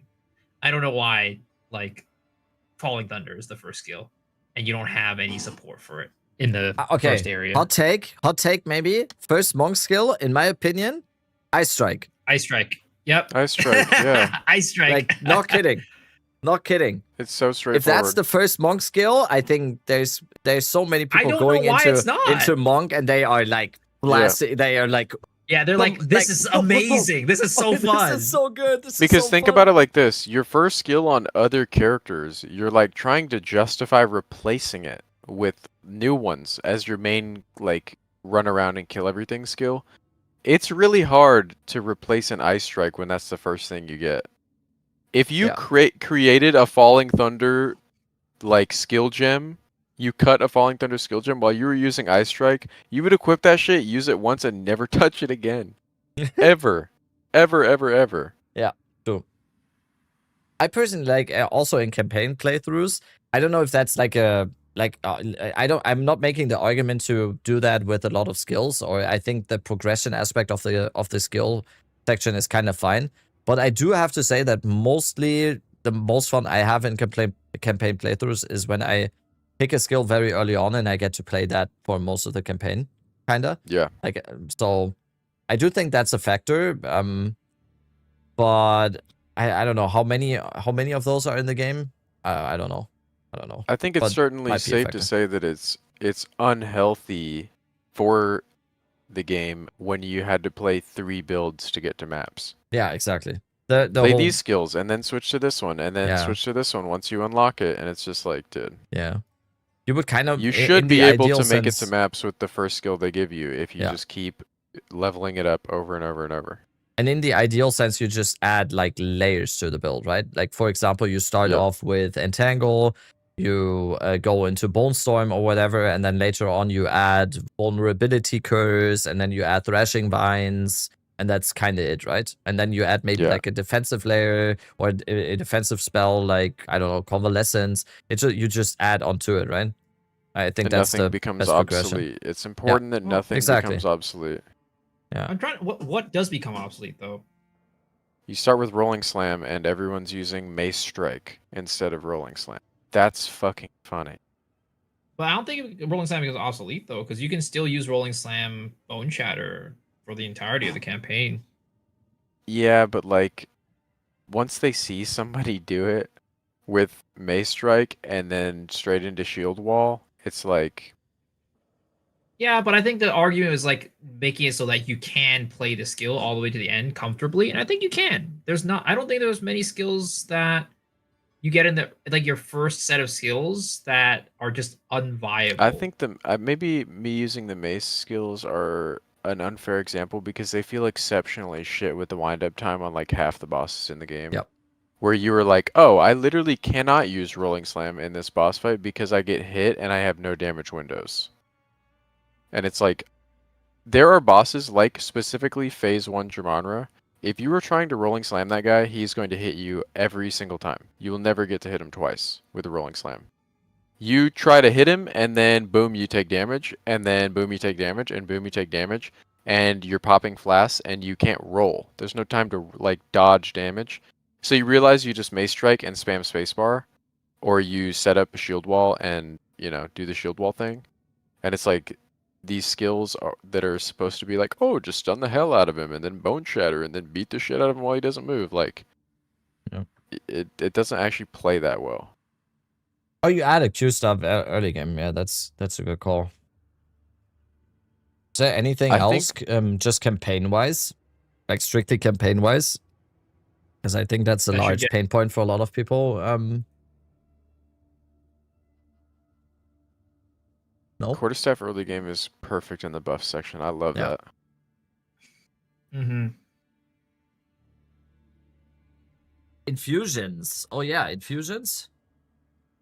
Are infusions like buff territory, or is it just like think of it again, completely new territory? What a place. What a like place. Rework or buff? I think infusions should be in the buff. I mean, yeah. Yeah, I think certain infusions are wrong. so Remove shit territory. Fire infusions, getting fire infusions is there's so many sources of certain kinds of infusions that are like so easy to work around. Like Orb of Storms for lightning infusion, effortless.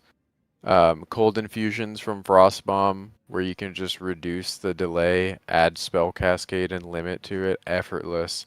Now try to get yourself a fire infusion, buddy. You gotta plant a seed that's got one limit to it. Are you fucking trolling? And to your point earlier about there's no mage fire skill, like try to use Firestorm and get that fire infusion. Yeah. Headache. You need to do it through Spirit. Then you gotta. It's just like so many sources of bullshit. And Adonia's Ego does it just fine. That's a tier 1 unique. Like. When did they introduce infusions? Was that 0.3 or 4? I think it's 0.3. 3, right? And when they announced like the whole infusion concept during the 0.3 reveal stream, I think we said on the podcast, Miso, right, that personally, like, I think infusions would only be good if you actually, like, it couldn't be a situation where you have to get the infusion to make the spell as good as it was before without infusions ever existing. And I do think that it kind of turned out to be the case because I don't know what infusions add right now. Yes, once you get them, it's kind of it forces kind of a buff, combo gameplay. It kind of forces itself into your build, and it's like it's friction where there maybe isn't even need to have friction, right? I don't know. I mean, it's literally like, hey, play infusions or your spells don't do anything, or your spells are bad. It should never be the case that way. It should never be that case. It should be like, hey, your spells are decent by itself, but if you use infusions, they change it up a little bit, make it a little bit special, or maybe, it's just like, it shouldn't be like, I always have to play infusions or I'm dumb. Yeah. It should be like, infusions are a choice that I have to change up my playstyle. I think infusions. Isn't there a system in Diablo where you can turn any spell into whatever element you like? What if infusions were like that, where you could get a cold infusion from a Orb of Storms without having to go get a fucking keystone and just hope that that's how that one works, you know what I mean? Mm-hmm. Like the keystone for infusions works like Resonance does, where Endurance can only go into Frenzy. Like, this type can only turn into this type. And there's always one that's just so lackluster. Like, what if you could not change the element type of your specific spell, because we've got conversion for damage dealing, things like that, and then they don't have to remake all of the animations and whatnot, but like, I feel like infusions could be so much easier to do if you could just change that. I don't know. Or maybe you just make them all random. Just make every infusion you ever get a random one. And like, yeah, 2/3 of the time you might get screwed, but you can use all of these as generators now. So yeah, or what Drek said in chat, just fucking remove them. Just fucking remove them. We're doing mental gymnastics to make these usable, but not overpowered. Just fucking gut it, dude. Just get rid of them. They're so cool that they are actually cool, though. They're cool. Yeah, but I think no one's ever gonna play concept. Try Ellie anything, as long as this is a headache like this. You know what I mean? There's a way to make them work. It's always going to be easier to just scale one element, like one element. It's always going to be easier. It's the same thing as like when you, for example, when I played plants and the obviously just like a physical spellcaster aspect, everyone always went like, but shouldn't you just also try to scale poison on top and then bleed on top? And it's never good to try to add these things on top, because you're always gonna have more damage if you just fully send it on one archetype. And I feel like that also goes for elemental damage. Like just go one element and just go full blast into that. As long as there's not like a big bonus to having the tri element, that something is saying like, yeah, you get it like a huge buff, or they kind of tried it with the Archon stuff, but it kind of fell flat a little bit. So Yeah, exactly, Archons exactly. are shit. That just That needs to should be go better. into buff. That could be. I think yeah, they Archon, actually do right. look at Archons. Yes, because tri-element could be super cool to if you have could like just a convert it spellcaster into that a does. thing.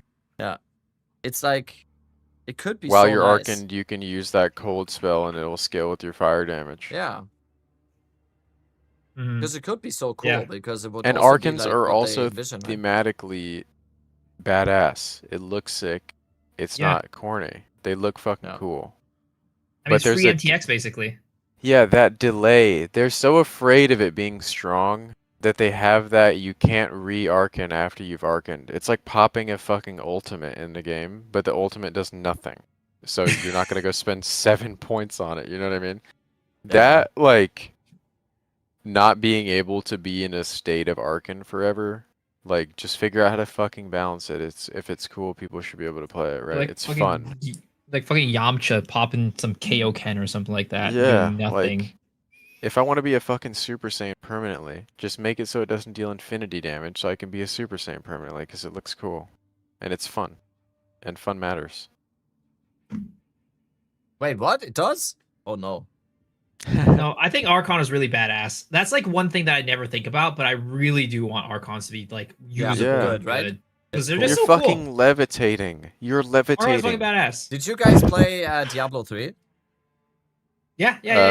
Do you remember sword, the right? Archon spell? Briefly. Yeah, Yep, the I wizard do. It's Archon. so that was sick. fucking. It was that was so so. cool. That was so nice.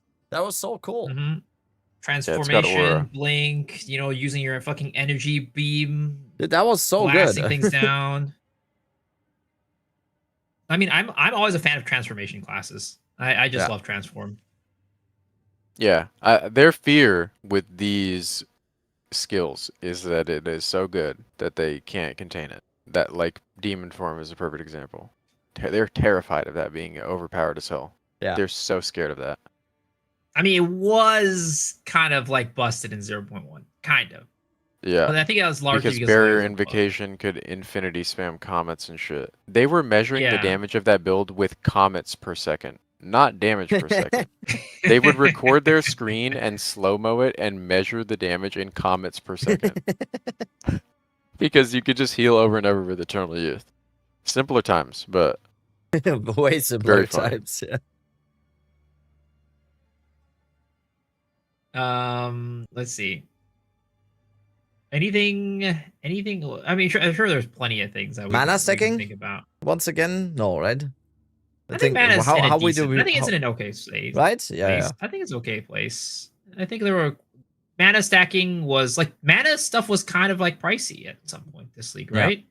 So we think the whole Archmage archetype is in a well balanced spot right now. Because I you think can so, use yeah. life for all your spells and you Yeah, just exactly. Yeah, always I have mean, your if we Archmage can buff. solve the mana part, you know, of like the resource part, yes. Yeah. But at its current place, I think it's okay.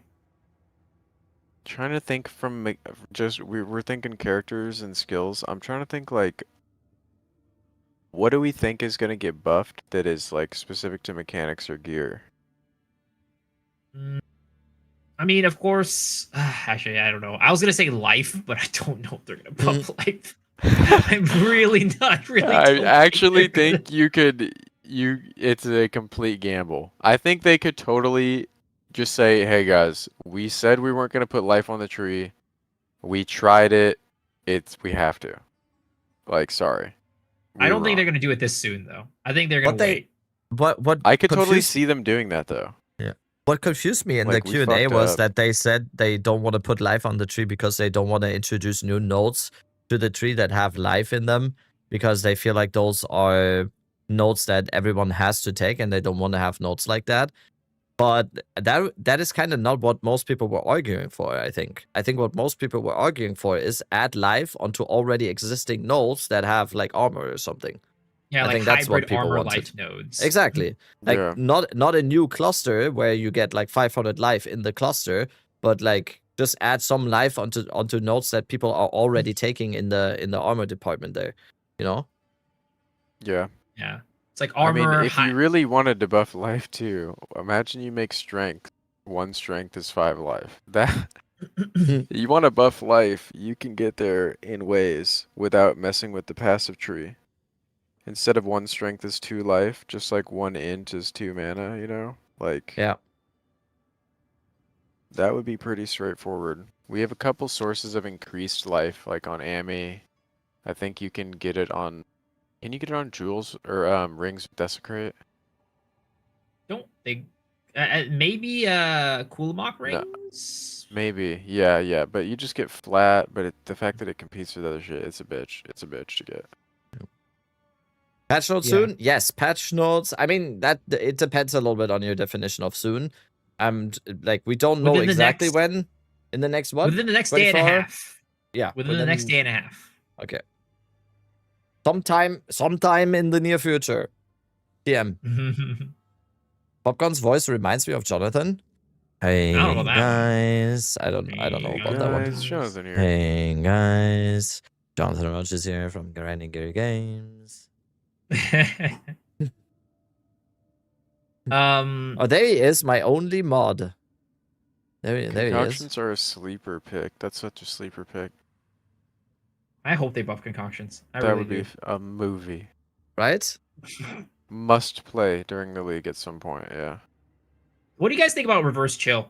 Like, I don't think it should get nerfed, but some people are sitting there saying it should. I think it looks worse than it is for the game. I think it makes the game look tacky, I'll be real. It makes it look ridiculous when it's online, but I don't actually think it's as strong as people say it is. It's useful in 2 archetypes. It's useful if you play Ice Shot and use Asphyxia's Wrath, and it's useful if you play Rampage. And I think it's cool. But... And you have to give it so much survivability to make it work. Yeah, it's also one of those things where, like, from their perspective, does it make our game look like shit?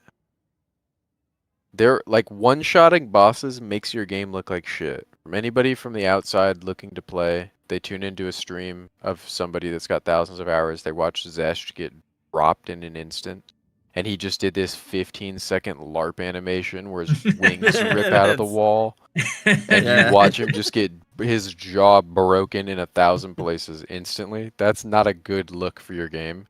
So what do? They add DR. And it's like, well, now you have to wait 5 seconds before you do that. Like, okay. And even that, some builds can kill it through that. Yeah. Yeah. So fucking funny. I don't know. I think reverse chill will be fine. It takes 2 uniques. One of them is your chest, like, which is so important. I think it'll be safe. Yeah, I think so too. Some people say it's not, but I think it is. Oh, Headhunter. Do you think Headhunter gets nerfed? I don't think so. Like, because, like, I feel like Headhunter is all... The thing is, I keep saying this, but the reason why Headhunter was this egregious this league was because of the amount of rares that you could scale in Temple. And like, have it... And make it just insane. Like, I don't think people were... Like, Headhunter was always really, really good. Yes, and, like, these are nothing headphones. They are amazing. Sponsor me nothing, content please. Maps. Amazing headphones. Like, in Temple, yeah, the ceiling went up, but also the amount of rares that you can get goes up, and then, like, it just boosts like crazy. Yeah, I still think in maps it, like, provides... Oh my god, there's hair everywhere. To justify the use of another belt in the slot that it's in, that shit is so good. It's a defensive layer because you can get evasion and armor and additional resistances and... I mean, Mage Blood is coming, right? Mage Blood is coming. So we don't know how good that is compared to Headhunter. I still think Headhunter would be good if it had 20 seconds, like OG Headhunter in this game. Only had 20 seconds. They buffed it to 60. I still think that shit would be great. I don't know. Oh wait, yeah, we didn't do Headhunter in the nerf section, which might be... I don't think it's getting nerfed. You think they don't nerf it because they add Mage Blood and Mage Blood's gonna be fucking Thanos? I think that's part of it, but I also think, like, Headhunter's always also the same in PoE 1 too. And they like, I think people just like Headhunter. Yeah, I mean, that's the thing, right? Me, it's fun. I love Headhunter. People like it, right? People Reading like it chat a lot. right now, the word chase unique stop taking that pill. There's no such thing as a chase unique in this game. 0.2.1 made all of these items effortless to drop. Yep. Everybody is chance orbing this shit. All of you have one. All of you will always get one every league if you play for more than 100 hours. Like, let's be real. Yep. That concept is dead. Headhunter is like a few There divs, aren't 2 weeks even into the league. T0 uniques. There are no T0s. It is T1, T2, T3. Yep. These items are effortless to attain. Unless you are a literal brand new player. Brand new player. Temporalis is disconnected from that conversation, by the way, because that doesn't drop normally. Like, you have to target farm that. Yeah, like that's its own Temporalis is thing. not a It's T0. gated behind. That's not how it works. Temporalis is completely disconnected from that whole conversation because that's a challenge. That's basically a challenge run that you do. There are other T1 uniques that people think are T0s, like Desarticulated, which can only be dropped from cleansed monsters, and Rite of Passage, which can only be dropped from Wisp monsters, but those are a T1 with a condition, which makes them rarer. Temporalis is gate-kept behind a relic with a drop rate of 0.03% or whatever, and a run where you can't take damage. They're not, like, considered a T0 as far as the game logic is concerned. That's a guaranteed drop if you do the challenge. Yep. The chase uniques are... that term isn't real anymore. When they made them this common, it's not real anymore. At some point during your leagues, like, all of you are going to drop one of these rare, in big quotes, uniques. You're going to drop a Dream Frag, or a Headhunter, or the one that lets you cheat death, the Hinokora's Eye, whatever it's called. There are items in this game that are the same rarity as Headhunter, and you guys look at it and fucking vendor it. Like, it's... like all the palms, for example, right? The palm of the... yeah, those are now Headhunter rarity. Yeah. Yeah, if you ever dropped like a palm of the heart, the eye or heart, that's like you getting a Headhunter. You could have gotten a Headhunter at that point. We'll see how. We will also see our minds. Our minds might be a little bit like jaded by Temple, but we'll see how it looks. But I do think that the Headhunters are rare, right? I don't think the thing is, yes, I don't think they're like a chase unique, as in like a chase unique in a lot of other ARPGs. Like, for example, a chase unique in PoE 1 is very different from a quote unquote chase unique in PoE 2.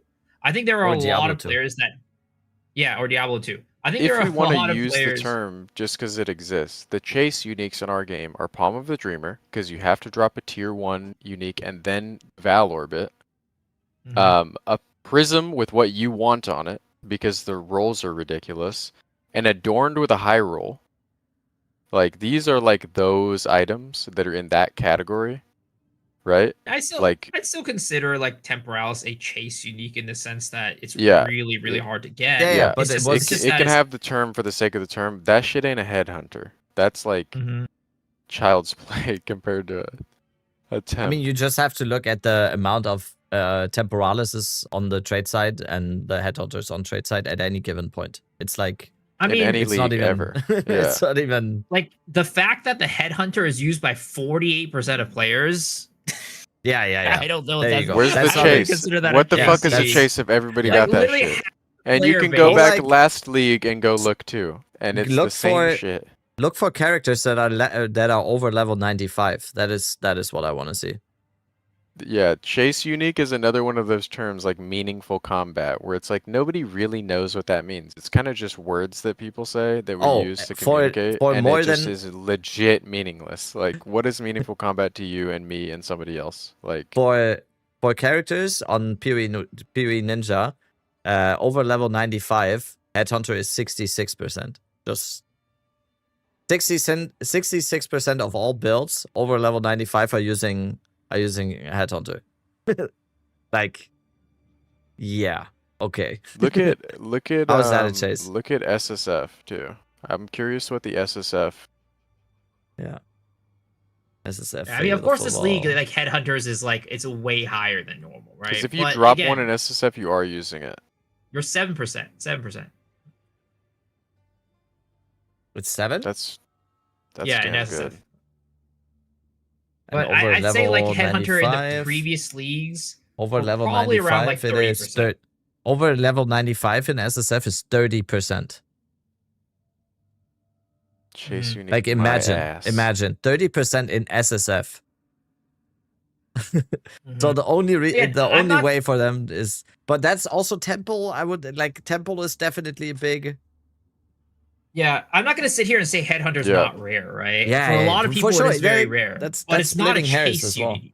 Yeah, it's also directly tied to how often you play. 100 hours played, you are getting a T1 unique. If you have any rarity on your character, you will get one of the T1 uniques. It might not be the specific one that you want, and that skews your idea of how common it is, right? Yeah. But like, you've dropped a Dream Frag, or a Palm, or the Cheat Death Ami, or the Headhunter, or like, you've dropped one. You've 100% dropped one. You might not know it's that rare, but you've dropped one.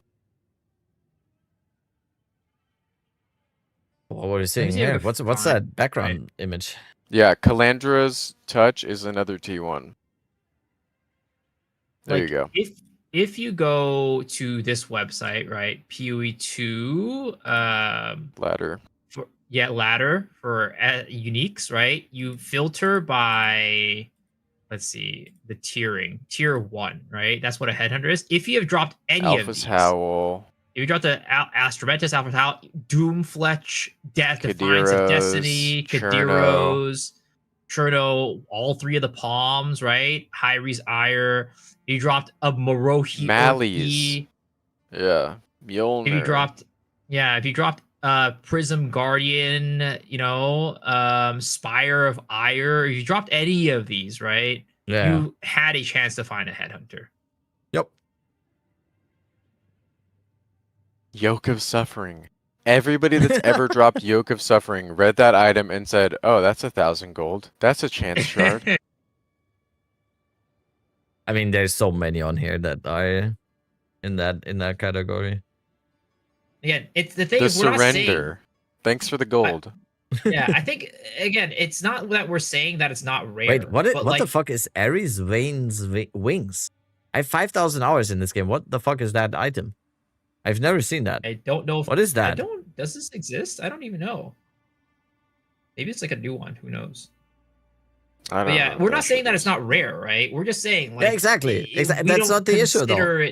That's not the issue. If it's not rare, we don't consider it a chase unique. Like, it's definitely rare, right? It's not like anybody can waltz in and just get one like that. Like, you got to play a significant amount of hours / know how to play the game. But like, when you're talking about like. It's also just being hung up on semantics. Like, like everyone's gonna have a different definition for what chase is for them. Yes, if you want an item, it is a chase item for you. Like, this is like we're getting getting hung up on semantics. We can look at all of these things here, and the issue is that one of them has demand, and the rest of these don't.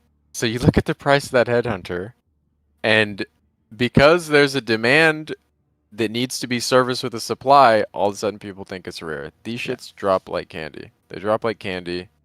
If you drop it, you use it. You're not going to fucking sell it, right? Especially early league. Yeah. All the ones you see on trade are not reflective of how many have dropped, right? You have no way to know how many people have it equipped until they're on PoE Ninja. And then you have to add those onto the ones that are on trade, because those are sitting in a tab, not on a character, you know? Dude, I don't even know how many 4 Utopias I've dropped and never used them. Yep. I have Chayula shows up in your ritual window for 28,000 tribute. Like, yeah, we'll be getting that. Yeah, we're gonna have to see how it looks next league without Temple. We might have a completely different situation. So I don't really remember what the situation was in 0.3, but what I can tell you for a fact is that after 4 weeks, also into 0.3 where we didn't have Temple, Headhunter was also 1 div. Because I mean, Headhunter gets around 20 div at the end of the league before Temple. It gets about 10 to 20 div 20? At the end of the league. You sure? 10 to 20 div. Yeah, if I remember correctly, in like 0.2, there was like 20-ish divs at the end of the league. Yeah. But we gotta also remember that just like the term chase unique and the term meaningful combat means something different to all of us and the developers, by the way, currency is relative. Currency in one league, 20 div last league and 20 div this league are completely different. Exactly. 20 div in 0.1, completely different. Mirrors at one point were like 700 divine and they were stable, rock solid there for months, right? Now a mirror is 10,000 divine, right? So it's like none of all of these things, the lines get blurry. I can't remember what divine to exalt was in 0.2, but I remember seeing it at 1 to 2,300 in 0.1 at a point. You know what I mean? Exactly. So there's also that bad feeling in the players, like it's like the show Severance where they have to like find the bad numbers on the screen. Seeing an item that previously was worth X divine, now worth, you know, X divine with a 0 on the end of it just makes people feel like shit. Yeah. And it doesn't matter if the economy is inflated in the sense that the currency is meaningless, but it's all more accessible. Just seeing a big number on the screen and somebody used to spend 11 div on this item and now they're spending 120, like people don't like that. People really, really don't like that. And it doesn't matter if this is the best league you've ever had economically, all the content was playable, you could do whatever you want for currency. Like, getting control, that's so fucking important. Yep. Headhunter is common, and that's not a bad take. It's common. It's just common. I mean, in a relative sense, it's common. It's common. In a relative. I'm pulling my, like, I'm an innocent bystander. I disengage I from dropped, this topic now. if we want to use personal anecdote of like, I've only dropped 1 in blah, blah, blah, blah, blah. I dropped 1 this league doing negative rarity farming. Like, that's not an argument. Your anecdote is not an argument. I dropped like fucking 15 T1 uniques in the first month of the game. I chanced 3 headhunters this league, I think, and I didn't even. And that's without temple. Like, this shit is light work. You are farming with rarity. You heard it here first. I mean, I was able to get a headhunter. Just get a headhunter forehead. It's the new just get a house, okay? Yeah. Yeah, I mean, I think it's just all relative. It's but I think that's the bottom line is for us, we don't consider like chase uniques. Like we don't consider most uniques in this game chase because if I'm guaranteed to get it if I just turn on the stream and play the game for a couple hours a day, where the fuck is the chase? Like a chase unique is like, I don't know, a couple hundred divs or something like that. I don't know. It's hard to give like a good like number, but it's more of like a feeling. I don't know if that makes sense. It's more of like a feeling. It's relative, right? It's all relative. I mean, maybe this is the fault of the content creator not teaching people how to farm for things that they want. In the same way that everybody's in all of our comment sections talking about how hard it is to get lineage support gems. Like, obviously we're playing different games, right? Like, we play for thousands of hours. People play for 2 hours a day when they get home from work. Like, different games are being played, and maybe it is not common sense how to do this shit. But maybe it's not straightforward that the more rares you kill, the more uniques you get. Maybe that's not so obvious. I think it's more of just like, hey, it like you said, right? It's a different definition for everybody. It's like a chase unique for you, but this is a good time to do this. This is low key. Somebody out there has never dropped one and will never get one. This is low key. I mean, some people out there divines are chase items. Yeah, and this is Thor. True. So it's all relative, and I think that it just depends on what we're thinking about as like the definition of a chase unique. The item inherently, though, light work to get. Where's buff bows? All right, buff bows. Yeah, I don't know about that one. Are we? Do we have more stuff? I'm sure we can let Chad give us some. Buff twisters, okay? We found the crazy person. Spear of Solaris. You guys, there's a dev in the chat. I just checked the viewer list. Buff twister, buff whirling assault. Is Saber in here or something? Guys, buff all the good shit. Move everything on that left side of the screen to the right real quick. What's Mage World gonna be? Everyone's saying charms. That's. I feel like charms were the right? replacement for flasks, right? That was the goal. Yeah. So you don't have to Yeah, piano I think it's definitely and gonna be charms. RSI carpal tunnel your left arm while you play video games. Wait, my carpal tunnel is in my right hand. Yeah. Like I'm a mouse gamer. Really? Buttons on the mouse guy, huh? No, I don't even use those, but I don't know. I never had problems with my left or with my right. But that was also my not my lead hand during like 15 years of boxing, so that might have something to do with that I just fucked up my hand doing boxing for too much time. I mean, we know that there will eventually be more charm slots, right?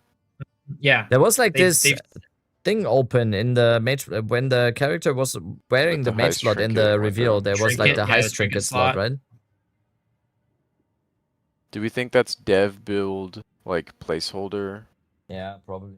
Or do we think they also had like Act 5 in there as well? So, and that's definitely not gonna happen. That's 100% not gonna happen. So. They just I mean, some people still think swords are coming, which I think is ridiculous. They leaked the next mechanic. You think that they already have heist planned for 1.0? Would heist be the overhanging thing for 1.0? I don't think so. Is heist like good enough to go for that as like the release league? I think heist is not the most popular. Now that we think of these mechanics, it's like first thing your brain goes to is like, don't even assume it's going to work like it does in PO 1. They have to make it like everything is going to be better, right? Yeah. Did anybody think Breach was going to get a rework in PoE 1? Just like no one thought that Abyss would, you know, in this game? True. We know that these mechanics are inevitable, right? Like, they're all going to come eventually. Just a matter of like, when do they want to market it? Light, Harvest, Legion, like all of those are inevitable. Like 100%. Yep. Is there anything that we have left that is like an egregious, like they're definitely gonna nerf or buff these? Or do we think this list is kind of like there? Oh, you know what I haven't gotten in here? Shock conduction. Ooh, shock conduction too, you mean? Yeah. Yep. I honestly think that's not a biggie if they nerf that, by the way. I don't really see the whole thing because as long as you have like a certain amount of lightning damage or spell damage overall, you will still shock with Thunderstorm, right? So it was just such a convenient way for people that don't have spell damage to get an easy shock. And as a spell damage player, I don't mind if they nerf that. It's just like literally I called it the best like skill support gem combo of 0.5 or 0.4 because like literally it was a no-brainer. If you could fit it into your build and you don't have an easy source of shock, it's just like just do it instant. And then you just do it on second weapon set and you go for all the magnitude of shock nodes and you go commiserate and overcharge. You just have an instant shock without any investment basically of like 70% shock magnitude. And every single boss you just attack gets 70% more damage. Just like out of the gate without any investment. So yeah, it might be a little bit too strong. People are saying rarity, but they talked about rarity in the they did. They talked about it in the interview. They said that they still don't know what to do with it. The Kitava buff? I don't like they specifically mentioned Chronomancer and Gemling. I think it would be weird if any other Ascendancy gets like major buffs or adjustments, and they didn't mention it. Right? They specifically mentioned. Were like this. I think those are not only the two least played, also the most complained about. Yeah. I think there are other characters that are, you know, seldomly played but are good. I think Abyssal Lich is a great example of that. I think Smith or Kitava is another great example of like really not a lot of people are playing that shit, but it's great. Dude, Detonate Dead, Smith or Kitava, Fire Spell on hit, ridiculous. Yeah, that shit is insane. But if you don't know about that interaction, why would you ever play that over Titan? Exactly. That's the boat that Ascendancy is in right now. You either know about Detonate Dead and Fire Spell on hit, and then you know that you want to hit as often as possible, and then you end up playing a quarterstaff skill like Whirling Assault or something of the sort, and you run Detonate Dead, or you play Titan. It's usually you play Titan, and then you find out about that, and then, you know, everybody understands Titan. It's like one of those vanilla ascendancies where it's just like, this node gives you a bunch of damage, so use this character. It's like Ritualist, same shit.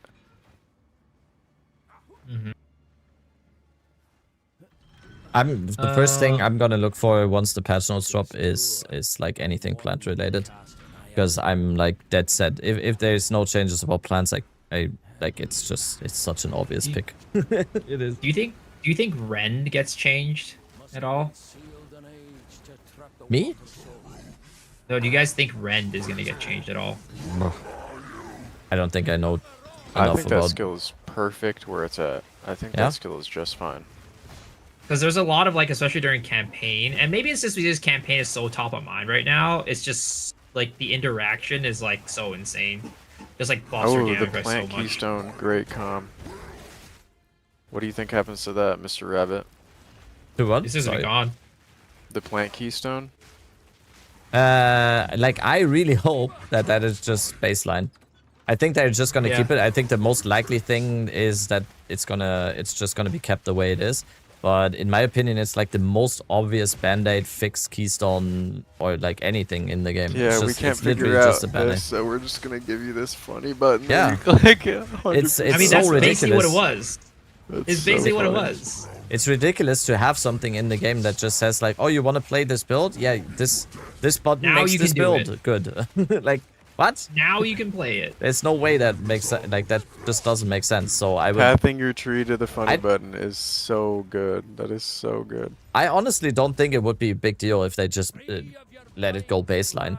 On the Palstran and Dreamcore podcast, they floated the idea to me that it might become a support gem, and I would hate that. Oh, that would be terrible. If that becomes a support gem, I'm out. Like, I think the power level of keystone? plants is This one? fine where it is. And if you make it a support gem, you're nerfing it. Yeah. Plants are perfect. I just don't see the point of Wild Search Incantation. I'm fine with it existing. I don't think it's like egregious, but I just don't see the point in it because it's a must-pick keystone if you want to play this archetype. Plants overall is perfect. Plants is amazing. It's in a perfect place. I'm playing it right now through campaign, and it's like it's the coziest, easiest, new player friendly, amazing campaign experience you could ever ask for. You don't rely really on Bone Storm, even though Bone Storm just makes it infinitely better. It's perfect. Plants are fucking perfect. Yep. And of I course, like that Lance comes it's in a here. staple build, and it reminds me. What's it, Lance? Maybe of plants the are too staple good with that builds. keystone then? Shut up. Don't do that to me, please. It's like plants and shield wall are like two builds I want to see in the game forever. I don't want to see those go anywhere. Yeah. I don't want to see them become obsolete. Like. So. Oh, I hate that I'm the one that mentions this because now it's attributed to me in any way. But do you think minions get buffed or nerfed? I feel like this is always a talking point every league. I mean, we have the number 2 minion player in the game in the chat right now. Lance, what do you think? We patiently await. He just goes. We made it. Yeah, it's like a slur. It's like branding somebody with the worst thing ever. Yeah, no. I guess we can generalize, and we can be actually companions are also minions, and so are specters. You know what I mean? But like, companions are definitely getting buffed. Yeah, companions are getting buffed for sure. Yeah, I mean, it's kind of obvious that they are definitely looking into that direction with what they've introduced so far, right? So we get a companion ascendancy basically. We get a companions like a minion based staff or whatever. I think Lance is also league starting that staff, right? He said it's like the most amazing item he's ever seen. Yeah, I think so. I watched like 30 seconds of that video. Bait. It's not bait. He said it's the best. I need to stop rage baiting. I'm watching farmers stream too much. Like every single evening when I'm done streaming, I'm watching farmers stream too much. And my wife already said like, "Why are you rage baiting me so much?" And I called her Haley like 2 times, I think. So this is Haley. You know how like every league there's this thing that gets advertised through the reveal and we're like, oh my god, that looks so cool. And people are just gambling on whether it's GGG bait or not. You know how fucking funny it would be if those massive ass companions that you had to go fight and capture are horseshit. They're gonna be bait. I 100%. It's you know how funny that would be? It's not bait. That boss that was one-tapping you in your campaign and your maps is legit horseshit and unusable, the silverback, or the shark that whooped your ass is just legit garbage. Like, they have to do... I don't like the archetype personally. I'm not gonna play it because I don't think it's interactive. Like, I'm not a minions guy, but like, they can't make that shit. Surely not. Like, how many times are we gonna get baited with some shit like that? Surely those one of them is good. Like, surely at least one of them is good. Yeah, the tornado bird that is bugged right now that goes invisible. Like, surely one of them is usable, right? That is so funny. You know what's gonna happen? Infernal Legion's not gonna get nerfed, and then you just get the biggest, tankiest, beefiest guy, and you just go in there and just burn the enemies. That's what it's gonna be. Seeing that bird with the gigantic support gem, and he's taking up half of your screen, and he's doing wet noodle damage, like... we're coming for jobs at that point. Somebody's got to figure it out. That shit better deal damage, man. Or that whole ascendancy is just like, what are we doing? What if they end up worse than concoctions? I mean, it's probably like the reveal stream was probably sandbagging like the teaser, but they always do so you can understand it. You'll never see an end game build that's like it doesn't really make sense. The damage that they showed there. Some of the bosses just have really bad animations. Like the fucking bird, the stupid wind bird, it flies into the air and does like a fucking 360 in midair before it comes down to kick a couple times. Yeah. And then like the shark goes underground for like 10 seconds before it rises up out of ground. Like, the chimera flying in the sky over and over and over and over, and then cooking up like legit professional time waster bosses. Yeah. 100%. There's gonna be those, and it's gonna be unfortunate. And where the fuck am I going, by the way? Sorry. It would be a damn shame if they were legit all horseshit though, because it is cool. I will admit that shit is cool looking. It does look fucking sick. Who in chat is league starting the Spirit Walker, and they wanna actually league start the companions and not the twisters. Except for Lance, obviously.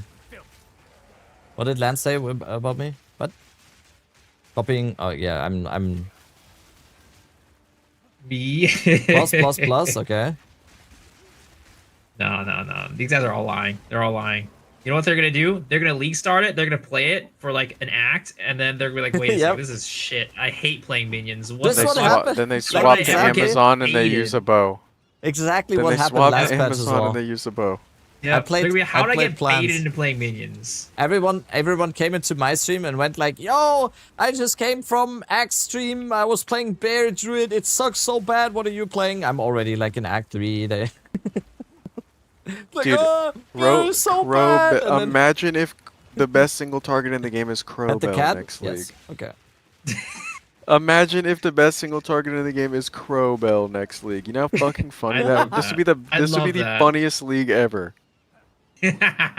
Everybody's running around with Crowbells. Yeah. Dude, we should get Flubgun to play the build. you go to fucking Act 1 Clearfell and there's just fucking Crowbells everywhere. That is so funny. Oh, I mean, in reality, the only meta is like the titty scorpion ladies. That is the only meta. No, she's not a beast. I was gonna ask if the Siren was a beast, because I know some of you freaks are gonna have that in a hideout going stupid. What do you mean the Siren? The only meta is the only right meta. Objectively, a good meta is Queen of Filth. Exactly. You just make that she is a beast in many aspects. We captured fine shit in a Pokeball and we just spawn her whenever we want. Right? Wait, you can put it. Is that Zeria Beast? There's always that one chatter. Is it Zeria Beast? We know what you are, you sick bastard. like it's always. Well, she transformed, so surely she's a beast. Come on. Is the stream free to watch? No, it isn't. You get permabanned after not paying up. After it's a trial, yeah. 15. If you don't sub, you get banned after. If you don't have a sub, type in chat so we know to ban you. We're writing names down. How are we looking on the list? I'm already I'm back in the game.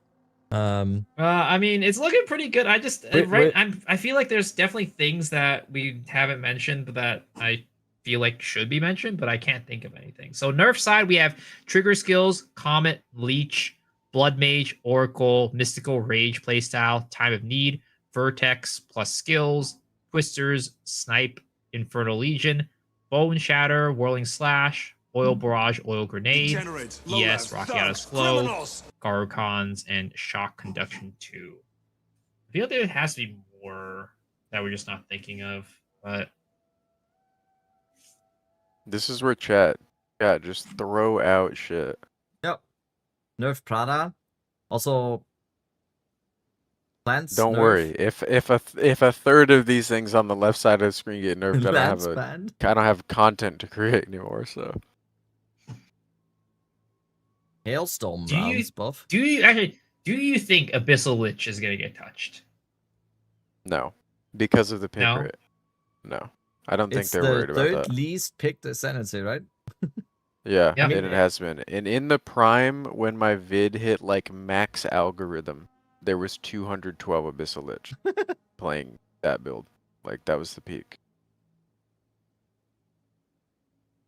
I mean, they could 2-tap that character in the head right now if they just nerf that support gem. Projectile acceleration 3. Increases in reductions to projectile speed also apply to projectile damage with skills. It's a good way to go about nerfing it. And then why you is just that so make crazy it again? especially on Abyssal Lich? Remind me. Because we have 357 prod speed, so it's one support for 357 increased damage. Okay. Yeah, okay. Yep, and then you throw in the bow node, right? That scales. Those, yep. That's like 250 twice, which is fucking hilarious. All right. It's dumb. Yeah, I mean, I think we're looking good. I can't really think of anything I mean, much I would add, I don't think they would, though. It deserves it, though. Bucklers, but yeah.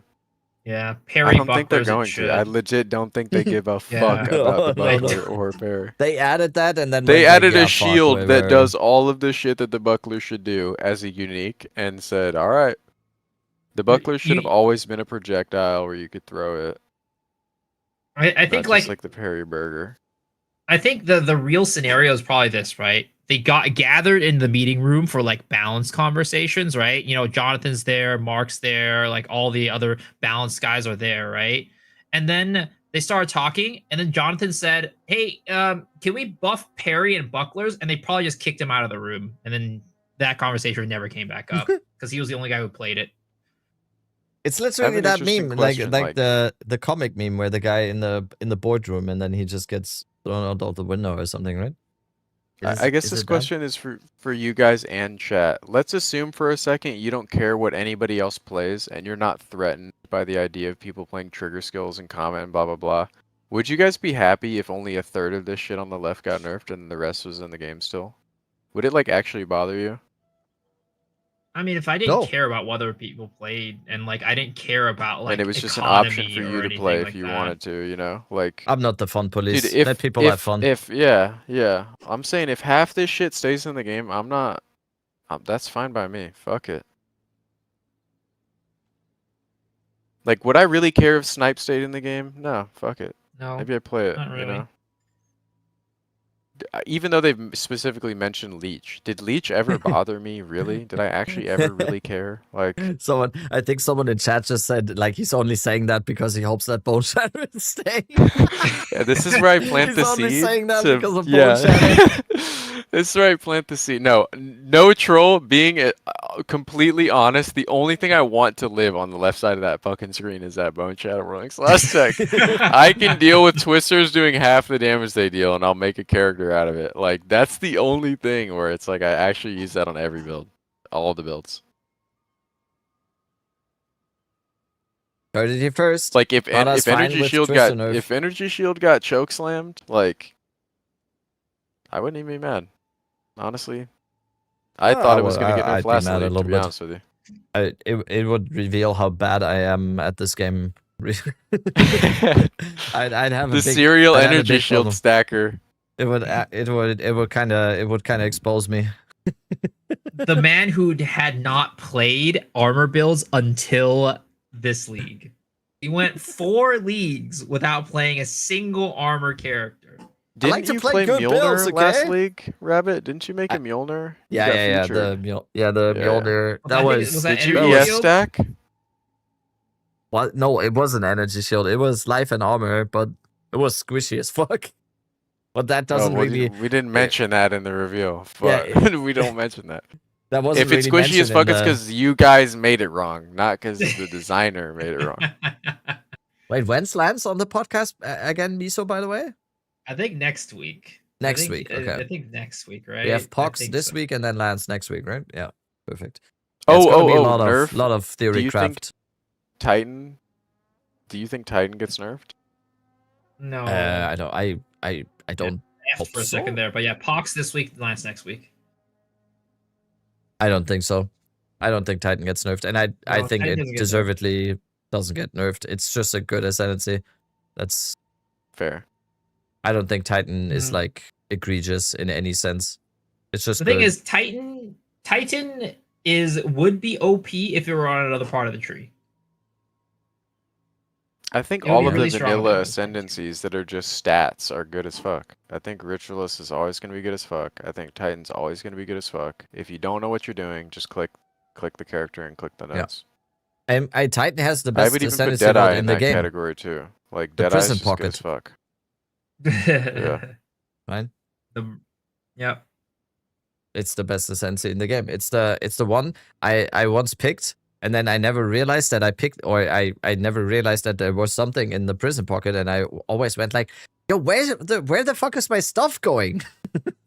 Yeah, there's like a bug here or The something. man I'm picking up stuff, and it just goes away. Where the fuck is it? And then at one point I It's open the up the man prison purse. pocket, and I'm like, Yeah. I open Dude, up the man purse, and then it's like there's like 15,000. I had a guy type a 2-paragraph Bible in my chat about why this game's pay to win because he thought I paid for the Titan extra ascendancy slots. Like, I know it's like a little known thing because everybody has it closed all the time, so like you never see it open. This guy typed I'm not even kidding, it was like 8 lines in the chat box about like how this game is dog shit now because you can just buy space. Like, I mean, you what do can't buy say to that? space, stash tabs, but not in your inventory. So fucking And I funny. mean, yeah. Tell me you leaned into it, by the way. Tell me you didn't correct him right away, but you leaned into it. Oh, tell me you that, know tell my me that chat, happened. bro. Yes. You know my chat. It got highlighted and copy-paste spammed by like 40 people in 2 seconds. Like, so good. Essaying, dude. Absolutely essaying. Guys talking Alright. about predatory business practices with the Titan Ascendancy node. Like, for sure, bro. That's it. What do you guys think of the loot pet? Do you guys think that is a thing that would completely destroy the community? Because there's a lot of people in my chat who are like, you know what? If they gave me a loot pet, I'd buy that shit. You want to add Dark a loot pet patterns. to the game? Make that shit unlockable at level 100. How about that? Fuck being able to purchase that shit. Fuck that, bro. No. Fuck I that. would This hate is it. like the same as campaign skip discussion. Like full campaign skip discussion. No matter what we say about that, as long as Jonathan and Mark are at the head of GGG, it's never going to happen. They would have to be like sacrificed at the altar or something for that to happen. So it doesn't, like, I don't know Like, and that's a good thing. But I don't really see the point in like even talking about it. Just like campaign skin. That, bro. No, you can't pay money for shit like that. No. It just from like the integrity of the game and like how it's viewed, even like. Hey, obviously, in China, we that's don't want completely it. different. Yeah, obviously we don't want it. The like, Chinese servers are different. already being PoE players, but once you know shit like that is in a game and it's like behind a paywall, it's like I won't play a game that has that. Yeah. I'm not trying to fuck the bag up. If anybody wants to offer me sponsorship to play, you know what I mean? But like seriously though, like why? I don't know. Sour taste in your mouth. Cheese pad? Now that's an idea. Cheese pad? You mean like a pet that picks up cheese for you and feeds it to you? Yes. If you want to add pets to the game, that's amazing. why don't we get like RuneScape drops? You kill Zesht, 1 in 3,000 drop, you get like a little imp pet or something that's specific, and it doesn't do anything. It's just cosmetic. Yeah, or like for challenges. Like challenge rewards, yeah. Yeah. But like, make it tied to RNG. Like, yeah. In RuneScape, somebody is killing a fucking mole right now, so they can go stand at G and flex on you. Like, I think that element has always been really cool. Yeah. Somebody's running around with a little Vorkath pet, and you've killed that fucker thousands of times and not gotten it, you know? No, that shit is always exciting. At least to me. Like, my monkey brain just loves that. Loves that shit. Yeah. Even if it's like you completed like specific challenges or a specific challenge boss within a league or something, and you get like a little bit of a glow around your character or anything for the rest of the week or whatever it is. Anything. I love that. If you've ever done a hitless run to get a Temporalis, you should have a banner around your character. Like, if you want to use it. Just like little shit, little cookies in the game. Mm-hmm. I added something onto the list. Maybe it's kind of like adjacent, but elemental skills early game. I think they're kind of adjacent with infusions, but elemental skills in the early game are pretty damn bad. Because like whenever you're playing a caster, you're always just going ED Contagion for the most part anyway. I mean, and that's that's good. Everyone should be ED Contagion. No. At all times. No. Yeah, somebody said except Ember Fusey. Ember Fusey fucks hard. Yeah, like, but you kind of get that time. pretty late into the early game. Like, yeah, sure, it's still Act 1, but you're like almost done with Act 1 at that point by the time you get it. It just also has access to like supports that directly scale the fuck out of it. Like Rester, multi-shot. Like, that shit is so good. And it's also, it benefits from the same shit that the grenade skills do, where you can use it while you move. So you're not wasting any time, right? Yep. But yeah, other than that, other Ember Fusillade, most other early game spells are just, or elemental spells are just bad. I mean, in general, just spells early game just needs an overall like buff, because other than ED Contagion, there's just nothing else. You think Pounce is nerf? That's another one. I think there's a chance for maybe like cooldown on that to get nerfed or something like that, but I don't know. It's like as long as you can use Pounce to get to Una's loot, that one gap in the game, good enough for me. That one gap in the game wagon to get skip to or the whatever +2. it's called, right? Yeah. As long as Hard skip. that is possible. Do we think it's likely to get nerfed? I don't think it's like I don't know. It depends on how. I think if that gets nerfed, so will grenade skills in campaign. You know what I mean? If they're thinking about campaign shit. Because it really is just to put a talisman in your offhand and you're using the wolf to run around. Like, simulator. That's just what it is.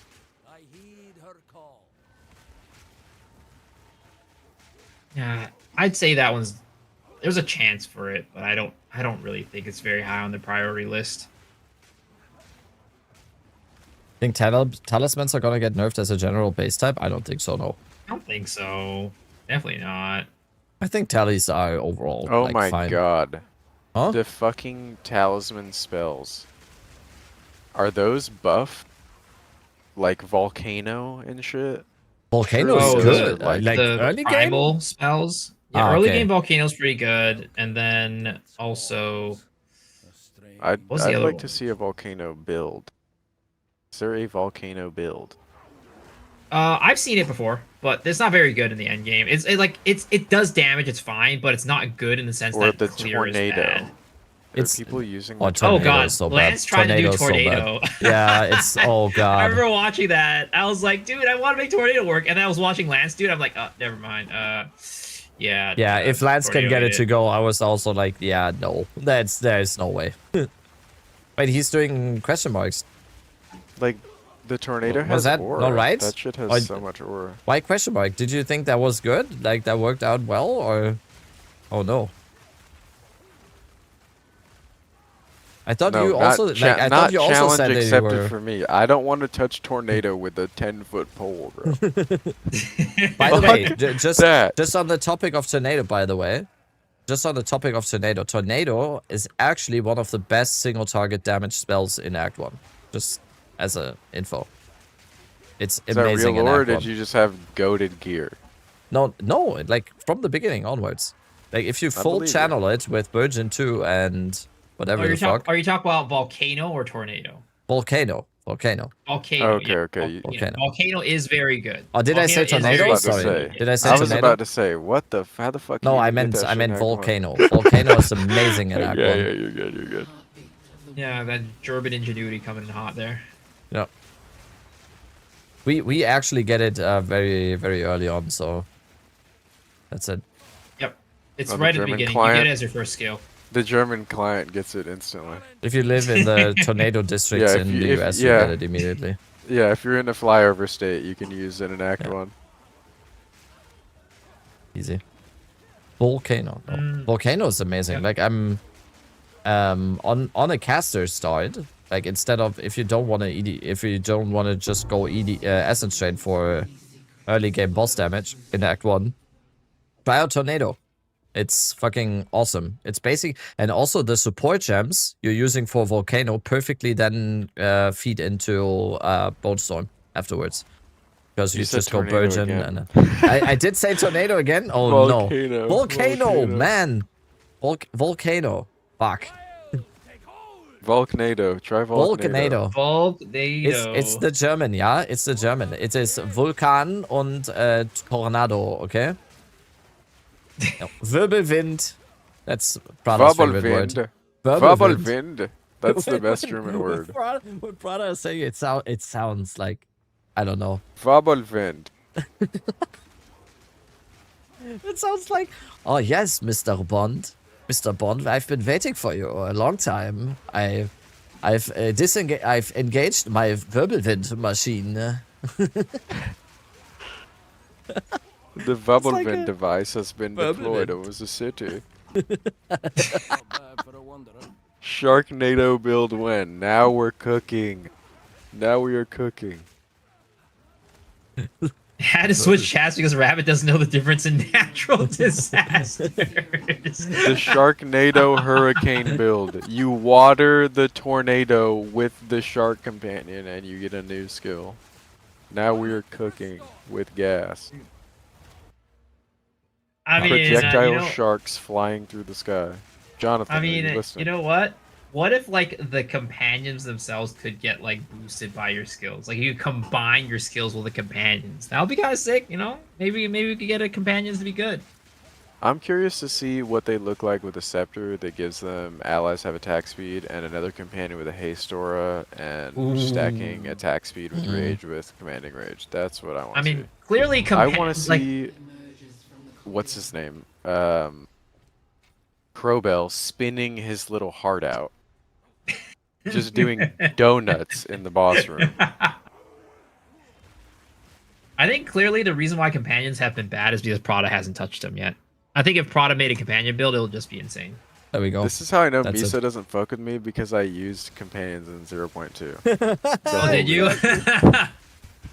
I had a haste aura dire tusk boar following me around for all of 0.2, and in 0.3 I had the fucking mantis burger, whatever he was. I know you had it for the buffs. They were literally buff slaves. That was it. They were buff slaves. Yes, I do know about that for your Twisters builds, but I'm saying like an actual like minion companion build, like you're playing minions.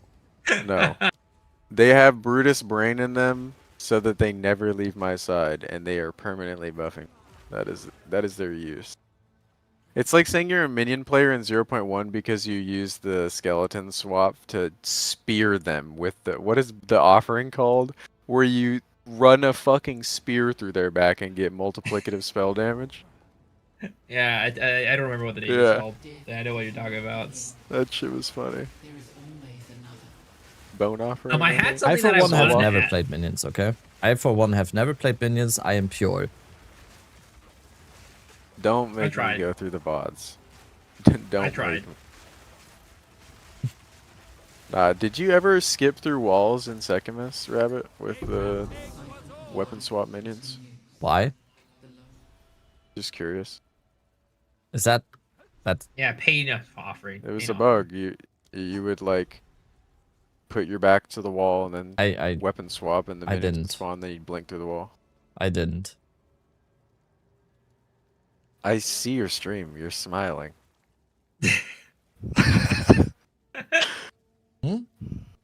We got him. Like, we got him.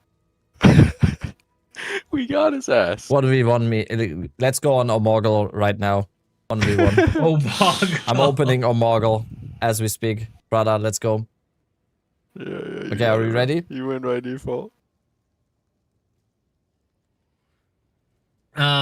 Yeah, I don't know. I think there is 9.7. 9.7. Holy shit. Holy shit.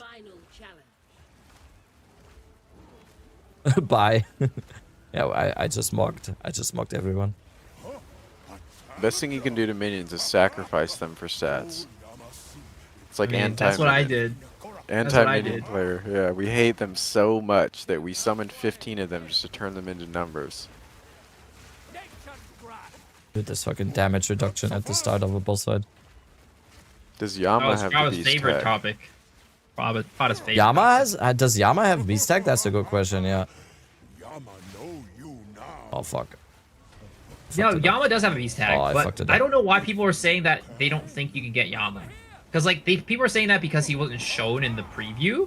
But, like, I don't think that necessarily means that he can't be taken. He should be a beast, though, right? It's because we don't kill Yama, the he motherfucker doesn't speaks die. English. So I don't really know how that's like. But do you need to kill companions to tame them? What? Huh? I mean, isn't like Pokemon, you know? You throw it when they're weak, right? Yeah, when they're weak. Well, I mean, if you put the effect on them and then kill them, that's how it works. TTS is down in price? Oh no. Maybe.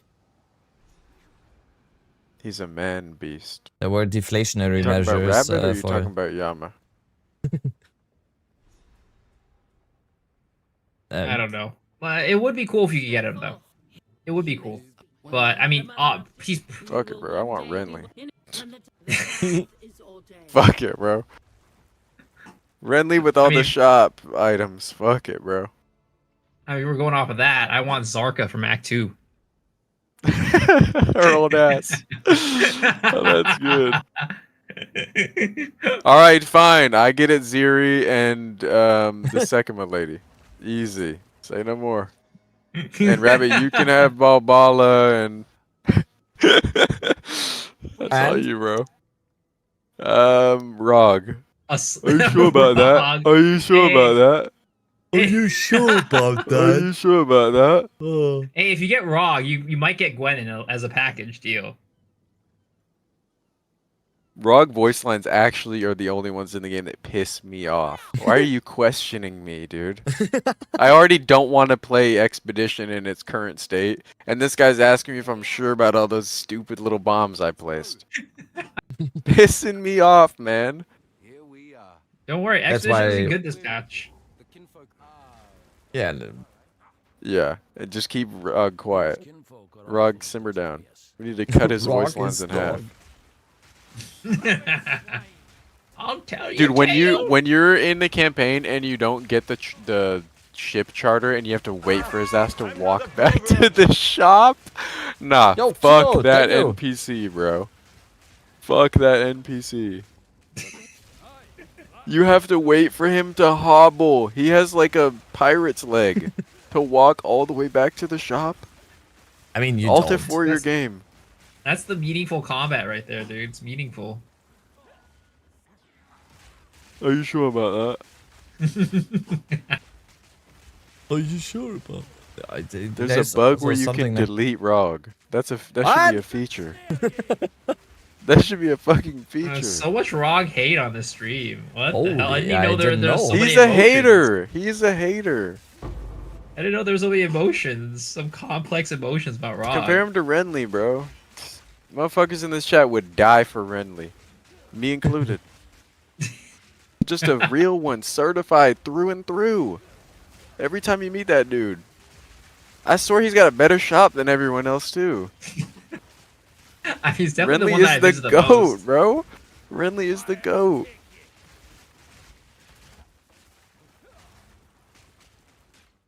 All I know is I also don't fuck with Finn, bro. Get Finn out of here, too. He's got an attitude. Finn is also, nah, Finn ain't it. I've never seen him in a fucking map putting in any work. And Delwyn gotta go! Delwyn gotta go! I swear to God. Yo, Kyo Kofos! First subbing with the 6-month tier 1, and then with 10 gifted subs. Thank you so much. Yo, thank you. Where did that come from? Oh shit, crazy subs. Oh my god! Holy shit! Rap getting big subs? Where's my big subs? Well, of course he's. Rap is out here asking for tier 3 subs again. This is the guy, by the way, that earlier said that like basically everyone in chat is stupid. That's Miso Exile right here, Mr. When did I say that? You said that earlier on. You said like chat is stupid. I heard that. Oh yeah, I mean I guess you're right. Yeah, see, I mean, and now he's doubling down on it too, guys. Well, and this no, is the guy you want to sub to. Right? Wow. We have joint chat right now, and all I'm gonna say is I always say this on my stream. Everybody who's in my chat is automatically a winner. That's all. That's how it works. That's too real. So too real. you know the problem is it's a joint stream right now. Then I can't. Let him know. I can't speak for Rabbit's chat. So all basically what Miso is saying is the average IQ of the chat tanked when you guys combined audio. That's what I'm hearing. What? Call me stupid, so now I'm back. No, if you want a funny chat, watch Farmer try to level or do anything with the character. Every single person in his chat box is trolling him, feeding him bad advice, and laughing. And he, like, tries it. He tries it. They told him he could get Herald of Ice online with no cold damage, and he tried it for 45 minutes. He said, "Isn't it the best Herald? Look how much damage this does." I was like, Farmer, think about it for a sec. Why do you think this does 3 times the damage of this other Herald? Like, because the conditions are harder to meet? Or he's like, I don't know, I just like, hold on. And it's because he dropped the Polk Ring. He drops the Polk Ring, and everyone in chat that's playing a fucking Ice Shot and Wolf skills is like, bro, it's so easy. Just equip it and you're good to go, bro. 45 minutes gone. That's the guy Lance is gonna race. That's the guy Lance is gonna race. Yeah, Lance, what is the thing again against Farmer? Like what are the rules again? That easy money. It's like /play to first pinnacle boss or something, right? Or highest difficulty simulacrum delirium. First to kill hardest version of Delhi. /played. Yeah. In the /played, I don't see any. I don't see any Farmer's version. not going to launch his game for a week, and he's just going to figure out the most overpowered shit and just min-max perfectly. Imagine. So that his /played is he's all of the research time done. Imagine he just skips. He's going to wait until the economy goes, he doesn't stream for the first 3 weeks of League. Jumps into League, economic 0 to mirror, maxes a god character, 18 hours to max Delhi. That's funny. I'd honestly, I'd respect it. Like, I'd respect that approach. Speaking of Delhi, which League mechanic do you guys think is the juice in 0.5? Breach. I think Breach will be like the accessible crazy one. I think Ritual top end will be nutty. Nah, dude, deli top end, man. Dude, you get voices, you get voices, Megalo, yeah, and you get the Megalo amulet. Yeah, because, dude, if you get a fucking multi-max roll voices, oh my god, is that not the best drop in the game? It's gonna be insane. That's got it. That's better than max roll Adorn. Do you guys think like, what about like a 2, like, or is it a 3 slot voices? The first voices where you actually get like a bonus from it. Do you guys think that, like, how much do you think is that's gonna be? Because like it has to be really insane. Rate, right? It has to be really expensive, or else everybody and their moms is gonna get one, right? Well, everybody and their mom is using Heart of the Well, and I don't think they care about jewels like they care about other gear slots, you know? Like the jewels, once you're min-maxing your character, it's like, alright, I have 9 jewel slots and 6 of them are unique. You know what I mean? Yeah, the +2 is already is what is it called? That's already a +1. good. Yeah, that's already an extra slot. Like everybody's just gonna be using it. To all the newer players in chat, by the way, there was a time where the current tree in this game had double the jewel slots. There was a time. They halved the amount of accessible jewels in the tree. It was like every little corner in the tree you could get a jewel slot. Yep. 0.1 was different. Imagine that with now the buffs to jewel crafting and everything with the alloys and everything or whatever it is. No, the emotions are the jewel crafting, right? Yeah. The motion. Yeah, and just having all these like good unique jewels. You know what I mean? Yep. Like. Yeah. So you think that it's going to be Heart of the Well, Flesh Crucible, Adorn to Voices. So you think that it's going to be okay that Voices +2 is like mandatory on everybody, but that is not like that expensive? It's all going to depend on the drop rate, right? How difficult is this item to actually get? Yep. Like I feel like even if it's like 200 div or something like that, I don't know. It just, to me, it's like weird because like I know how you said like basically everybody runs a Heart of the Well, but like it feels different to me because Heart of the Well rolls like a variety of things, which makes it like, hey, it's not like you're picking up a Heart of the Well and automatically using it, right? It has to be a well-rolled Heart of the Well.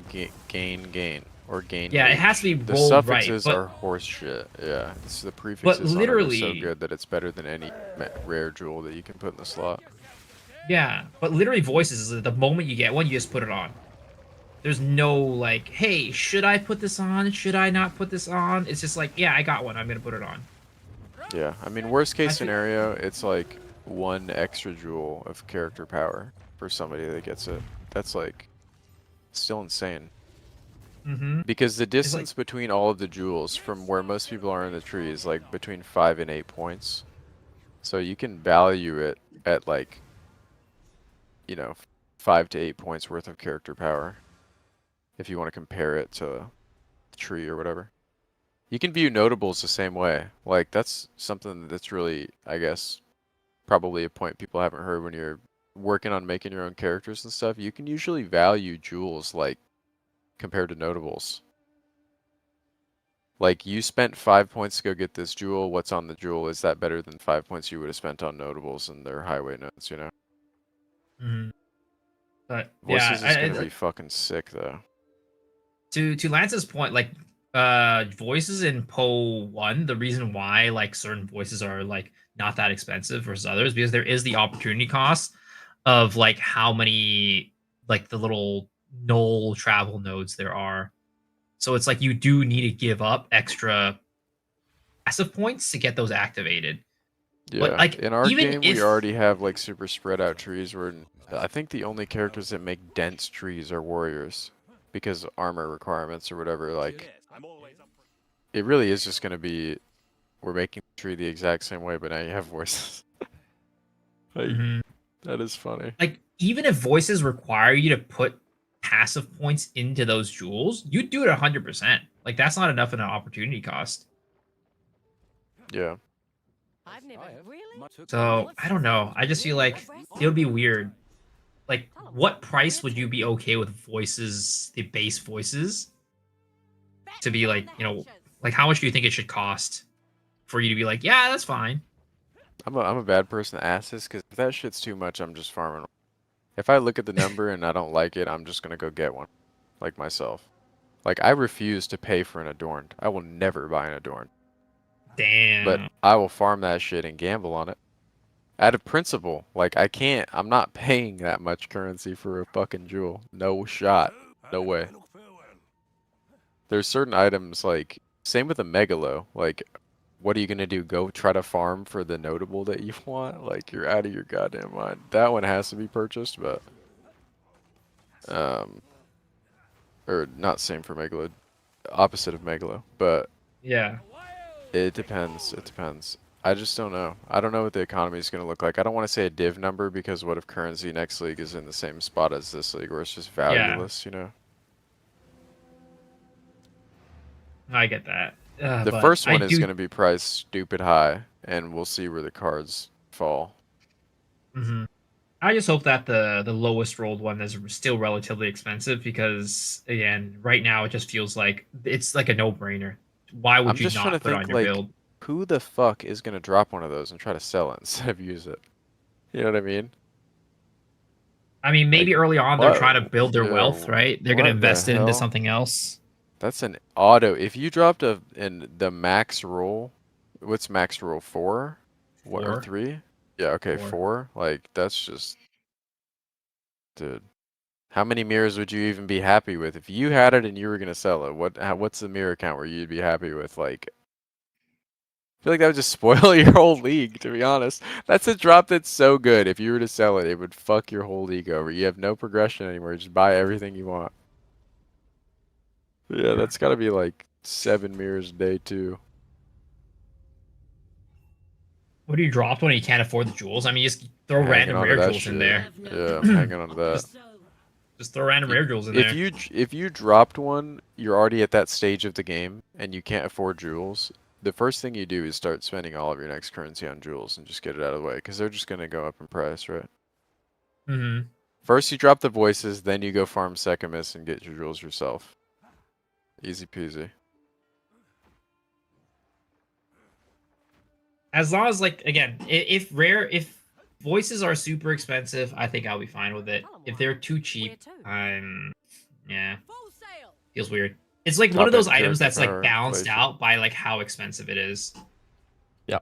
We made it. Yeah, I'm never bothered by the price of Temporalis. Like, whatever it is, I'm like, that's fair. I don't care what the number says next to it. I'm like, that, whatever they decide it's worth. Like, people sacrifice their whole league, start just to currency farm for selling those, and they make an entire character just to play Sekimus every league. Couldn't be me, you know. Couldn't be me. I feel like I got that out of my system in 0.1 right. Almost never want to touch that content again. Prada, is it 6 a.m. for you, by the way, right now? Yep, yeah, 6 a.m. It's 6 a.m. now for you, right? Holy shit. Yep. What? Yep. I think I'm pulling up on 24 hours. Whoops. I think I woke up at 7. I woke up at 7:30 yesterday. Whoops. Oh my god. Well, should we let Prada go to bed, I guess?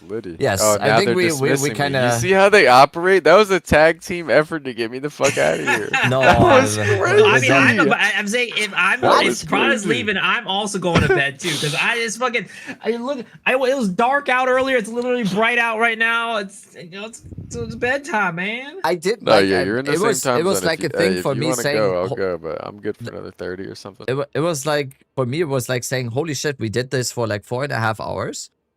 I didn't notice we were yapping for over 4 hours there. Like that was my in good company. This is hella fun. This is really fun. Yeah. Right?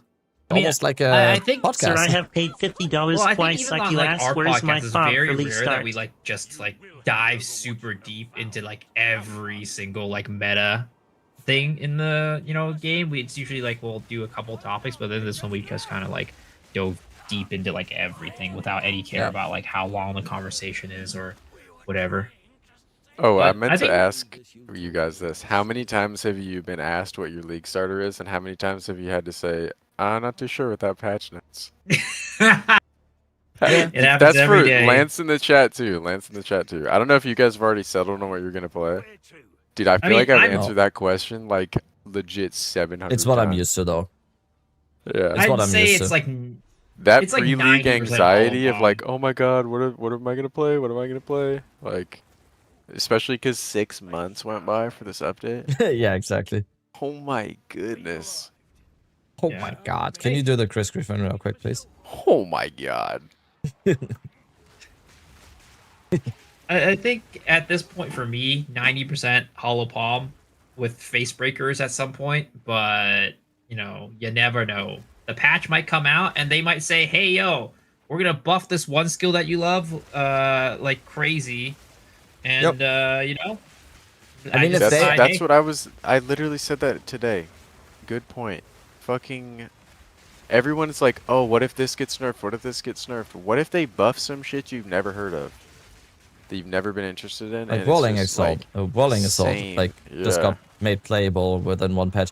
I mean, if they actually just give us buffs to chaos damage and scaling to dot damage, there's no way I'm not playing ED Contagion. It's just not gonna happen. I mean, that was a flip the coin situation. Rabbit's gonna play plants or ED Contagion, you know? Yeah, exactly. And if they buff both... This is the same build reskinned, bro. I only have a problem if they buff both.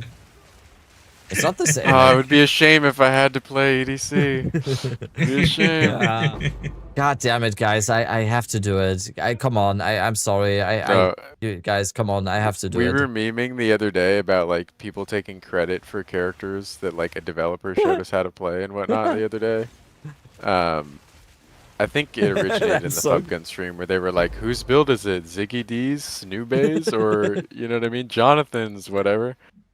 I will say, if there is one person that can claim one build, Rabbit, it is you with EDC. I don't give a fuck what anybody says, that's the Rabbit build. Now and forever, that's the Rabbit build. If this game dies tomorrow, people will look back at EDC, that is your character, bro.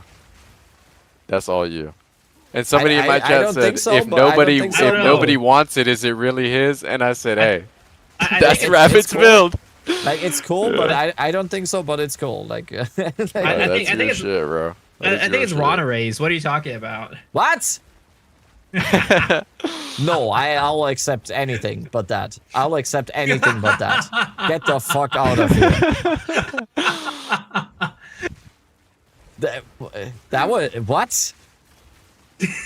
Prada, you want to do a podcast? Maybe there was just a job opening.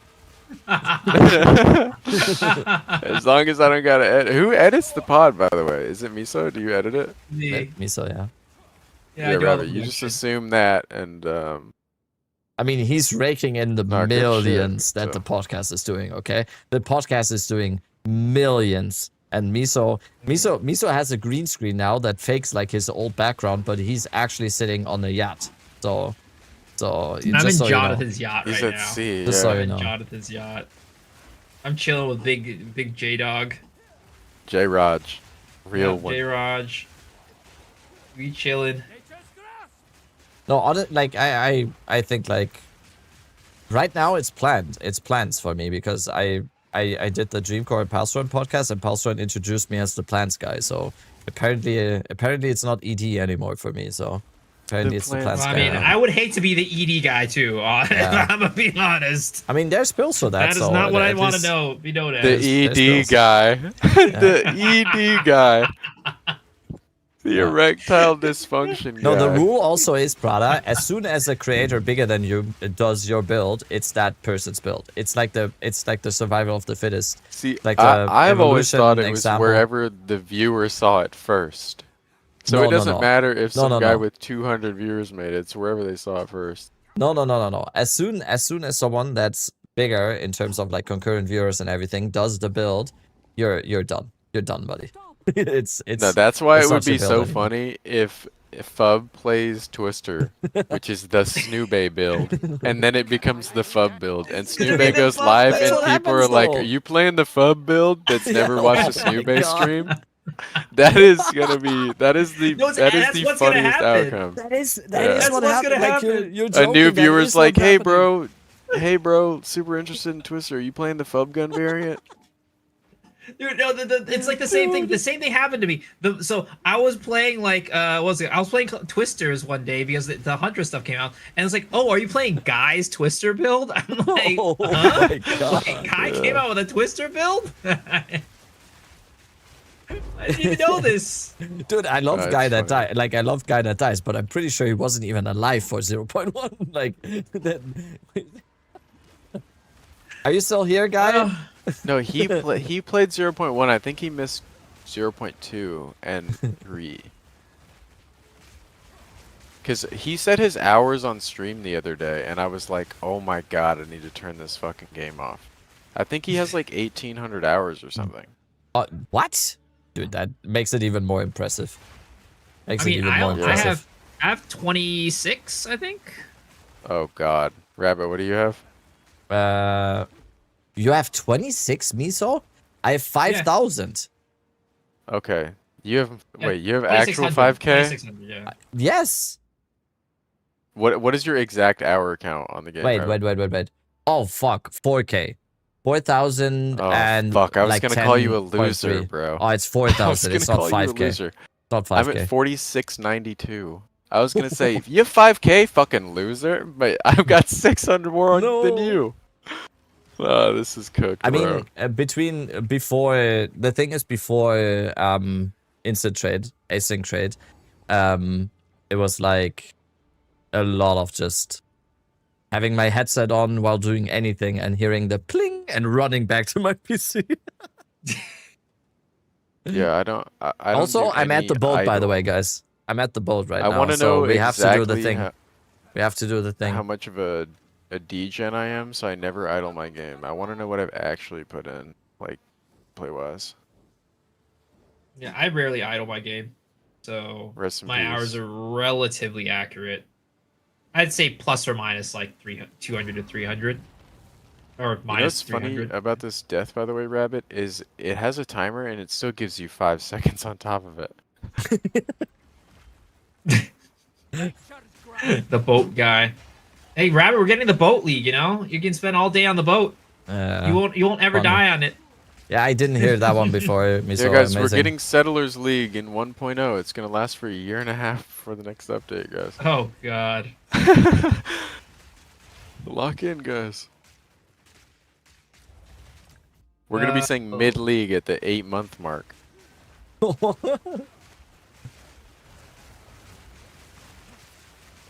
Is there anything else that we need that we want for this? I don't know. I just have a sneaking suspicion that there's something big that I'm missing on, and I just haven't thought of it for some reason. Did you guys see that Connor Converse tier list or like the list that he was saying for the nerfs? Nope, I did not. Screenshot, perhaps. I saw it on Reddit, but I don't know. You think lightning damage? Let's just generalize. You said Connor. You think here it is. The damage? nerf tier list. He says. Can you post it in chat? I'll just say what it is. Yeah, I'll post it in chat. Okay. Oh, I have to click Reddit. You don't enjoy the Reddits. Reddit ain't for you. I use it every now and then. But yeah, so Fubar, 100% reduced duration, gas grenade, incinerate, and ES leech. He puts 100% duration on the same tier as gas grenade, incinerate. Wow. Which is only attainable on one character with 3 skills.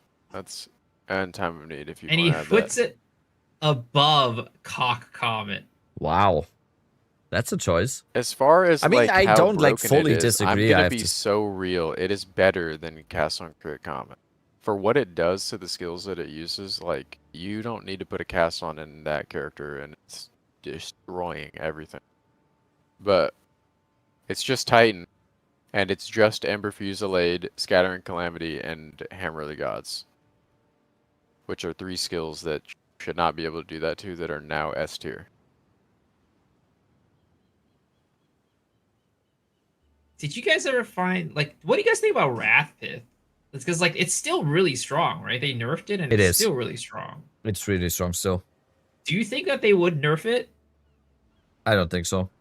I honestly don't. I don't think it's too strong. I think they nerfed it and it became less OP than before, and I think that should be the goal. I think every item that is considered good shouldn't just be like, oh, there we still need to nerf it. Like they did what they wanted to with that. So. And do you guys find Eternal Rage broken? I mean, Rabbit, you probably never heard of that skill. I mean, Eternal Rage to me is like hello, 100 spirit. I totally have heard of that. I know exactly what that is. Skill. Eternal Rage is -1 skill slot, -100 spirit, +1. Yeah, I don't even think it's that good. I feel like if I have to put in Eternal Rage in my build, I'm sad. How is Eternal Rage good? Isn't Rage Generation one of the easiest shit in the game? Like just like Prada said, just slot in his fucking support gem.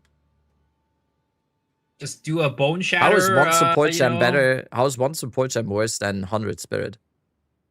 And -1 skill slot. Yeah, it's like it's.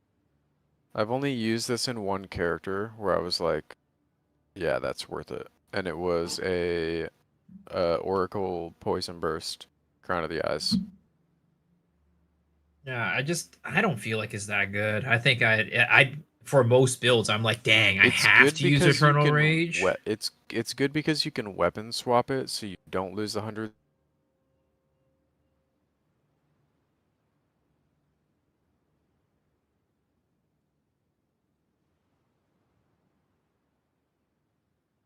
If that's like the track is very good.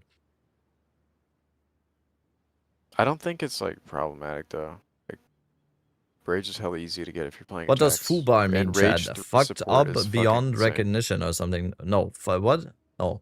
What is Fubar again? Fucked up beyond all recognition? All recognition. Okay. Yeah.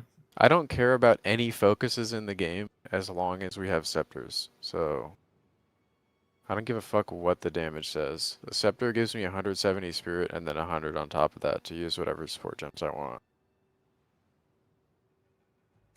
Like Herald of for Ice that reason, like Wrath Pith is like, I don't know. Herald of Ice nerf? I don't know about that. I feel like Herald of Ice is like the only way that we can even potentially Herald Chain, and it's not even that crazy. It can get pretty strong, but I don't think it's that if they remove crazy. Armor Break Prolif, people wouldn't use both? I feel like people would still use both just for damage. Armor Break what? The Armor Break Proliferation, where like it breaks armor and then you can and like chain. Yeah. If they remove that, people would still use 2 of them. I don't know if people will use Armor Break on Herald of Ice because it takes some setup. I mean, if it was not possible, people would still use Herald of Ice and Herald of Thunder because the requirements. Probably. If you're using Freeze, the requirements to get Herald of Thunder online are effortless. You just need a little bit of shock. Okay, I just realized, by the way, that it says Infernal Legion is single tap when like. I think it's like interesting. I get it, but I from what I've read in chat, most people agree on that Infernal Legion is just has no. Well, especially now that Jung made a video on it, it's just gone. There's no way it survives, right? Do you think he has Vertex in not nerfed category because it's now that Temple is like not going to be as pervasive and is played? It's like they're going to keep it +4 because it's a crazy chase. I mean, it's I think it's not going to be +4 completely disconnected from the Vertex itself. It's not going to be +4 because of the fact that they said that they're squishing down plus levels, right? And then +4 on a helmet if they are squishing down plus levels. If a two-handed weapon has +4 and there's a helmet that has +4, get fucked. Like that is, it's done. Right? Would you be bothered though if it was the same next league? Yeah, I have to say yeah. For me, not as much because I play. Fucking good. I play the builds I played for the most part didn't use Vertex because attack skills like don't really benefit as much from plus levels. I'd rather have the survive. But if I played spells, Vertex is just like required. It's funny because all the other helmets that were ever good, you needed points in tree, right? Like Viper Cap. This one's just by itself. Deepest tower, you needed points and tree, and this one, you just throw that shit on. Yeah. And it's busted. How spooned is it to get Heart of the Well in Interlude 1? What? And then Did that happen to you? He goes and slams that, and he gets double crazy. gain 15. What the fuck? Imagine you get Heart of the Well in Interlude. What the fuck? That is... Less spoon than Rite of Passage and has an Interlude. Wait, that happened to you right what now? What do they sell for on ID day 1? Imagine League Start. What do those sell for on ID Double on day gain 1? with like some crit or something? I feel like day 1? I feel like it probably wouldn't go for all that much. I don't think people are trying to min-max jewels that early on. I would do devious thing. I would sacrifice a random chatter for a Heart of the Well day 1 with 4 Abyssal Echoes. One at random. You press the button, boom, gone.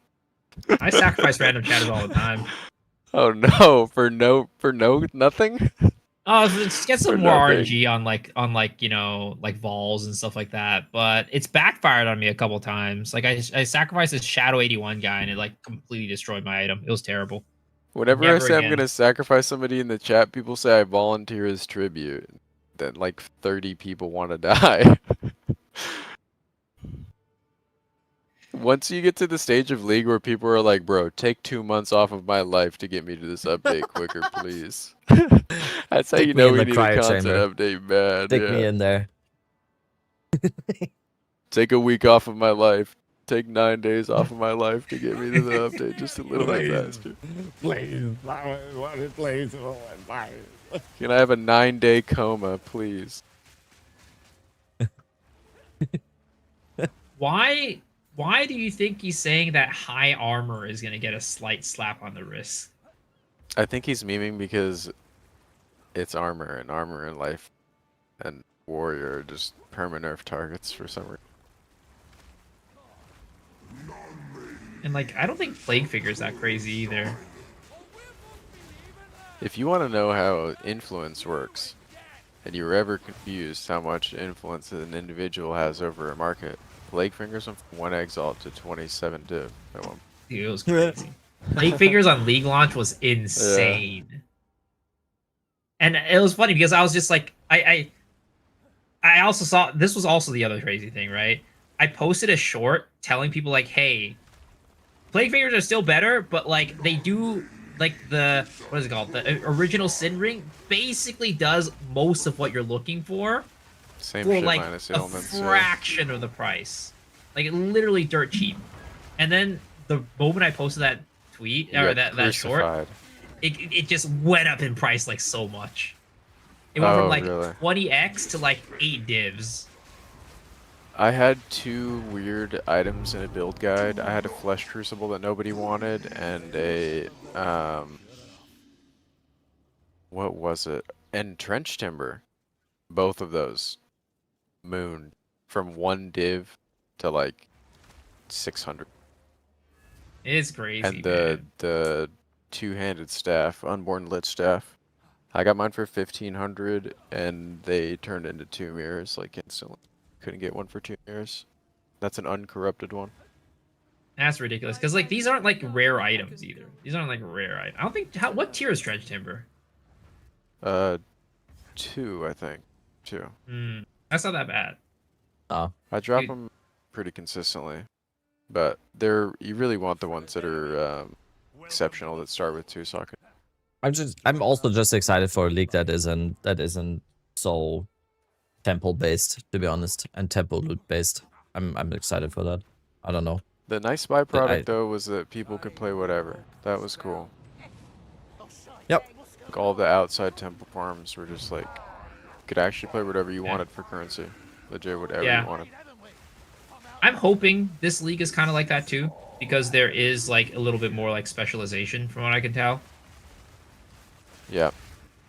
The only thing that really took a hit this league was Sim, right? Because the emotions were only used for Annoyant. Put them on your maps. Yeah. In 0.5, especially at the beginning, I feel, because nobody's going to be able to get every single league mechanic at the beginning. Most of you are going to be working up towards getting their Atlas points, probably, right? Yeah. I would expect at the beginning, specifically. people are gonna like most things are gonna be worth something. I hope that it's gonna be like that near the end too, but it's hard to say because Temple was, I think, the main driving factor for map stuff being so expensive. And without that, I don't know how it's gonna be. Yeah.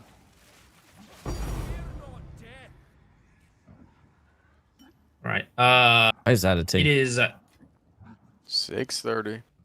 Yep, it is 6:30. Let's Hell of get a out stream. of That here. was fun. Chat, well Yep. behaved today. Some geniuses. That was fun. Good ideas everywhere. Yes. Mm-hmm. Indeed, Ruski. I mean, it's only natural we raid into Rabbit. So, all right, folks, my chat. We're gonna head over to Dead Rabbits. Who's that? Nothing's really gonna change because you guys were there anyways. We have a joint chat. But thanks for watching. Appreciate y'all. Right. Thank Bye, you for guys. watching. Later. Hug your loved ones. See Hug your ya. loved ones. Bye, bye, bye, Yeah, bye, bye. hug Prada's loved ones. Bye. Yep. Hug. Bye. Bye. I mean, I'm still here. I mean, chat, you can stay. We're still here. I've got news for you. News for you. You're mine now. You belong to me. Now you really belong to me. You're not gonna have your mommy snap behind you Behind anymore, you, like the white little little tushies. tushies. Oh no, it's time now to turn this mush. Why are into we back muscle. here? I don't know. Why are we here just to suffer? Why are we here just to suffer? Hello. Hello, it's me. I am me. I'm Dead Rabbit. Have a good night, bro. Yo, thank you, Prada. You have a good night. It's like it's fucking 6:30. Get some sleep. Get some sleep.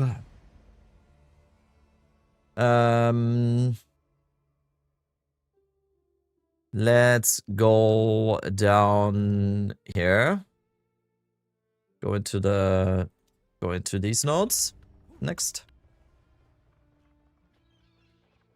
Yeah, I'm just finishing basically what my plan is for the rest of the day is finishing the Oracle plant guide. Since let's go to my mobalytics here. If you go ! Mobalytics, all of my guides that are on there right now are gonna get updated before 0.5, obviously. And as soon as we get patch notes and everything, and we know what's gonna happen in 0.5, I'm gonna go with my league starter as well. But what you can count on is that both the ED Contagion and Plants Druid is gonna get updated as much as it can. And also the Plants Is this stream free Abyssal to watch? The stream is not free to watch. If you are not subbed within 5 minutes of watching the stream, you are permabanned and are unable to watch the stream. Right? Yeah. See. Okay, bye then. No! It's jokes. Plant Lich Mobalytics. Yeah, this one is here. So all my guides are going to be updated. All guides are going to be updated. Mainly the Holopalm Stormwave League Starter, the Plants Oracle League Starter, the ED Contagion League Starter, and the Plants Abyssal Lich League Starter. How many cats you got? 2. We have 2. We have 2 cats, and this is Thor.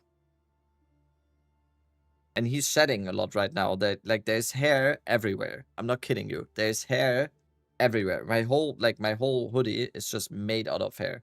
How much per build guide? When is that meme gonna go away? I said this yesterday.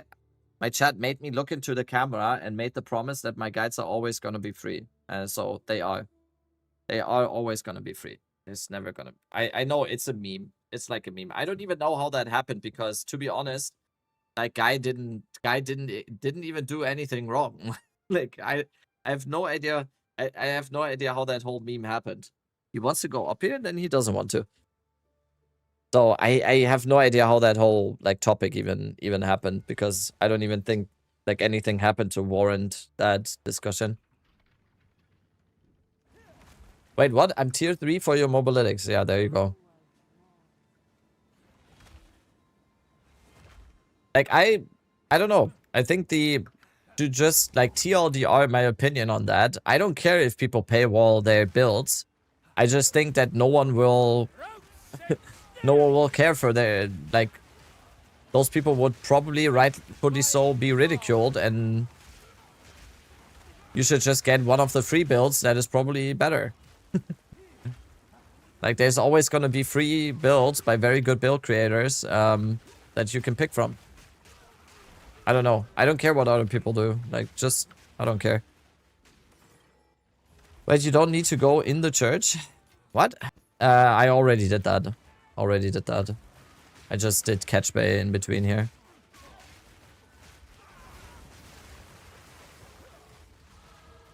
Memory guides me. I just did that in between.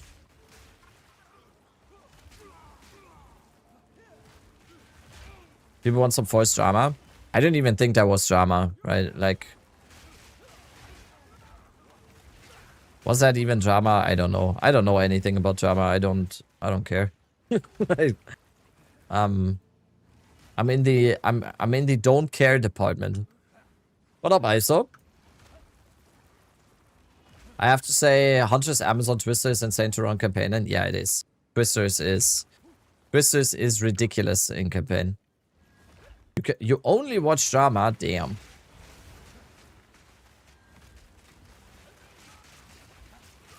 What I will say, like, for example, is it like, what about the whole approach with World of Warcraft UIs? Like, if you take World of Warcraft UIs, right? Most of you probably have also played World of Warcraft at some point. So most of you will know what Elf UI is, right? So there's a lot of WoW streamers that put a lot of effort into making a good UI. Like Now, for example. Now does like a very, very good UI for World of Warcraft. And you only get to get that UI code when you are like subscribed to him, right? Is that scummy? I don't know if it is. He's offering a service. You don't have to take what he's selling. I like, right? I'm a firm believer in free market economy. Is that an unpopular opinion now? I like the free market. Ow! See, I'm not paying attention. Can you throw your thing, please? Thank you. Perfect.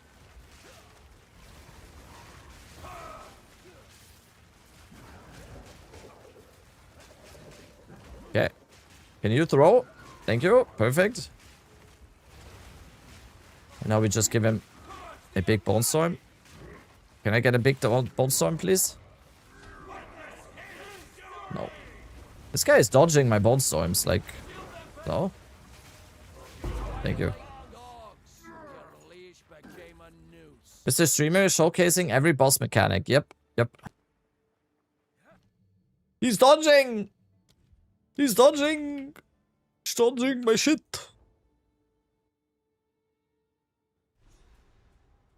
If you don't want to buy, then don't buy. Yeah, I don't know. Like, like I said, I don't care. I don't think, like, that's a hot topic. Do you prefer Coke or Pepsi? Coke. Are we talking about drinks or? Oh, Coke. Do you prefer not going Demon Mummy for campaign? This is a druid, Johnny. This is a druid. Snorting Pepsi. Yeah. This looks terrible. Have you tried EDCon? I've never tried EDCon. What is that? Is that a build? What is that build? What's the difference between Druid and Lich? A lot of differences. Druid is probably more damage. Lich is very tanky. Druid gets, Oracle at least gets, nodes that no other class or ascendancy has access to, so that's a big plus. But I personally prefer Abyssal Lich plants. Have you heard of Poison Pathfinder? No, what is that?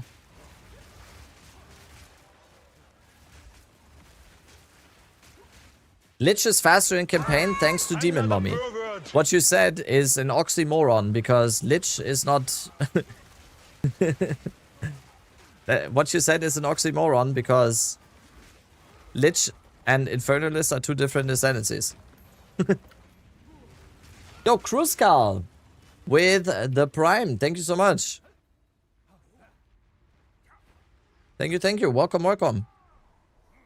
You take 1, then respec. Yeah, but then you can say that Lich is better in campaign because of Demon Mummy. Then you say Witch is better in campaign, and then because, right?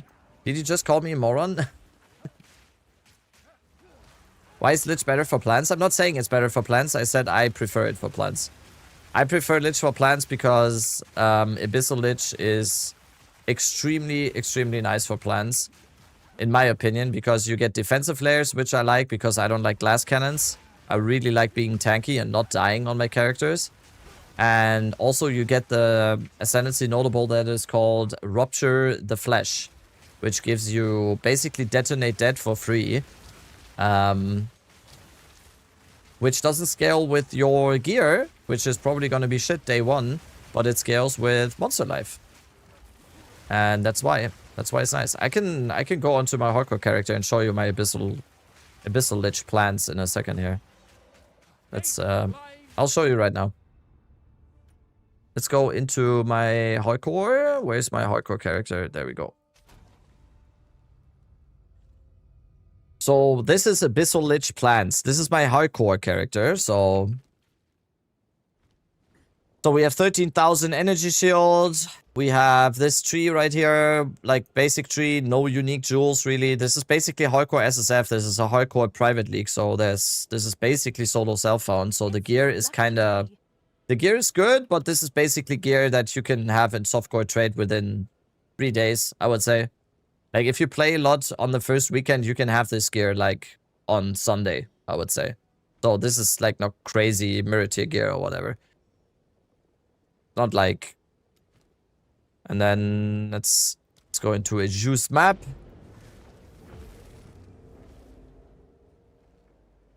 Nothing has changed. Are you going Oracle or Lich? Lich, absolutely. For sure, Lich.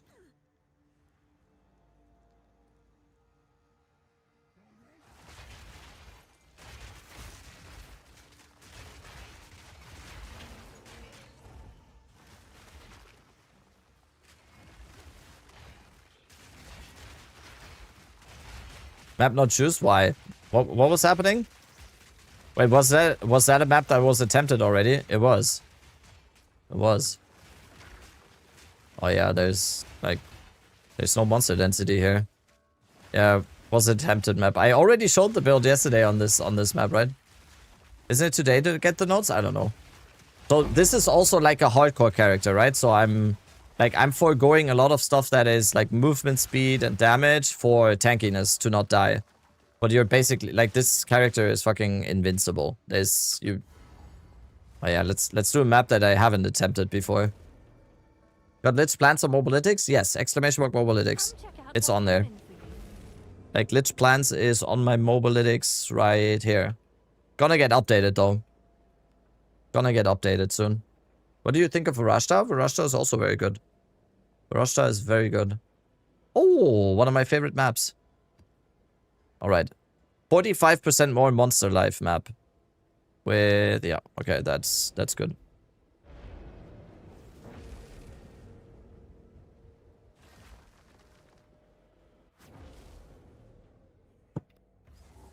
Still alive, Exile.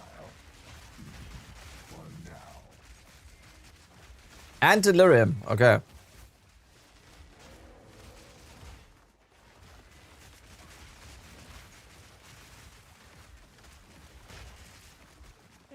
Fancy seeing you here.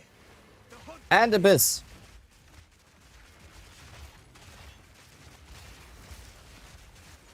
Tor. Like he's pressing button.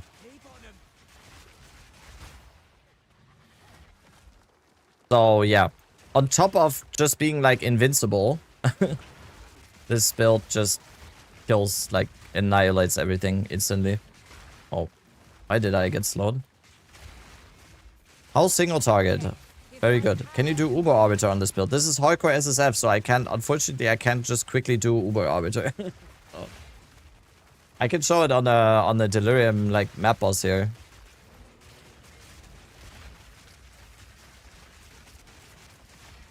Like I said, if you're playing this build on softcore, you don't have to make this build this tanky. Sorry, I need to remove the cat from the PC. So you can make this much faster, much more damage if you're just like don't care about not dying like that much. You will still be extremely tanky. Alright, you wanted to see single target? This is on a delirium encounter as well, right? So this is 45% more monster life, everything.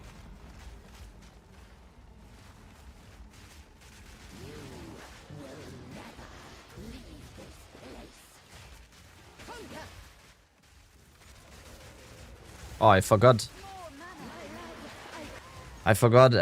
To place thrashing words.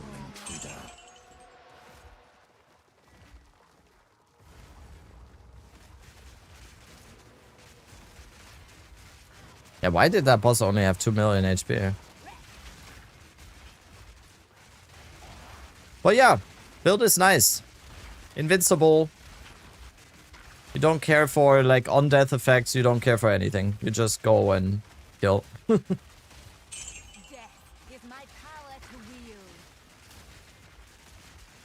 Plan's kinda good. Oh, by the way, this is also no Headhunter, by the way, right? Imagine this with Headhunter, by the way. I forgot to mention that completely. This is no Headhunter. Imagine this with a Headhunter on top. Just as extra here. Like, I totally forgot to mention that. No Headhunter. With Headhunter, you get Shroudwalker and die. No, exactly, you don't die. You literally cannot die on this build in maps. There's no way. You do not die on this build in maps. It's 25% flat damage reduce on everything. 15, like, see, you can easily reach 20,000 energy shield. You got flat damage reduce, damage reductions out of your ass. You don't die on this build. Who cares about Headhunter? Maybe soon. Mage Blood soon, yeah. We got a nice clip if you die now, that's true, yeah. Do I have a breach stone? I don't. I don't have a full breach stone, unfortunately. I mean, this is a private league. Can I this is a trade private league. Is there still people playing? Fuck. Okay, no one is playing. This is basically SSF league. Can I help?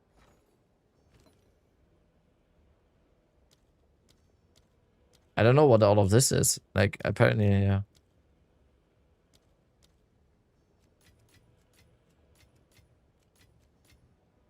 You could migrate? Yeah, that's true. Yeah, because this is still in the private league, right? Yeah. League. PHC league. Hardcore. There we go.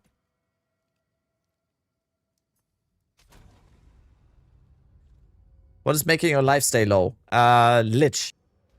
Lich has a ascendancy node called Eternal Life. Your life cannot change while you have energy shield. So as long as we have energy shield, we keep our life low. Why do we keep our life low? Because there is a support gem mainly that is called Execute 3.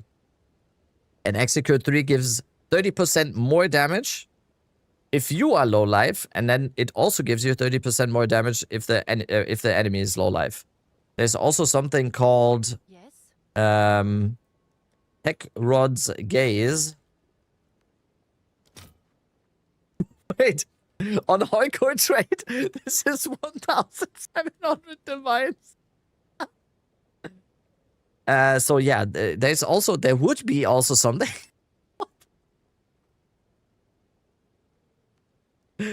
There would also be something called Tech Rod's Gaze, which you will probably be able to buy in the next league that doesn't have a temple. That says 10% increased movement speed while on low life. So I don't have this, unfortunately, but that's 10% more movement speed for a low life character like this. And then there's also another node, more nodes here that say, for example, quick response, faster start to energy shield recharge when you're low life. That's also very good. And then final barrage, more cast speed, 20% increased cast speed for low life. So there is a bunch of stuff in here why you should always go for the low life version on this. Let's see what breach splinters cost here. I need like 80 or something, right? Am I really paying 8 divines for 80 splinters? Apparently I am. Oh my god. Trade is just fucked this league.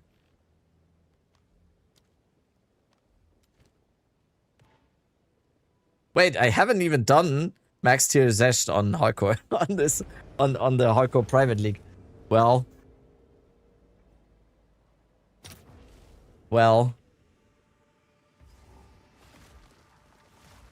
Tourist, yeah. I just lived in Temple in the hardcore private league. Like, I'm level 97 and I haven't done tier 2 Zesht.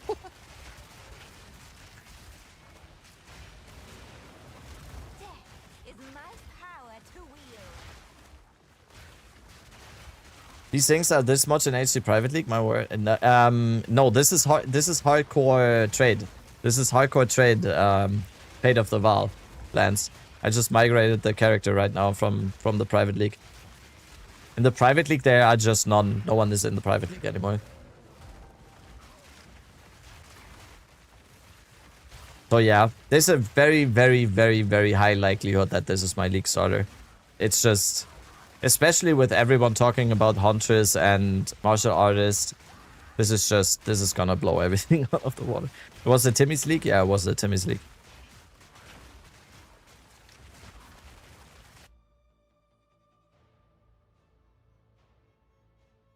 You know you're not allowed.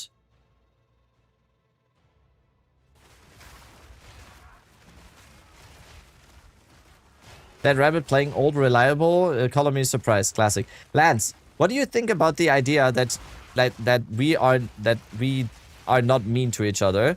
That's yours and farmers thing. What do you think about that? That we like kind of team up a little bit?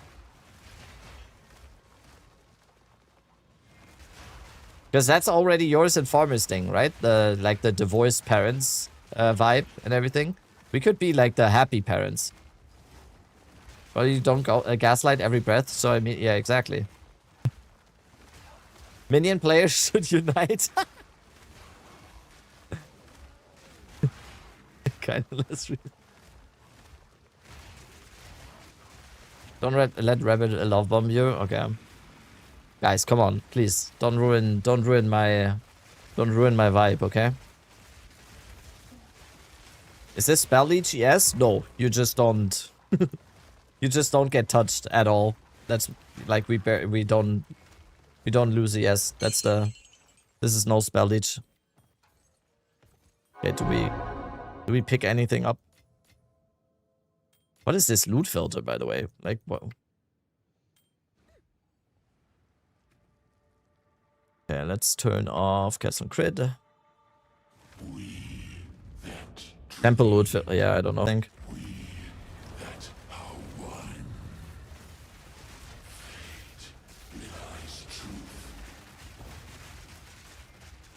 Oh, I fucked up again. No, I have not played this build in so long.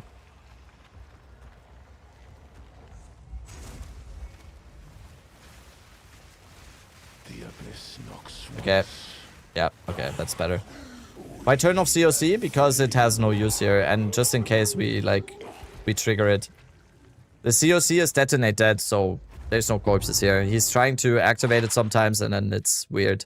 Like a weird interaction. Let him hit you once.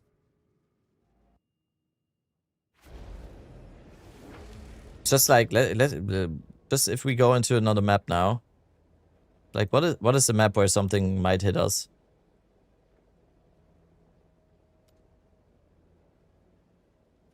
Oh, yeah. Doing your Lich Plant first ascendancy, what do you mean? Like, in campaign, you just go Soulless Form into Eternal Life. That's your first two. That's your first two ascendancy points, and then once you are in Abyssal, you should, like, if you start this build, the first priority you should do...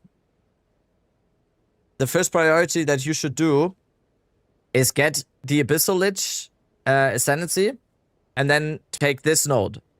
This is the sole reason why we are playing this Ascendancy. This node right here. Because it's basically detonate dead before detonate dead. And this scales as physical damage. And it's fucking amazing. Umbro well with the Prada tech would go crazy on this build, by the way. Yeah. Might be. Yeah, that's... Could also be something. That could also be something. 3 damage, yeah. Would you say, like, just straight up spell damage? Or what would you say? Umbro well, so good. Yeah, Lich is... okay, Lich is the best Ascendancy in the game. Can we agree? Can we agree, Chad? Deal? Lich is the best Ascendancy in the game, right? Right? Agree? See, I saw one agree. I, like... No, no, no? Okay. I only see the yeses. This is an echo chamber, okay?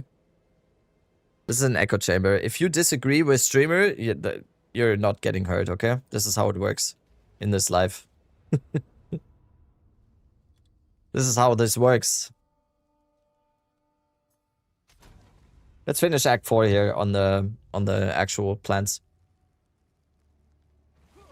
Yeah, so I'm very excited for patch notes because if they actually...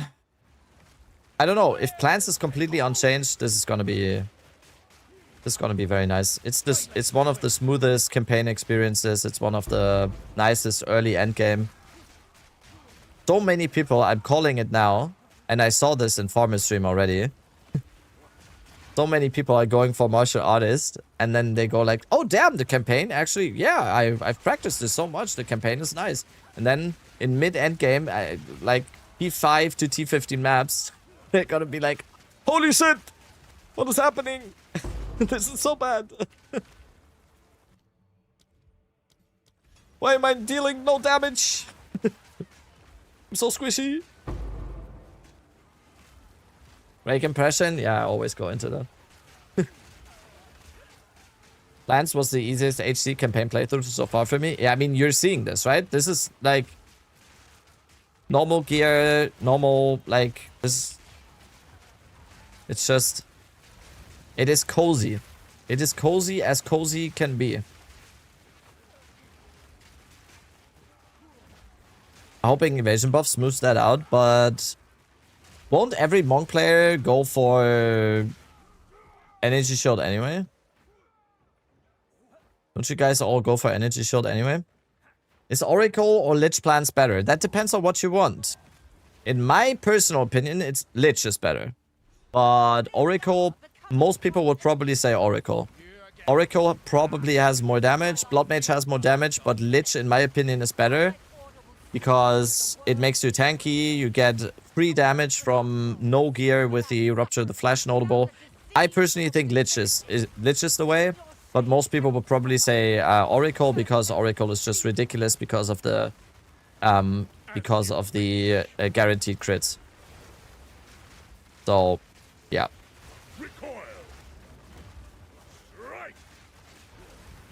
Okay, can we give him a Bone Storm now?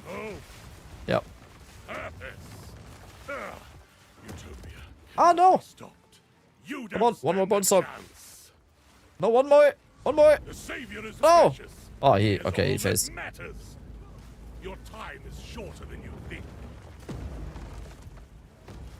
What do you think about Disciple of Arashta plans? Yeah, true. I forgot about... Fuck. Whoops. Reading chat. What do you think about the Disciple of Arashta plans? I think it's good as well. I think it's like... I'm making Lich Guide for plants. It's already on my Mobalytics. Already on my Mobalytics. Where's your ES? This is a campaign. The unmaking is nigh. A shame you will not see it. Oh, why am I running into that? Holy shit. I am... Whether you like it or not. Okay. Red plants make it look like blood magic. Yeah, that's the nice stuff. Yeah, I can eat so much damage as well. No, the Abyssal Lich plans... Oh, fuck. I'm not paying attention. The Abyssal Lich plans is on my Mobalytics. Not even using Bone Storm glitch? Oh, okay, I'm sorry. Is that better? Is that better? I'm sorry. I'm sorry I'm reading chat and basically playing the game on my OBS. Chatters always... Yeah. Actually, you can have no movement speed penalty when playing Bone Storm. I'm joking. I'm joking too! Amazing, right? Let the ancestors judge him. Can Mr. Streamer also die to the pillars that fall over on the sides like my favorite streamer? Yes. Wait, who's your favorite streamer? Don't tell me I'm not your favorite streamer. How dare you read chat? I know. Crazy Red. Did you play PoE1 ever? Yes, I played PoE1 from 2015 to 2021, on and off, kinda. I'm not an expert on PoE1, like, at all. But I'm closing in on more hours on PoE2 than on PoE1, I think. Probably. Favorite radio? It is a radio station. I'm a FOB Gooner, that's fine. That's fine. You're very welcome here as a FOB Gooner. This is like therapy. You're very welcome here. Is it easy to go from normal lich to abyssal? It seems to be much easier now in the upcoming update. You just have to...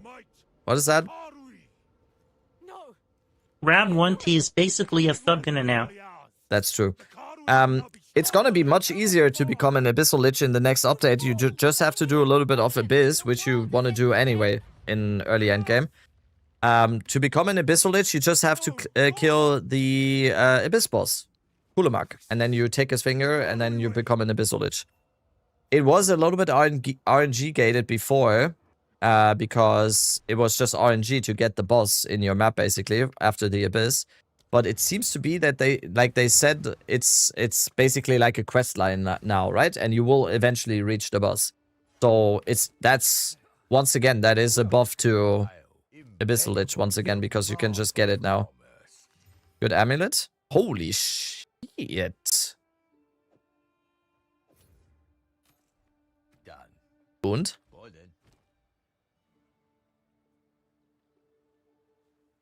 That's worth.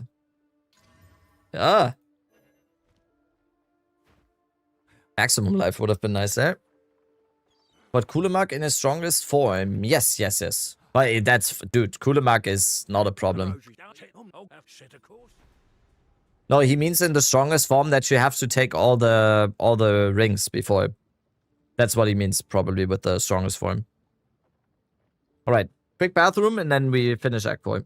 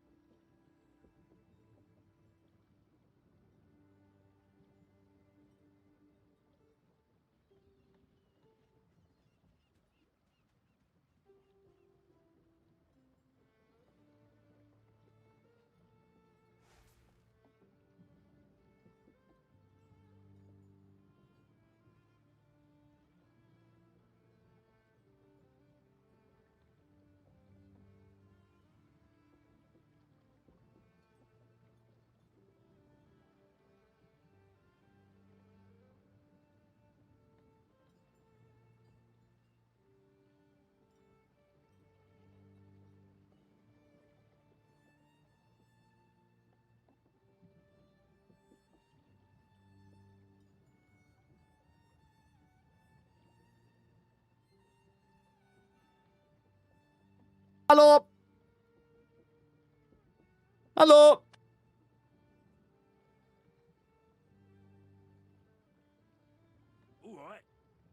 Alright, Gakanu, or whatever. Gakanu. Watch out. What's happening? You're on a boat. Okay. There's probably a lot of people in here right now that don't even get that joke, because there's... How many of you are here for the first time, or haven't been here like a long time? Then they probably don't know the boat joke, okay? Should we enlighten them? Do we enlighten him? Where is it? Where's the clip?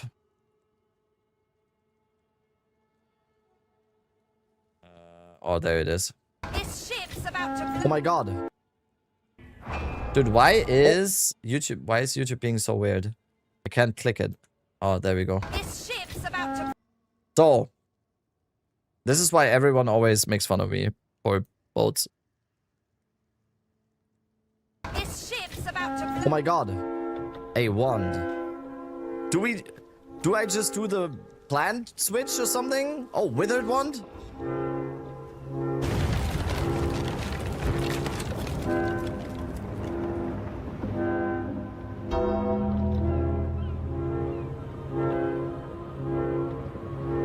Wait, what? There's no... No. This explodes? This was, just so you know, just like as a side note, that was my first hardcore SSF run. That was my first HD SSF run ever. Just as a side note. That was perma death.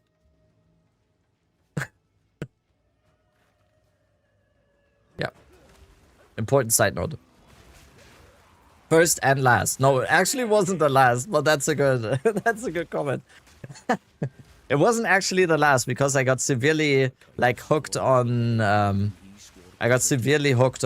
hardcore after that, or like in general. I think hardcore and hardcore SSF is like the way to go. If you're burned out a little bit on PV2 and you're playing Trade League or whatever, Trade League, just go HD SSF. I think it's awesome. So much fun. I feel like I didn't even need to go so far. I didn't even go into any defensive notes, by the way, on this character. Just kind of crazy.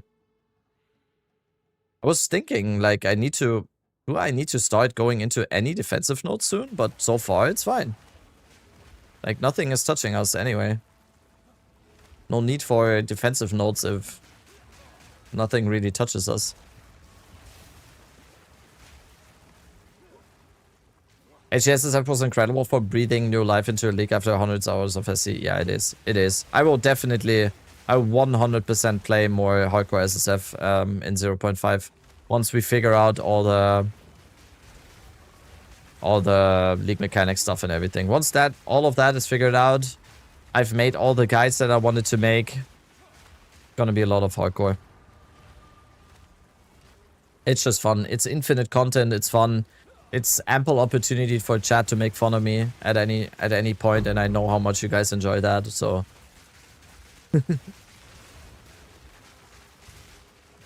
Just perfect.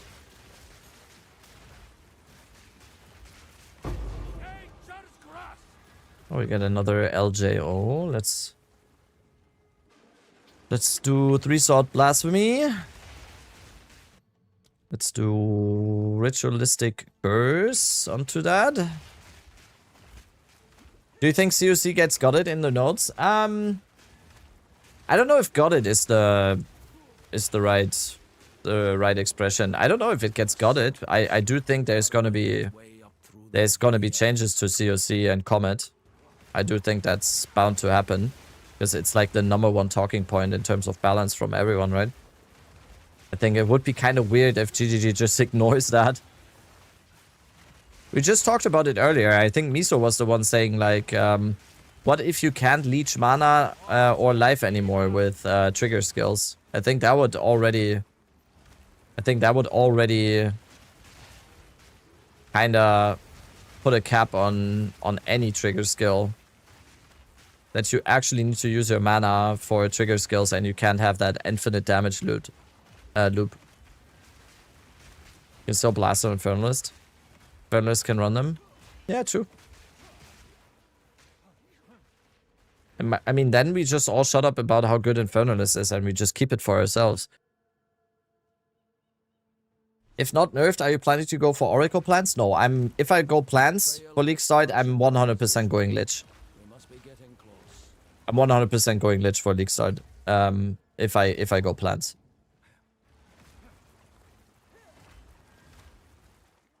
Just from a League starting perspective, Lich is Okay, I'm biased. I'm obviously biased because it's my favorite Ascendancy, but I think Lich is the best League starter Ascendancy. Like I said, I'm biased. Don't take my word for it. And if they nerf Lich, that's not happening. If they nerf Lich, I'm just like, there's a balcony right there. I'll start with Infernalis with plants. It's fastest way for campaign. Yeah, you can do that as well. You can do that as well. Like, just go Demon Mommy for a campaign run. I'm stuck somewhere. I can't move. How did I not die? Fuck. Balcony for a smoke. That's what I meant. Yes. What did you think? I meant. I meant I need a cigarette then. Yes. I haven't smoked in a while, but if they nerf Lich, I need a cigarette, and I'm not allowed to smoke inside. So. Deep in no, Demon Mommy. Demon form. You degen. Do you think Twister is even worth of nerf? I think it's kind of funny how like the community in Path of Exile works, because Twister has been unchanged. Twister, the current version, the current iteration of Twisters that we have right now, has been a thing since 0.2, and literally no one has talked about Twisters for a year now. And now it has become like the trendy thing to talk about and like the flavor of the month build. And now everyone's talking about Twisters. So I don't even know. It wasn't even on anyone's radar like a month ago, so I don't know. I don't think it's nerfed. Go have fun with Twisters next league, I guess.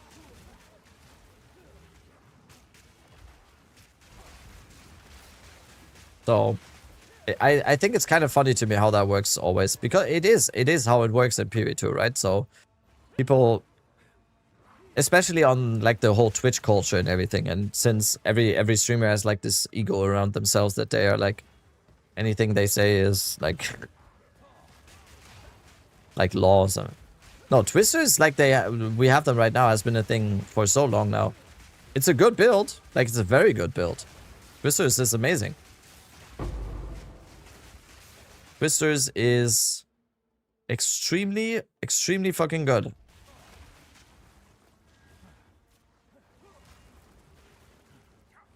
It's just like, for me personally, it's just not my like playstyle. Just not my playstyle. You don't belong here. This is a Karui matter. What have you done with Lucario? As we speak, the ancestors heal her. Can't stand the gameplay loop. Yeah, same. It's just not my thing. Just like grenades. I'm not a big grenades enjoyer as well. Might of the Karui. Might of the Karui. Ow. Now we just eat that. Ah, okay, I'm eating everything.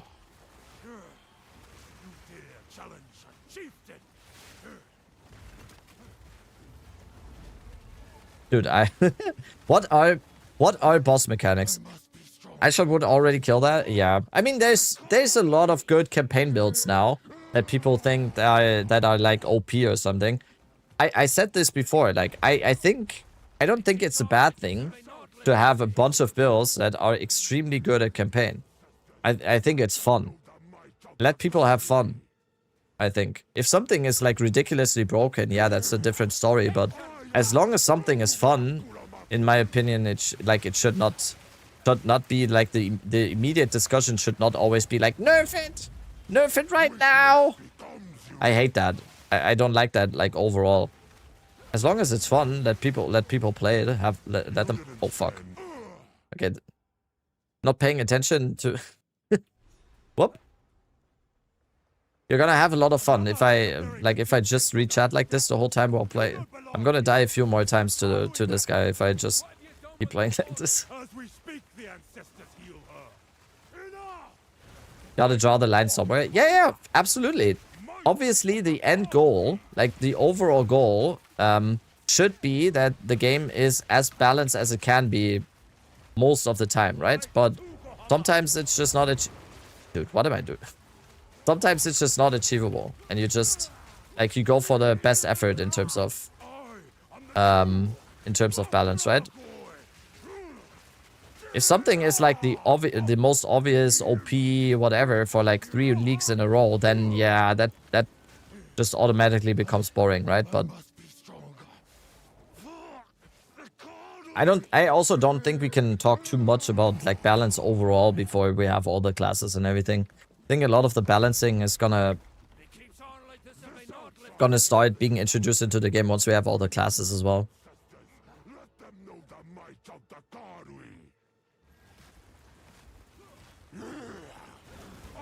I have to say, I honestly, if I'm being really honest, I don't even really know what the mechanics are of this boss, by the way. I have to say I'm not quite sure what he really does. Not sure. What happened to my bone storm? Oh, okay. I'm still not quite sure. He does stuff, right? And then it explodes and then something. First step, be excited for Thursday night. Second step, crunch numbers to figure out what to league start. That's exactly the plan. We're gonna do the deepest of dives into the patch notes once they are here. Gonna be a very, very long stream and a very, very nerdy and exciting stream, right?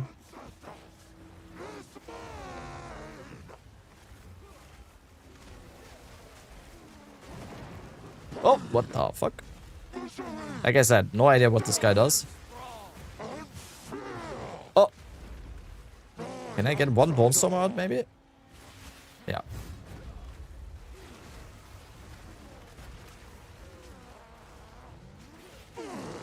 Okay.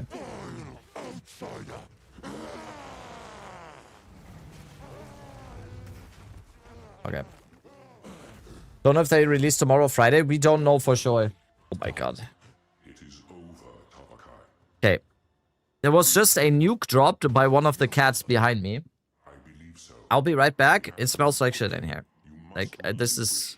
biological attack just happened.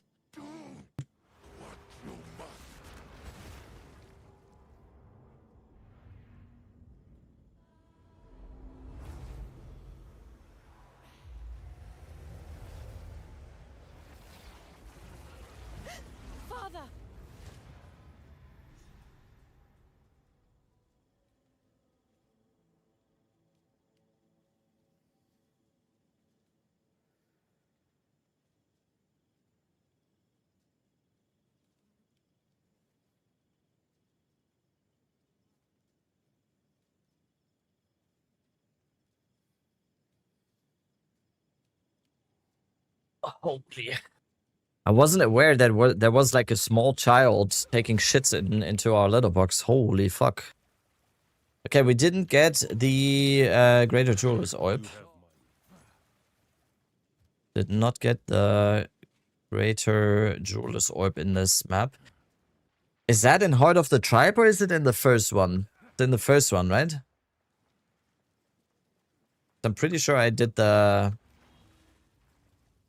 Wait. Can I not go through here?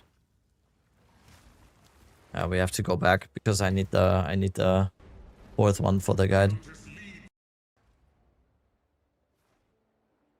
Checkpoint out, yeah, too late. So where is that? Do you know what time is the patch notes release? We don't. No, I don't. Watch your step. It needs to be like it's probably somewhere here, right?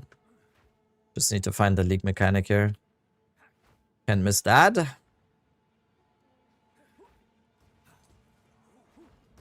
And then we can finish the Act 4. And then we can finish the Act 4 section of the guide. And then once the Oracle Plant guide is finished, which it basically is now, after Act 4, because there's not really too much changing about the build after Act 4.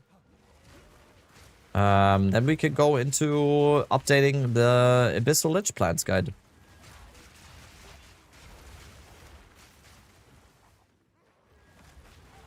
Degenerates, lowlights, Yo, thugs, Snooty! criminals.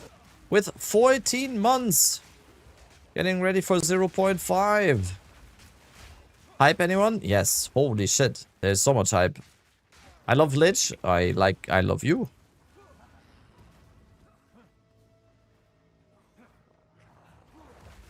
What I can tell you is what is definitely a good idea. So if you want to follow the builds on Mobalytics, like a very, very good way to just, first of all, follow the builds on Mobalytics and also support me a little bit, is always just to favorite the build. So if you are like thinking about starting Plants Abyssal Lich as well, like you can favorite the build on Mobalytics, you can, whatever. You will get the, you have it saved, you support me a little bit. I will always keep the guides updated as much as they can. Like the Oracle plans is the one that we're doing right now. I'm doing it like act per act. You can follow it very easily, and then that's it. What do you recommend, Plants or EDC for Lich Starter? Whatever you think you like more. I can't make those preference decisions for you. They are both very, very good builds. Also, we wait for patch notes. Because I have this copium. I have a little bit of copium in me that there's going to be a buff to chaos damage. Can you explain the differences? Abyssal Lich more tanky. Oracle probably more damage. Better facilitation of cast on critical, which in my opinion you don't need. Abyssal Lich is awesome. It's like it's definitely my opinion, but it's just so good. Okay, I kind of want to know what is our fourth support gem here? Do we just go considered casting for Entangle?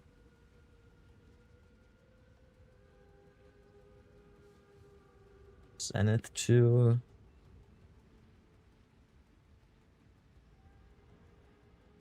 Avoiding any T60 mod or just add the Waystone in there? On this build, you don't have to avoid anything. Does Mobalytics pay okay? Got a small German channel. I'd love to create detailed guides. Mobalytics is amazing. I don't know how it is for like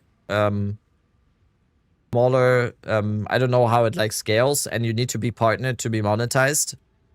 But Mobalytics is amazing. The people in Mobalytics are all awesome. Like they do the best they can in terms of supporting their creators.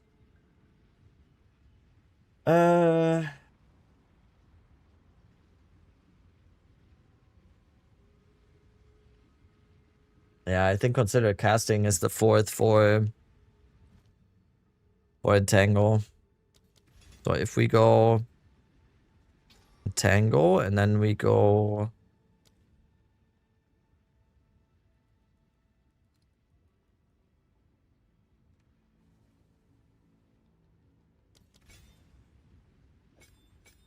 that's it. I mean, I kind of don't like it, honestly, for a campaign especially. Yes, it's more damage, but like this slows us down so much. Oh.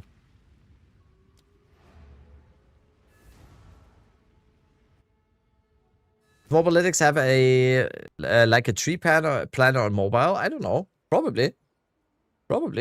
I think you can see the tree on mobile like very well. So yeah.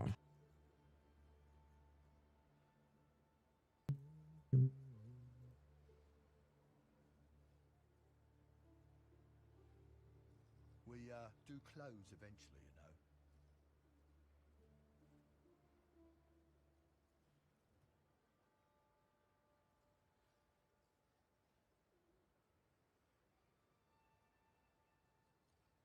know. Is this Act 4 or what?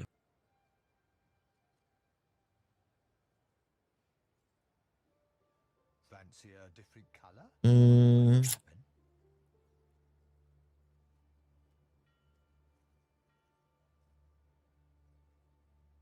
Yeah, no. Considered casting. Let's go. Considered casting. From first level guide is bad, sorry, but their support gems you get act 2, 3. What? What was that sentence? Can you rephrase? Bonestorm, Ritualistic Curse, Living Lightning 2, Zenith 2, Bonestorm 2. Then considered.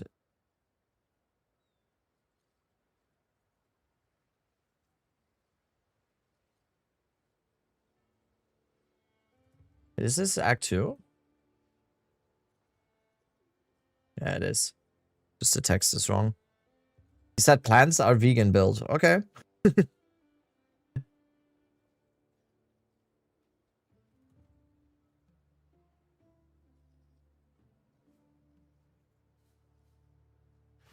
Create character from first level and see supports what we can get. I don't know what you're asking or saying. Create character from first level and see who supports what we can get. I think it means there are gems in it you can't get in Act 1. In this guide? What?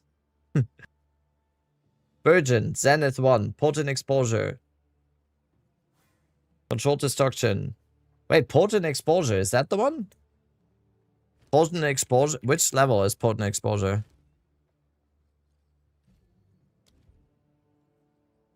Oh, he's right. He's right. Potent Exposure is Act 2. He's right.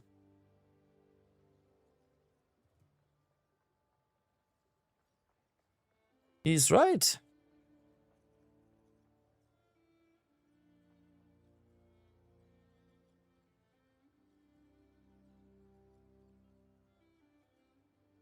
All right.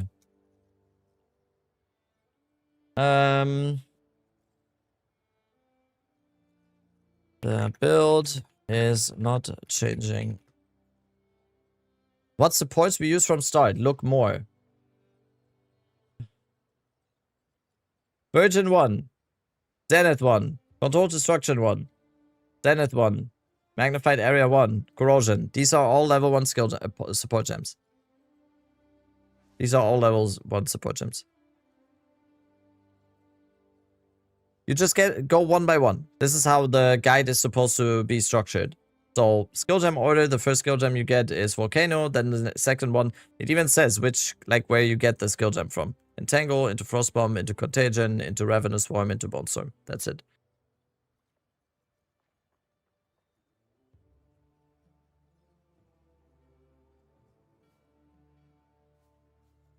Ah, that's what you... Ah. Okay. I got it now. Yes. Do this. Fuck, I got it now. You're a new player. Sorry. Yes. So, you're only seeing this. What you need to do is, you need to uncheck this one here. Show recommended gems on the bottom here. You need to uncheck that. And then you see them. And then you just type in, like, Zenith. And then, hello, like, execute or whatever. Or you just go all gems. Different guide, Plants Lich. Okay, wait. Leveling. Yeah, this is just the leveling section. This section in the Plants Abyssal Lich does not go one by one in acts yet. This is just the leveling section. You just... Support gem order. Zenith, Control Destruction. Like, this is a differently structured guide. It explains that once you get there, you take them. Like, it explains the start, and then you have to go yourself. I will structure the Abyssal Lich plans the same way I structured this one, with the 1x1. That didn't happen yet.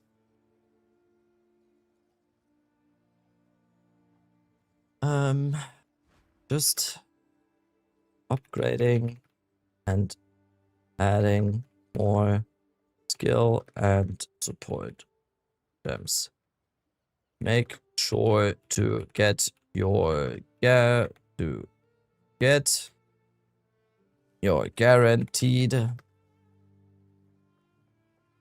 greater, yeah, Greater orb from the league mechanic. Dude, I can't type right now. What am I doing? Mechanic from... What's it called again? Canoe. Like that. At the end of Act 4 to use on Entangle. Boom.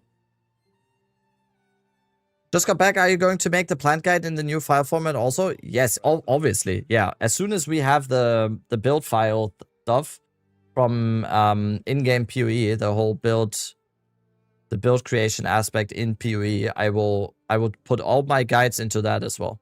100% as soon as I can. Like, even if it's like day 1 or something, and I have to take some time instead of playing myself to make those, I will, like, right away. And also, they're gonna be $67.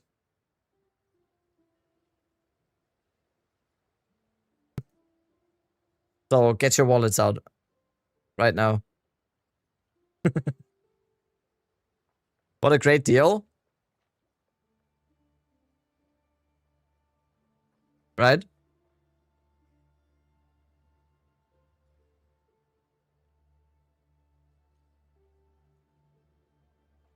Imported everything? Refund, please. Yeah, no. That's not how it works, okay?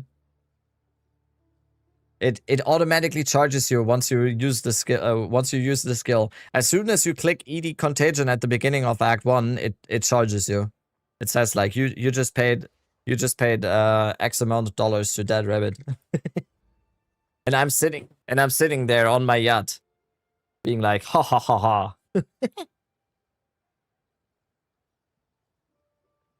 Charge per map run? Yeah, easy. Easy peasy.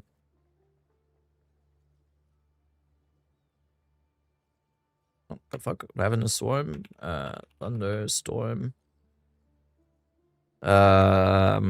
Blasphemy. And also Temporal Chains.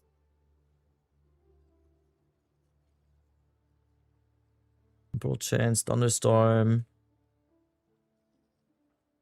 Make sure to always level up Blasphemy and Temporal Chains as well, because to have the curse, no, to keep the curse from not being applied to the monsters. You've just used all your Dead Rabbit token. Want to purchase 10 more for only $9.99. Exactly. Yeah, I don't even need to think of that stuff on my own. You guys are just figuring out for me. Perfect. That's perfect. Holy. All right. That's the build. Any differences here? Zenith 1, Virgin 1, Zenith 2.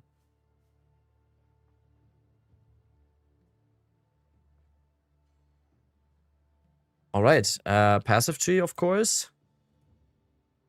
What is our level after Act 4? This one, and then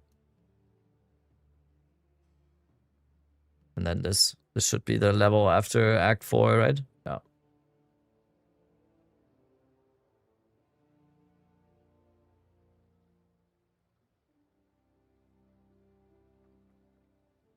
How's the transition here into Endgame after that?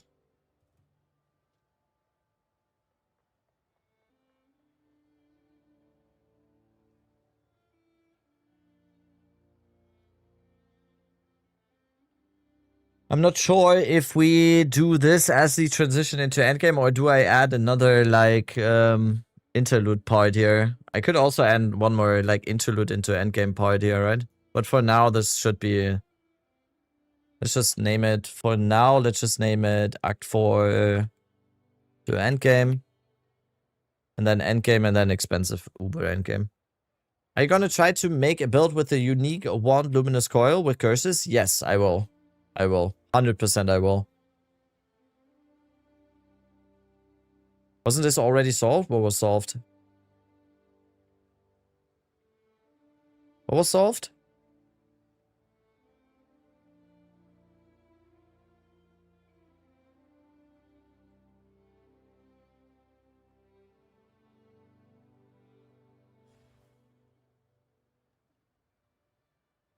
Hmm? Just calculate this and this helps a lot. What is that?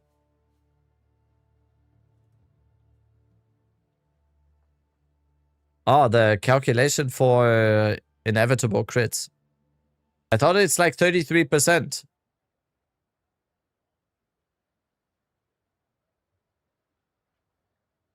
What am I seeing here? I might be too stupid to know what I'm looking at. Anyone else? It's not just me, probably. We're going plants again. Yeah, maybe. Probably. High likelihood that we go plants again because plants is amazing. And people are sleeping on how good plants is, I think.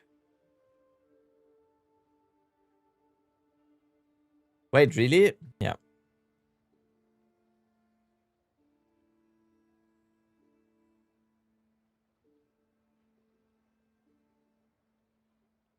Wait, why was this not updated? Okay. All right. How did the original video look like, by the way? I completely forgot that I made, like, this video is... This is so crazy to me. This video seems so incredibly long ago. This is this league. What makes plants so strong? High damage, DC, easy to play, easy to itemize. Anything? Good morning. We are now 1 week exactly into this. This was the original plants guide. I don't even remember this video. This is 5 months ago. This new league, and my so plant-based Gardener Oracle has pretty much reached close to its final form now. So this is going to be the probably final version of the build right here. The build is just flying through any juiced up T15 maps now, while also rocking more than 150% rarity. Thanks to a Headhunter and the Rite of Passage, the movement basically reaches 0.3 levels of speed, and most importantly, the single target damage, which was a little bit of a pain point before due to our mana constraints, is now also enough to pretty much kill any T3 pinnacle in seconds. All pinnacles have been felt on this character, and even T3 Simulacrum has become a breeze on this druid as well.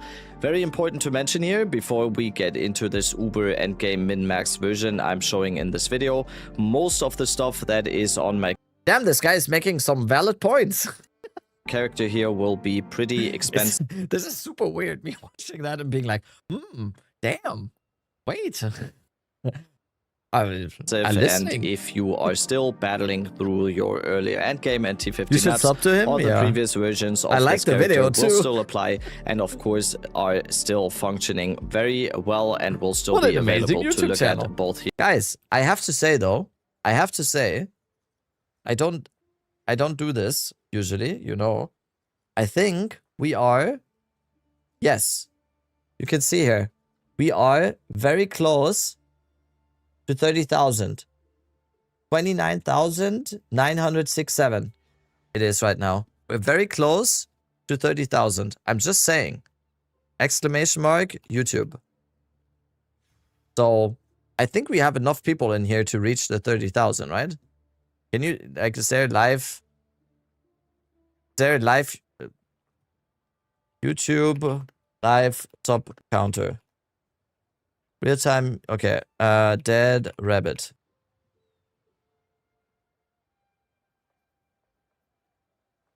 Oh, there we go. OBS Studio disconnected. Oh no.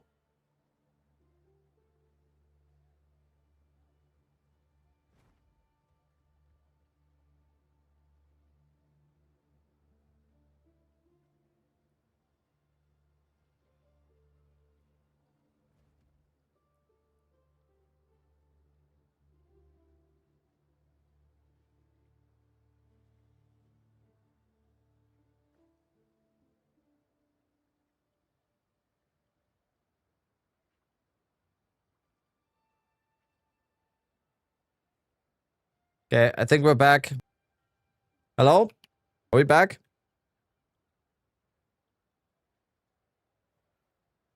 It's back? Yeah, I don't know.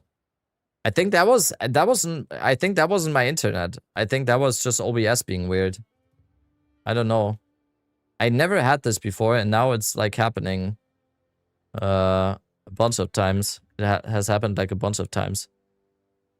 Wait, why? It's not, like, this is not the right number, by the way. Oh, what? We almost got it. We just need 8 more.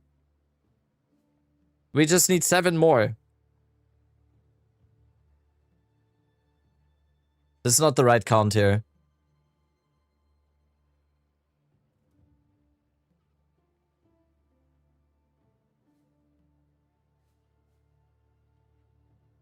Six more. Guys. 6 more. 3 more. 3 more. I should do this. Oh, yes! Yes! 30k! Oh! 30 and 2! I should do this more often. Perfect. Let's go. W promo. I should beg for subs more often, I think.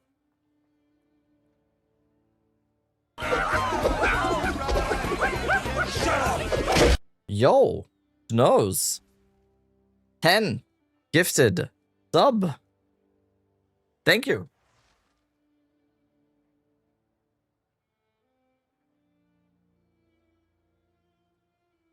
Sorry, I had to close the door. Thank you so much for the 10 gifted. Let's go. Okay, did anyone unsub? No, it's still 30k. Let's go. Thank you. And bro left, what a guy. Yeah. Thank you. So, since the stream disconnected anyway, we're just gonna take the rest of the people here and we will send you to Lance.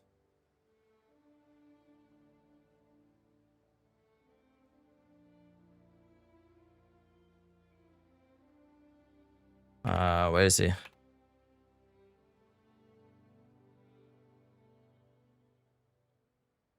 Alrighty. People, thank you all so much for chilling today. I think stalling season, guys, I think stalling season is almost over. Stalling season is almost over, guys. Thank you all so much for watching today, or thank you so much for being here. If it's your first time, in the stream, click the follow button on the bottom here. If you enjoyed your time in my stream, that would be amazing if you follow the stream, because then you get notified when I go live the next time. The next stream is going to be tomorrow. I stream Path of Exile 2 every single day. I love this a lot. I love you all so much and giving me this opportunity to do this. This is amazing. I'm super excited for 0.5. I'm super excited for everything. And let's go. There's so many new people here. I just see all the follows right now, so that's crazy. Join the Discord, whatever the fuck. Like, thank you so much. See you all tomorrow. See you all on the